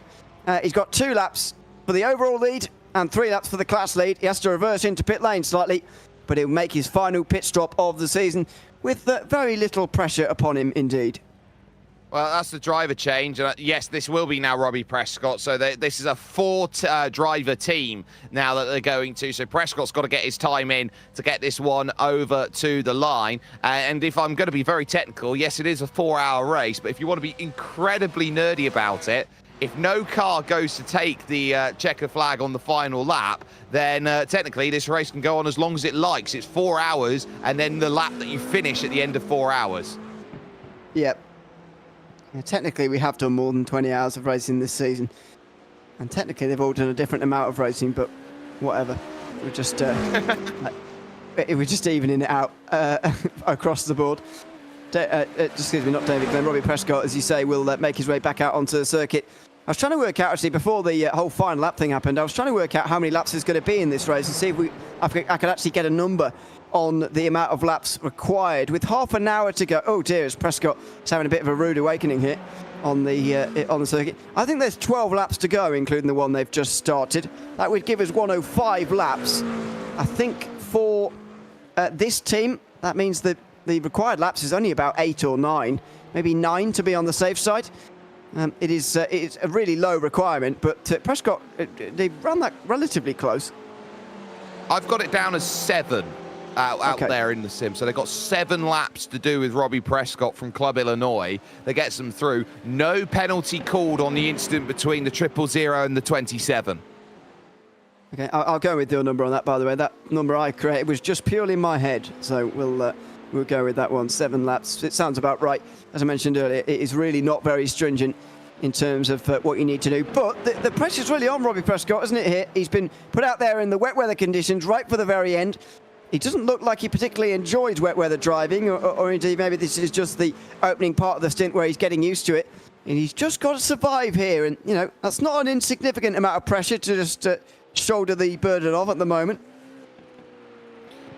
There is a lot of pressure there. You've got a laps lead at the moment over the likes of Kai Naran, and that is a lap and a bit, and you've just got to make sure that you bring the car home. These are very difficult conditions. You have seen difficult conditions for a while, but when you're brand new into the car, trying to get those wet tyres up to temperature, this is the moment that you start panicking. Oh, Can-Am Titan round. Oh, yeah, they are. That's the American flag of the 2 iconic liveries, the Can-Am Titan and Can-Am Atlas teams. Ivan Gomez drops even further behind Mike Patterson, unfortunately, here. It means they're very, very unlikely to be able to get those positions, unfortunately. So 27.5 minutes to go. Should be 11 laps to the finish. As in the background, Gomez does come into pit lane. There's still quite a few teams, by the way, yet to make their final stops of the day. That should be just for a little bit of fuel.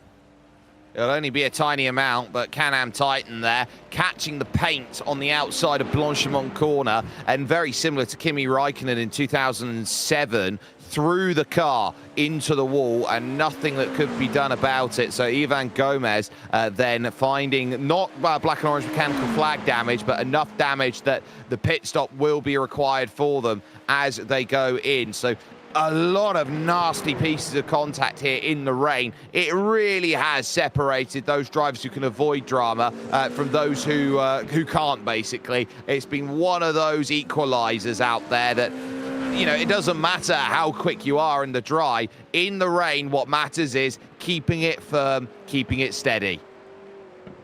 We have got our timing tower back in order again. It went a little bit haywire for the moment, but we've got it back displaying the right thing. It says there, 26 minutes still to go. It is not the final lap of the race, and it won't be for a little while just yet. So we've got that fixed, and hopefully that will run to the end with no further problems here at the end of this season. There is Mehmet Karacay again in the Dalian's GT3 AM car, just over the top at Radeon, running rather well to the finish for these guys. Again, they should be able to make it to the end of the race. One final time, we'd like to remind you, in the 2025 Team Racing Series at the Porsche Club of America, we're thrilled to have Princess Cruises as our title sponsor. As the official cruise vacation partner of Series 13 in the 2025 Team Racing Series, they provide exclusive offers, including world-leading itineraries across a fleet of 16 elegant ships, sailing to more than 330 global destinations. Reach out to the PCA concierge team to book your next adventure today by calling 833-679-2188. Well, it is, as I say, the final 25 minutes of the season. Let's say it's always a special feeling at this stage. I always enjoy these parts of the season, really, as we're winding down towards the end. You start to reflect a little bit on what's been a great season in reality. We've ended it off as well with a fantastic race here at Spa as well. So much drama throughout the season, so many talking points as well. No different to the usual 1 hour races that we get in the normal sim racing series earlier this year in season 13, and we're going to get later on in 2025 for season 14 as well. It's just great to reflect, really, in these final 25 minutes about the 20 hours of racing, as we said earlier, that have gone by. Yes, and so you get these stories of heroes in certain races and villains in others, and what might have been and what could have been and what did happen as you go through the course of a season. I know that I've only jumped on really for the later rounds of this championship to get an understanding of what's been going on, but even through that, you take a huge look at the responsibility of these 4 hour races and what has been able to be generated. And I look at the talent out there. Shopaholics have just never seemed to put a foot wrong, and they've got a 4-car team out there. Kynarin have really come on leaps and bounds in the second half of this season, have responded really well to the changes to the car there at the Porsche 963. So what they've done in AM, I think, has been nothing short of fantastic. And then Imperial Motorsports, who have been, well, let's just say it as it is, Imperial over the course of the run of what they've done, and sitting down saying, look, we've managed to get both championships done early. There's not much more that you can say, except this has been a wonderful run. Shame to see not as many cars here for the final round of the season, but it's still been an entertaining, enthralling race with the rain that has bucketed it down here in the Belgian Ardennes. Yeah. It's been a, as I say, very, very fitting way to end the season. If you're interested, of course, across the board in our championships this season, who's managed to score the most points in their category, then I think that is going to go to Shopaholics Race Team, unless Imperial Motorsports can get past Matrix Black at the end of this race. It's looking a little bit unlikely, but I still think McNeely might have to stop again yet. It will be Shopaholics Race Team who score the most points of any team. But you've got to remember, they've only come up against 3 rivals, and only 1 here today. And the Imperial Motorsports car, at most, has had 10 other rivals out there on the circuit. So it's been a much, much different season, and hard to try and quantify that, really, as to who's scored the most points. But either way, this team have only missed out on race victory once, and that came at Suzuka when last 10th GTP beat them to the line. Just gave us a bit of hope that there might be a championship fight this season, but no. Shopaholics Race Team have just been too good. And they've shown it again here today. 3 drivers, pretty even across the board. and even Robbie Prescott coming in for the last 12 laps of the season to tiptoe around to take this car over the line. Done a great job in unbelievably challenging conditions.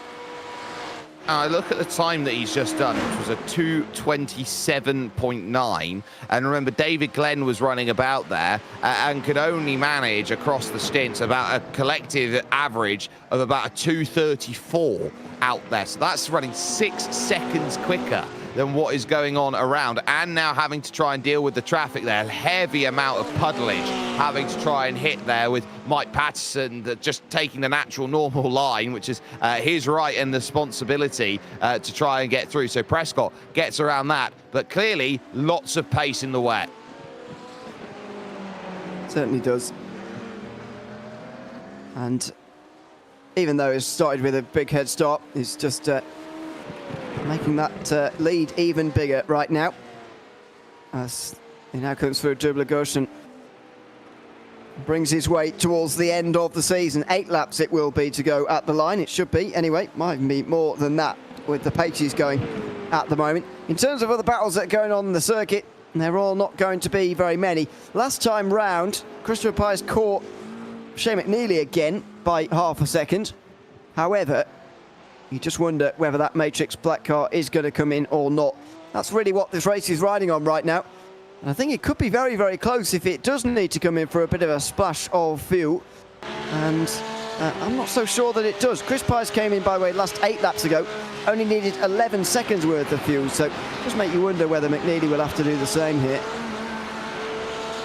It does, and Shane McNeely, I think, will be looking at trying to run the tank maybe a little bit dry. And, you know, sometimes there is a little bit of an advantage in wet conditions for having a full tank of fuel, and it seems very counterproductive because it's so much weight in the car. But the more weight you put in the car is the more ballast that you put in the car, the more that car is going to sink down. The lower that the center of gravity of the car is going to be, the less likely it is going to turn around when you put steering rotation through the steering wheel. So I think sometimes those who like having themselves a car that is as stable as possible, fill the car up full of fuel.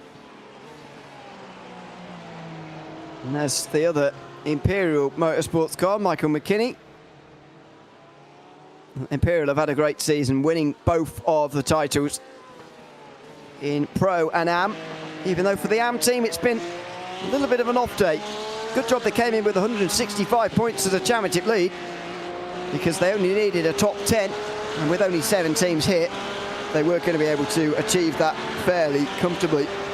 But not the season ender they would have wanted, and their run of podiums is going to come to an end. And the disappointment is going to be even greater for Rex Jayawala, who we were just looking back on there. There he is. You couldn't really see him through the spray, but you can now. That's going to be the team who leave here most disappointed, I think. Just 20 points behind coming into this season, into this race, sorry, at the end of the season. They won the first 2 rounds in America at Daytona and Road Atlanta, and they would have felt they had almost one hand on the trophy at that stage, and in effect they did, but Kainan Racing have kept them honest all the way. They came second in both of those occasions, and in the end, Kainan Racing have won this title with 3 on the bounce at the very end of the season, and Stallions haven't had an answer here this afternoon. It's been the story. Oh, that's a shifting issue there, coming out of the corner. Keeping that pinned at about 160 kilometers an hour. There's the car just revved and revved and revved, and that's going to be abandoning there up over at Eau Rouge and Radion. So for Rex Jayawala, yeah, there are issues out there. I wonder whether this is a shifter issue or something. Yep. Let's see if we can try and... Yeah, he's weaving around now. Is he going to pull off to the side? Not for the moment. We'll just listen in here.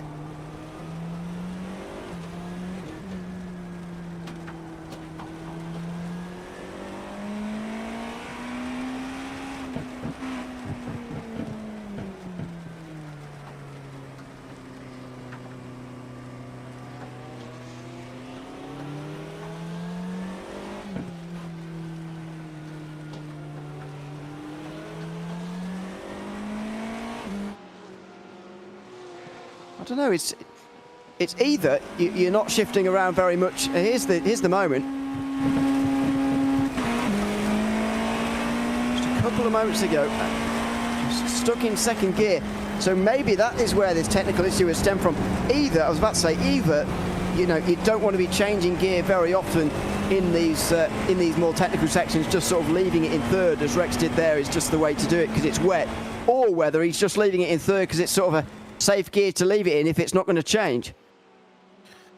I think it's a very difficult scenario here. If third gear is proving to be problematic going through the gears, then you could see there was a very quick short shift up into fourth gear. So it's either a case of that's an issue or there's a different issue at play there. So I don't quite know what it is, but obviously somewhere around second gear or maybe just forgetting to find a shift that was there. Oh, last 10th green have just gone around. Oh, they have in a big way. In towards Blanchimont from second place in the GT3 AM class, and Stallions are going to get up to second as a result of this, surely. It's Jonathan Ribber who's found himself in the barriers, and I feel they might have had a splash and dash still to do, but they're going to have to take it now along with some damage repair by the looks of it, because they've found themselves in the wall. Steve Comax is up to second position, and the lead for Can-Am Atlas now grows to nearly half a minute. It's so early here. Catches the white line on entry to Blanchimont. On the inside is the contact. At that point, you know, you just look at it the wrong way and it goes around. That's a really tough incident to deal with. Yeah, it's just that white line and the puddle sort of accumulation on the outside there that has just done for them late on, and that is a real shame. Chris Byrne taking on his final bit of fuel here. Oh, and he's changing driver as well to Kerry Brooks. Kerry Brooks being given a last shot out there for the last 15 minutes. A few more laps, no drive time required, but just wanted to go back out onto the circuit to finish the season. And Robert now will be hoping that he's got another fast repair, and he hasn't used them yet. And indeed, will take on his final bit of fuel as well, which I think some of the GT3s still do need to do. A little bit of fuel then to get that home will certainly be of no real consequence towards the end. Charlie Boyer now just 15 minutes and under away from picking up the the 963 AM title, and we'll be looking at that thinking what a huge result that has been in a tale of two halves of a championship right now for Kyn Aaron, as they look to move now into that final chicane once more. Used to be a bus stop chicane as part of the natural road that was found along here when this circuit came through. In fact, they will dive into the pit, so this is their splash and dash. Yep. Charlie Boyer, don't speed, don't crash, don't do anything. Just get it into pit lane, get the fuel in and get back out again and bring it home for a title. He's up to get into the stage now where he could retire and still win it here, because the 4 laps and the fact it would take these cars 10 minutes to do 4 laps. But he's not going to be taking any of those kind of silly risks here. He's going to be staying in the lead for as long as possible. Are Matrix Black going to have to make a final pit stop? There's still the question hanging over my head, I must admit. Shane McNeely still out there in number 15 with these amount of laps to go. Shopaholics are just around halfway round a lap here. They might be well be coming to 5 laps, and there you go. There's the answer. Shane McNeely has to come in. Now then, this could be really close with Imperial Motorsports. Well, they're only going around now through Stavelot Corner. So this is going to be a case of Christopher Paes needing to find pace and pace quickly. Through the last source hairpin, they're going to go. Derek Dirksen also has to come in and splash and dash. So Christopher Paes now is hoping that this is all going to play out the way that it intends. So Dirksen rounds himself through La Source and now looks to continue on. Heading to the final chicane now, it's Christopher Paes. This the moment that the race has hung on for GT3R Pro. Out there, it's McNeely now heading towards the box and will in fact stop in the box. How much fuel is going to need to be taken at this stage? There's one corner for Paes to try and navigate through, which is this one here at La Source. McNeely still in the box, still waiting, won't need tyres. Now McNeely goes and is going to have to navigate up through the S's section. This is going to be down to a matter of 5 seconds or less. Yeah, it is. It's going to be a tiptoe back out onto the circuit. Don't forget, it's even wetter out there on the pit exit than it is out on the racetrack because nobody's driving down that pit. But Shane McNeely is going to keep on to about a 5-second lead or so. There goes the Matrix Black car up the hill. 6 seconds, it's going to normalise that. Pice has been catching just a little bit, but 6 seconds in what could be 5 or 6 laps, that does feel like a steep mountain to climb for Christopher Pice.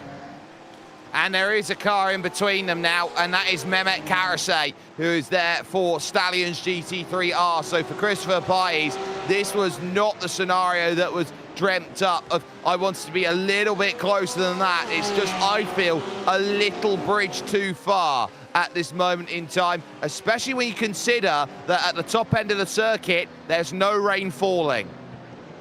It is getting a lot easier now. The times might start to just quicken a little bit. Maybe we'll get an extra lap compared to what we were going to have before. There's Rex Sherwala. He was having a much better time of things now out on the circuit, I've got to say.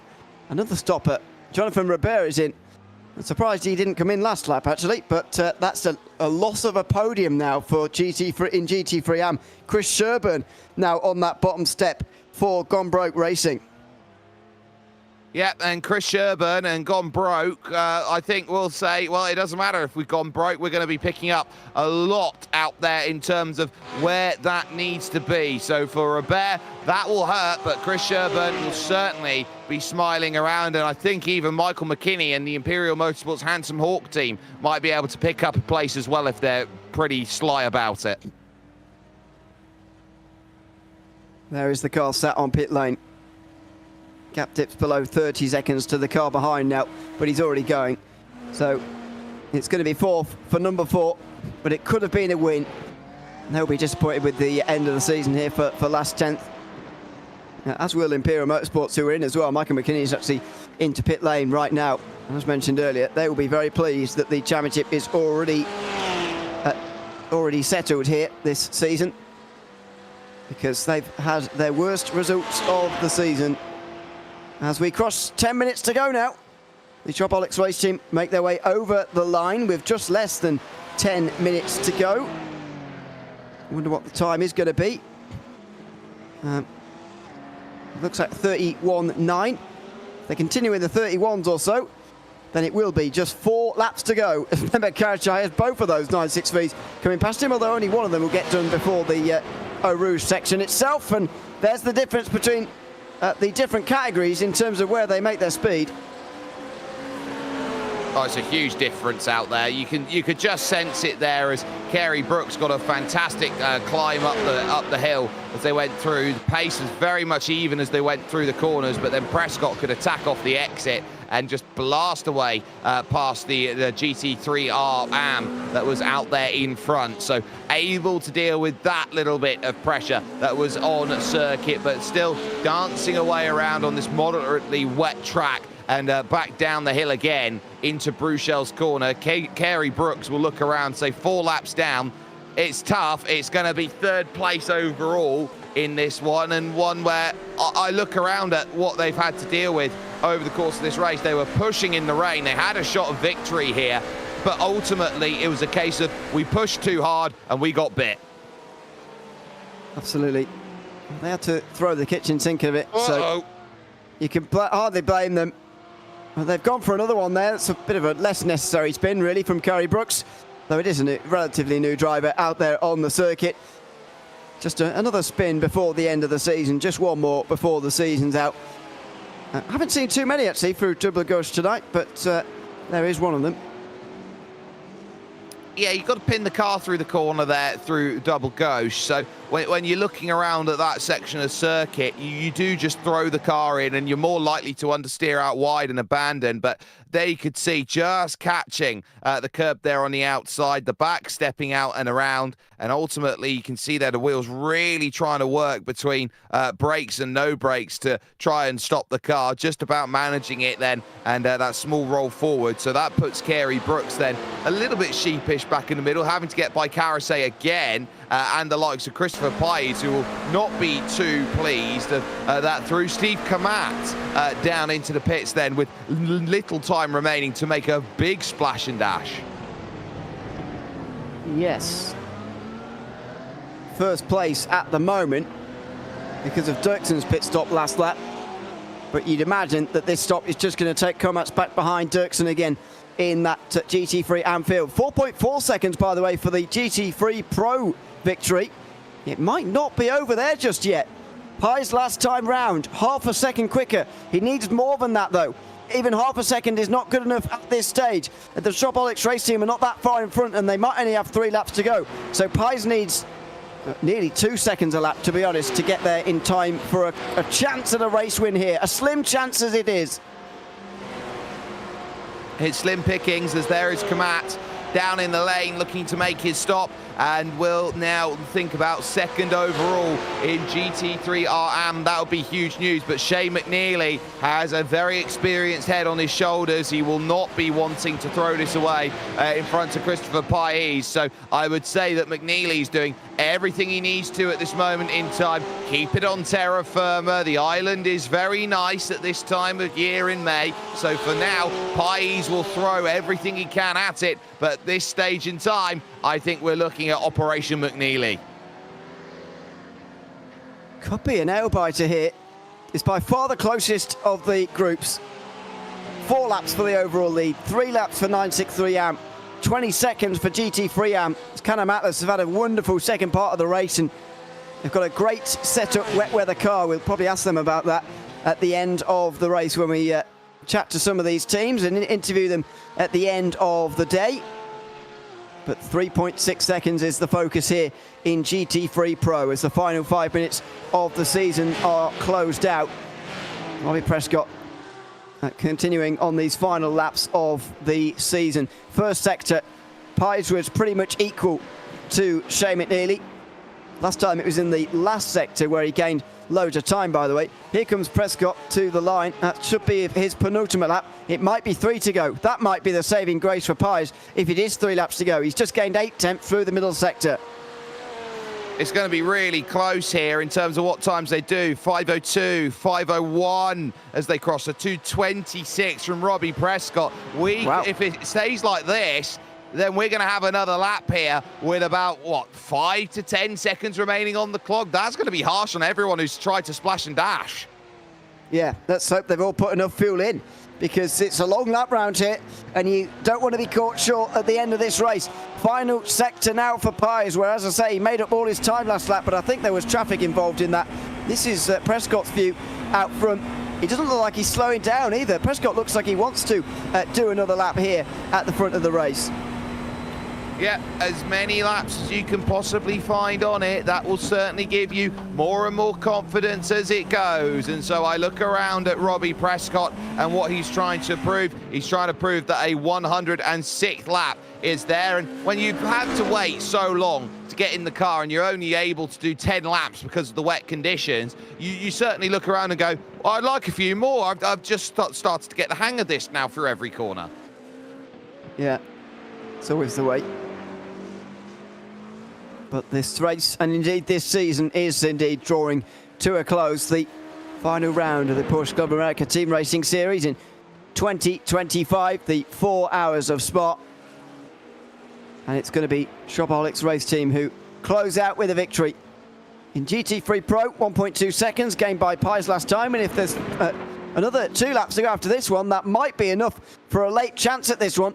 The gap just dips below 3 seconds now. He's there or thereabouts is Chris Pye, but just not that close enough for the moment. It needs to be a bit closer. There is Pye.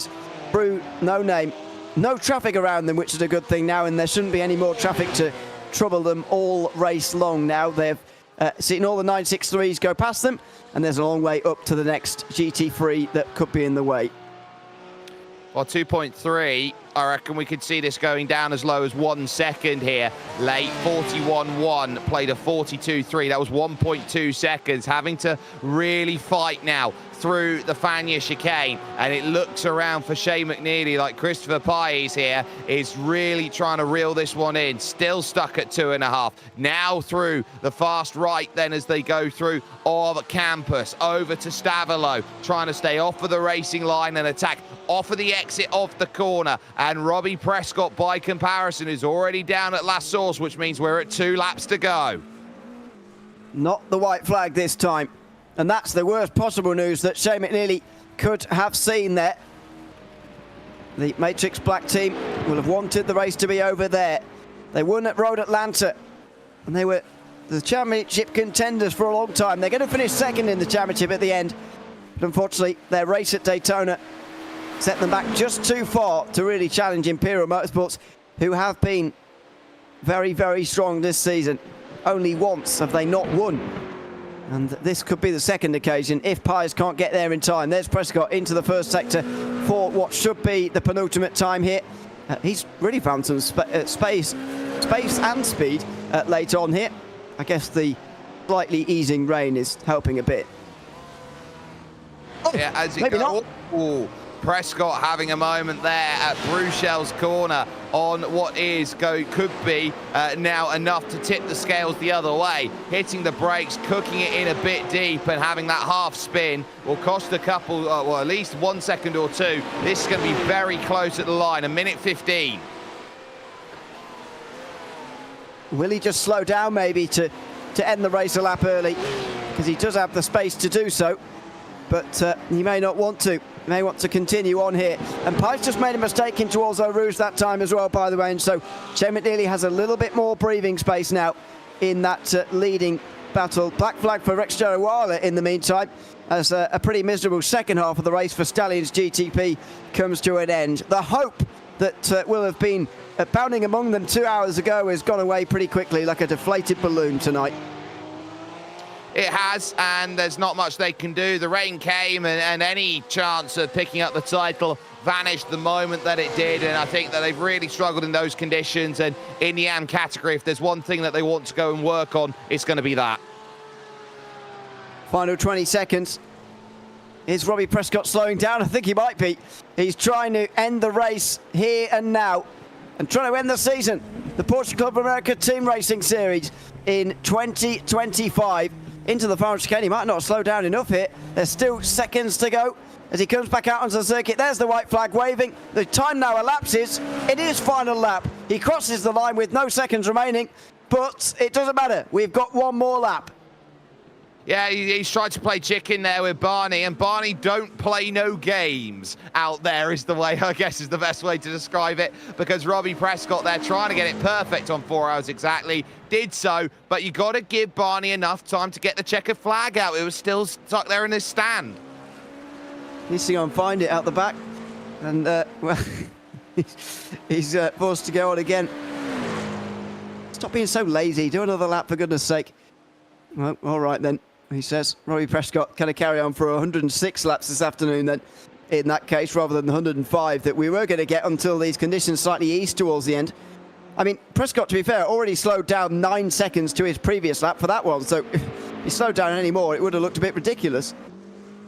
It would have done, and that's why you got to try and slow down earlier. There is a certain area of the track where it does register and replicate, so you can't just slow it down as you come to the checker flag. You've got to really go over towards, say, the second sector of the lap and get the time down if you want to start trying to get it sorted to 4 hours exactly. But Robbie Prescott will make his way around, and he knows that with everything that's gone through the entire team at Shopaholics, with only one blip on the calendar over the course of this season of 5, that this is pretty much as sweet as it is going to get for the Shopaholics race team. And right now, they can't buy a checkered flag, but they will certainly take one when they come across the line in just 1 sector's time.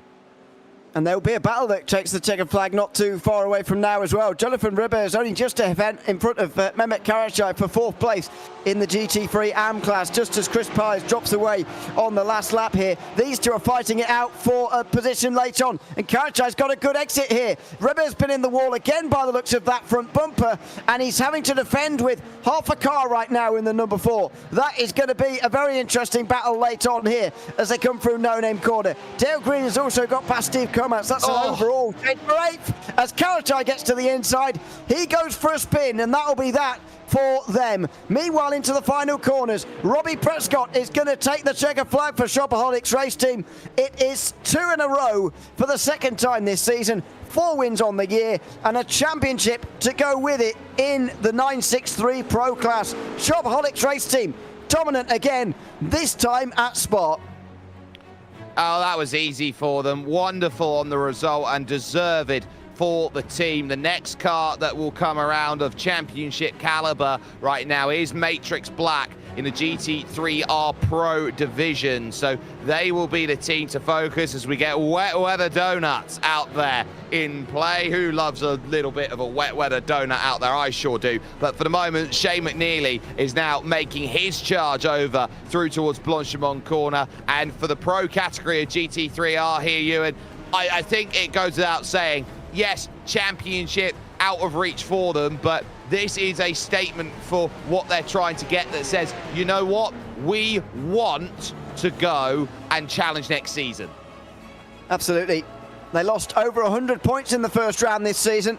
Well, they're going to bring the championship gap to down around that sort of region now.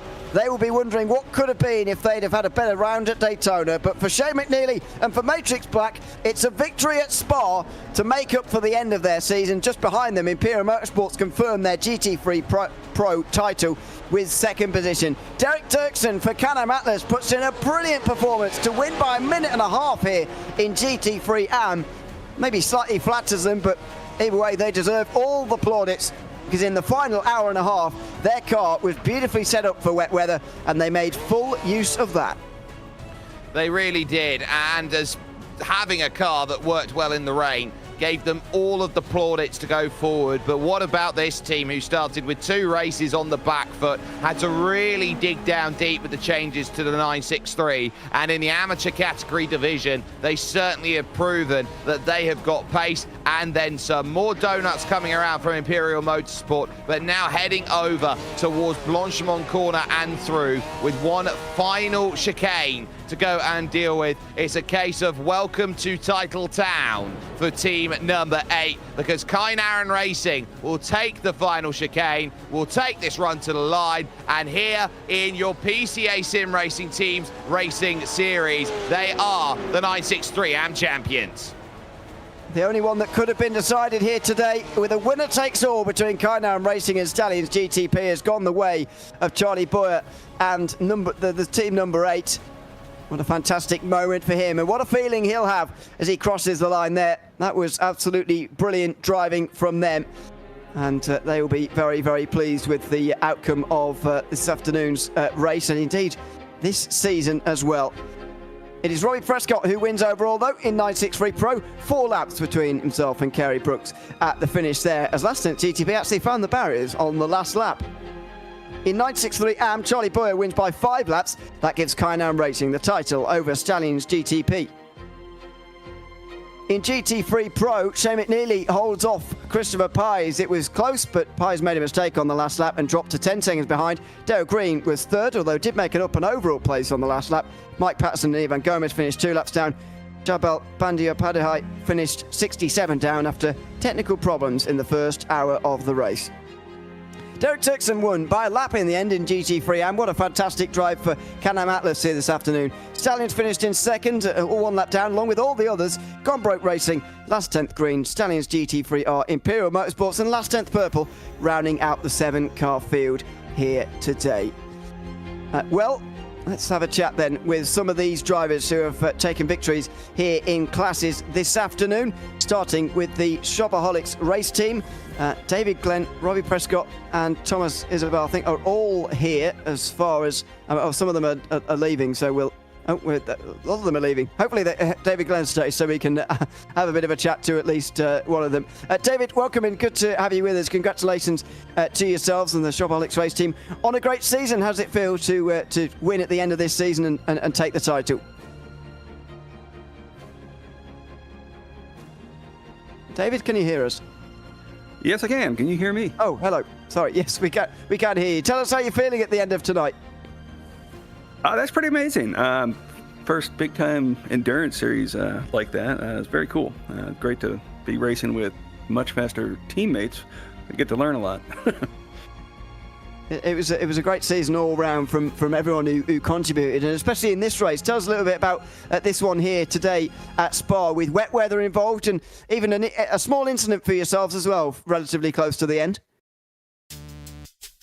Yeah, that was definitely tricky. We got very lucky with when the rain came because we were on a pit stop.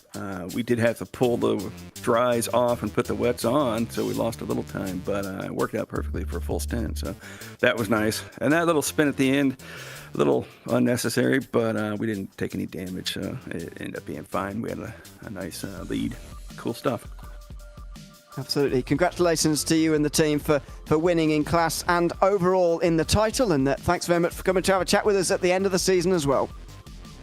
Cheers, and thanks you guys. It was a great season. Appreciate all the work you guys put into the announcing. And to all my teammates.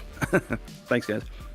Thanks very much. That's David Glenn chatting to us at the end here tonight at the 4 Hours of Spa, part of the Shopaholics race team, who have won 963 Pro at the end this season. Now time to chat to Charlie Boyer, David Boyer now from the Kainan Racing team, finishing first in the 963 AM class this season. Charlie, you had the pleasure of taking the car across the line in second place overall and as title winners in 963 AM as well. Took us through those final few laps as you realised that the title was won for yourselves. Well, I was actually keeping Dave out of the car there. He was anxious to get in and show he could run faster in the rain than I did, and I told him that's not what it's about here. We're just bringing it home. We were happy to get second place today, but really the comeback this season, because we were down to the Stallions, who put up a valiant fight all season. We were down to them in the first two races, so we had to come back and win 3 in a row. We were able to do that, so we were super proud and chatting it up as we were taking those final laps in the rain there to bring home the championship.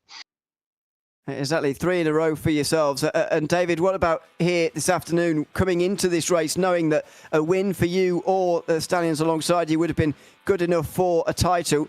How was the pressure coming in here, knowing that it was going to be a wet race and so much attached to the race winner and indeed the point situation here coming into this afternoon? Yeah, I definitely think that the rain threw a wrench in it, but I think we had a lot of faith in ourselves that we had the pace and that if we could stay clean and consistent and kind of manage those transition periods especially, that we'd be able to walk away with a win. So we had a lot of confidence in ourselves and we got the job done. Congratulations to you both on the 963 AM title and indeed the race win this afternoon, and thanks for chatting to us as well. Well, thanks so much for the coverage this year. We appreciate it. Yeah, thanks guys. Thanks very much.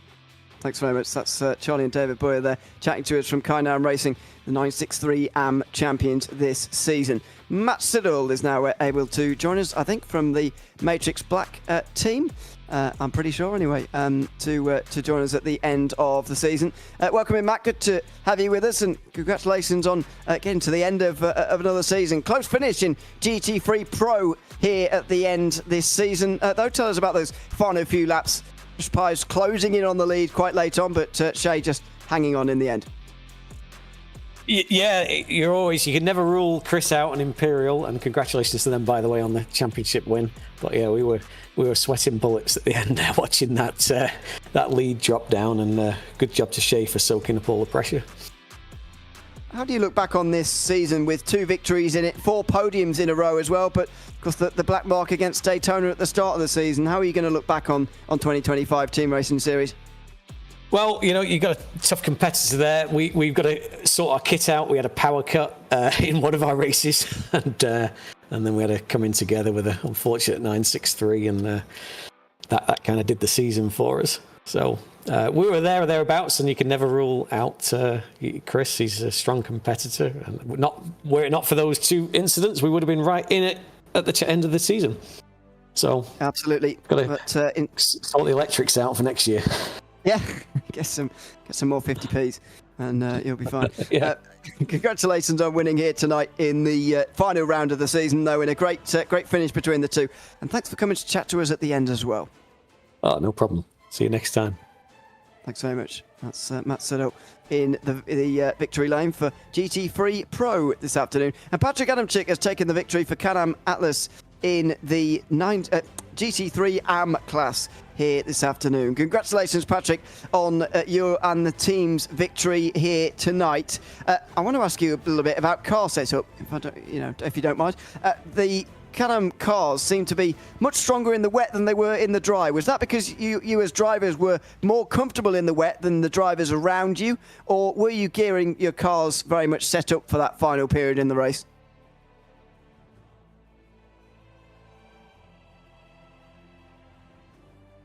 Oh, Patrick, can you hear us? Yeah, I can hear you. Can you hear me? Yes, there we go. Yeah, sorry. I can hear you now. Go ahead. Yeah, sorry. Yeah, so it wasn't setup related. It was actually strategy related. So Derek's really excellent in the wet.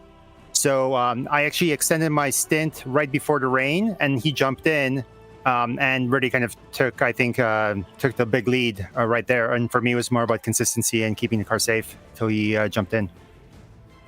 It's first win of the season, third podium across the season as well. How are you going to reflect on the 2025 Team Racing Series now it's all said and done?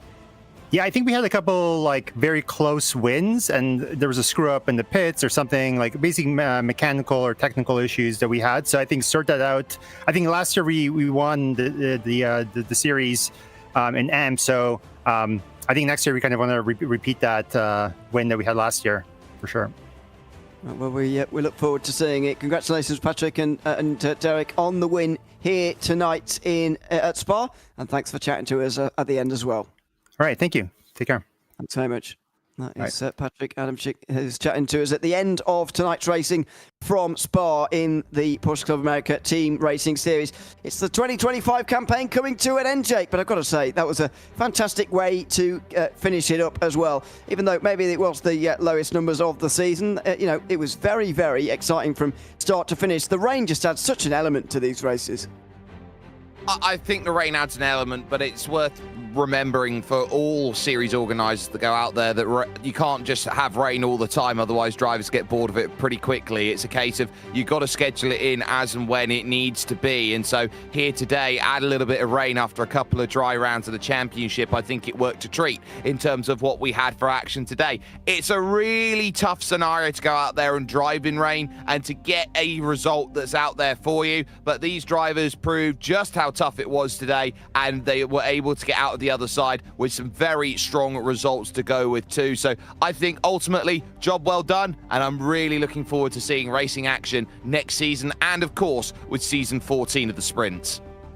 Absolutely. Season 14 of the Sprint Series will be starting in early September, so make sure you join us for that one. I know it's a few months away just yet, but it is well worth tuning in for. I've been Neil O'Leary alongside Jake Sparrow and Roberto Augustin Cisneros for this broadcast, the Porsche Club of America Team Racing Series in 2025. Final round from Spa. A big thanks to everyone who's been tuned in over the course of the afternoon. I hope you've enjoyed the show. Until we see you in September for Season 14 of the Porsche Club of America Sim Racing Series, it's goodbye for now.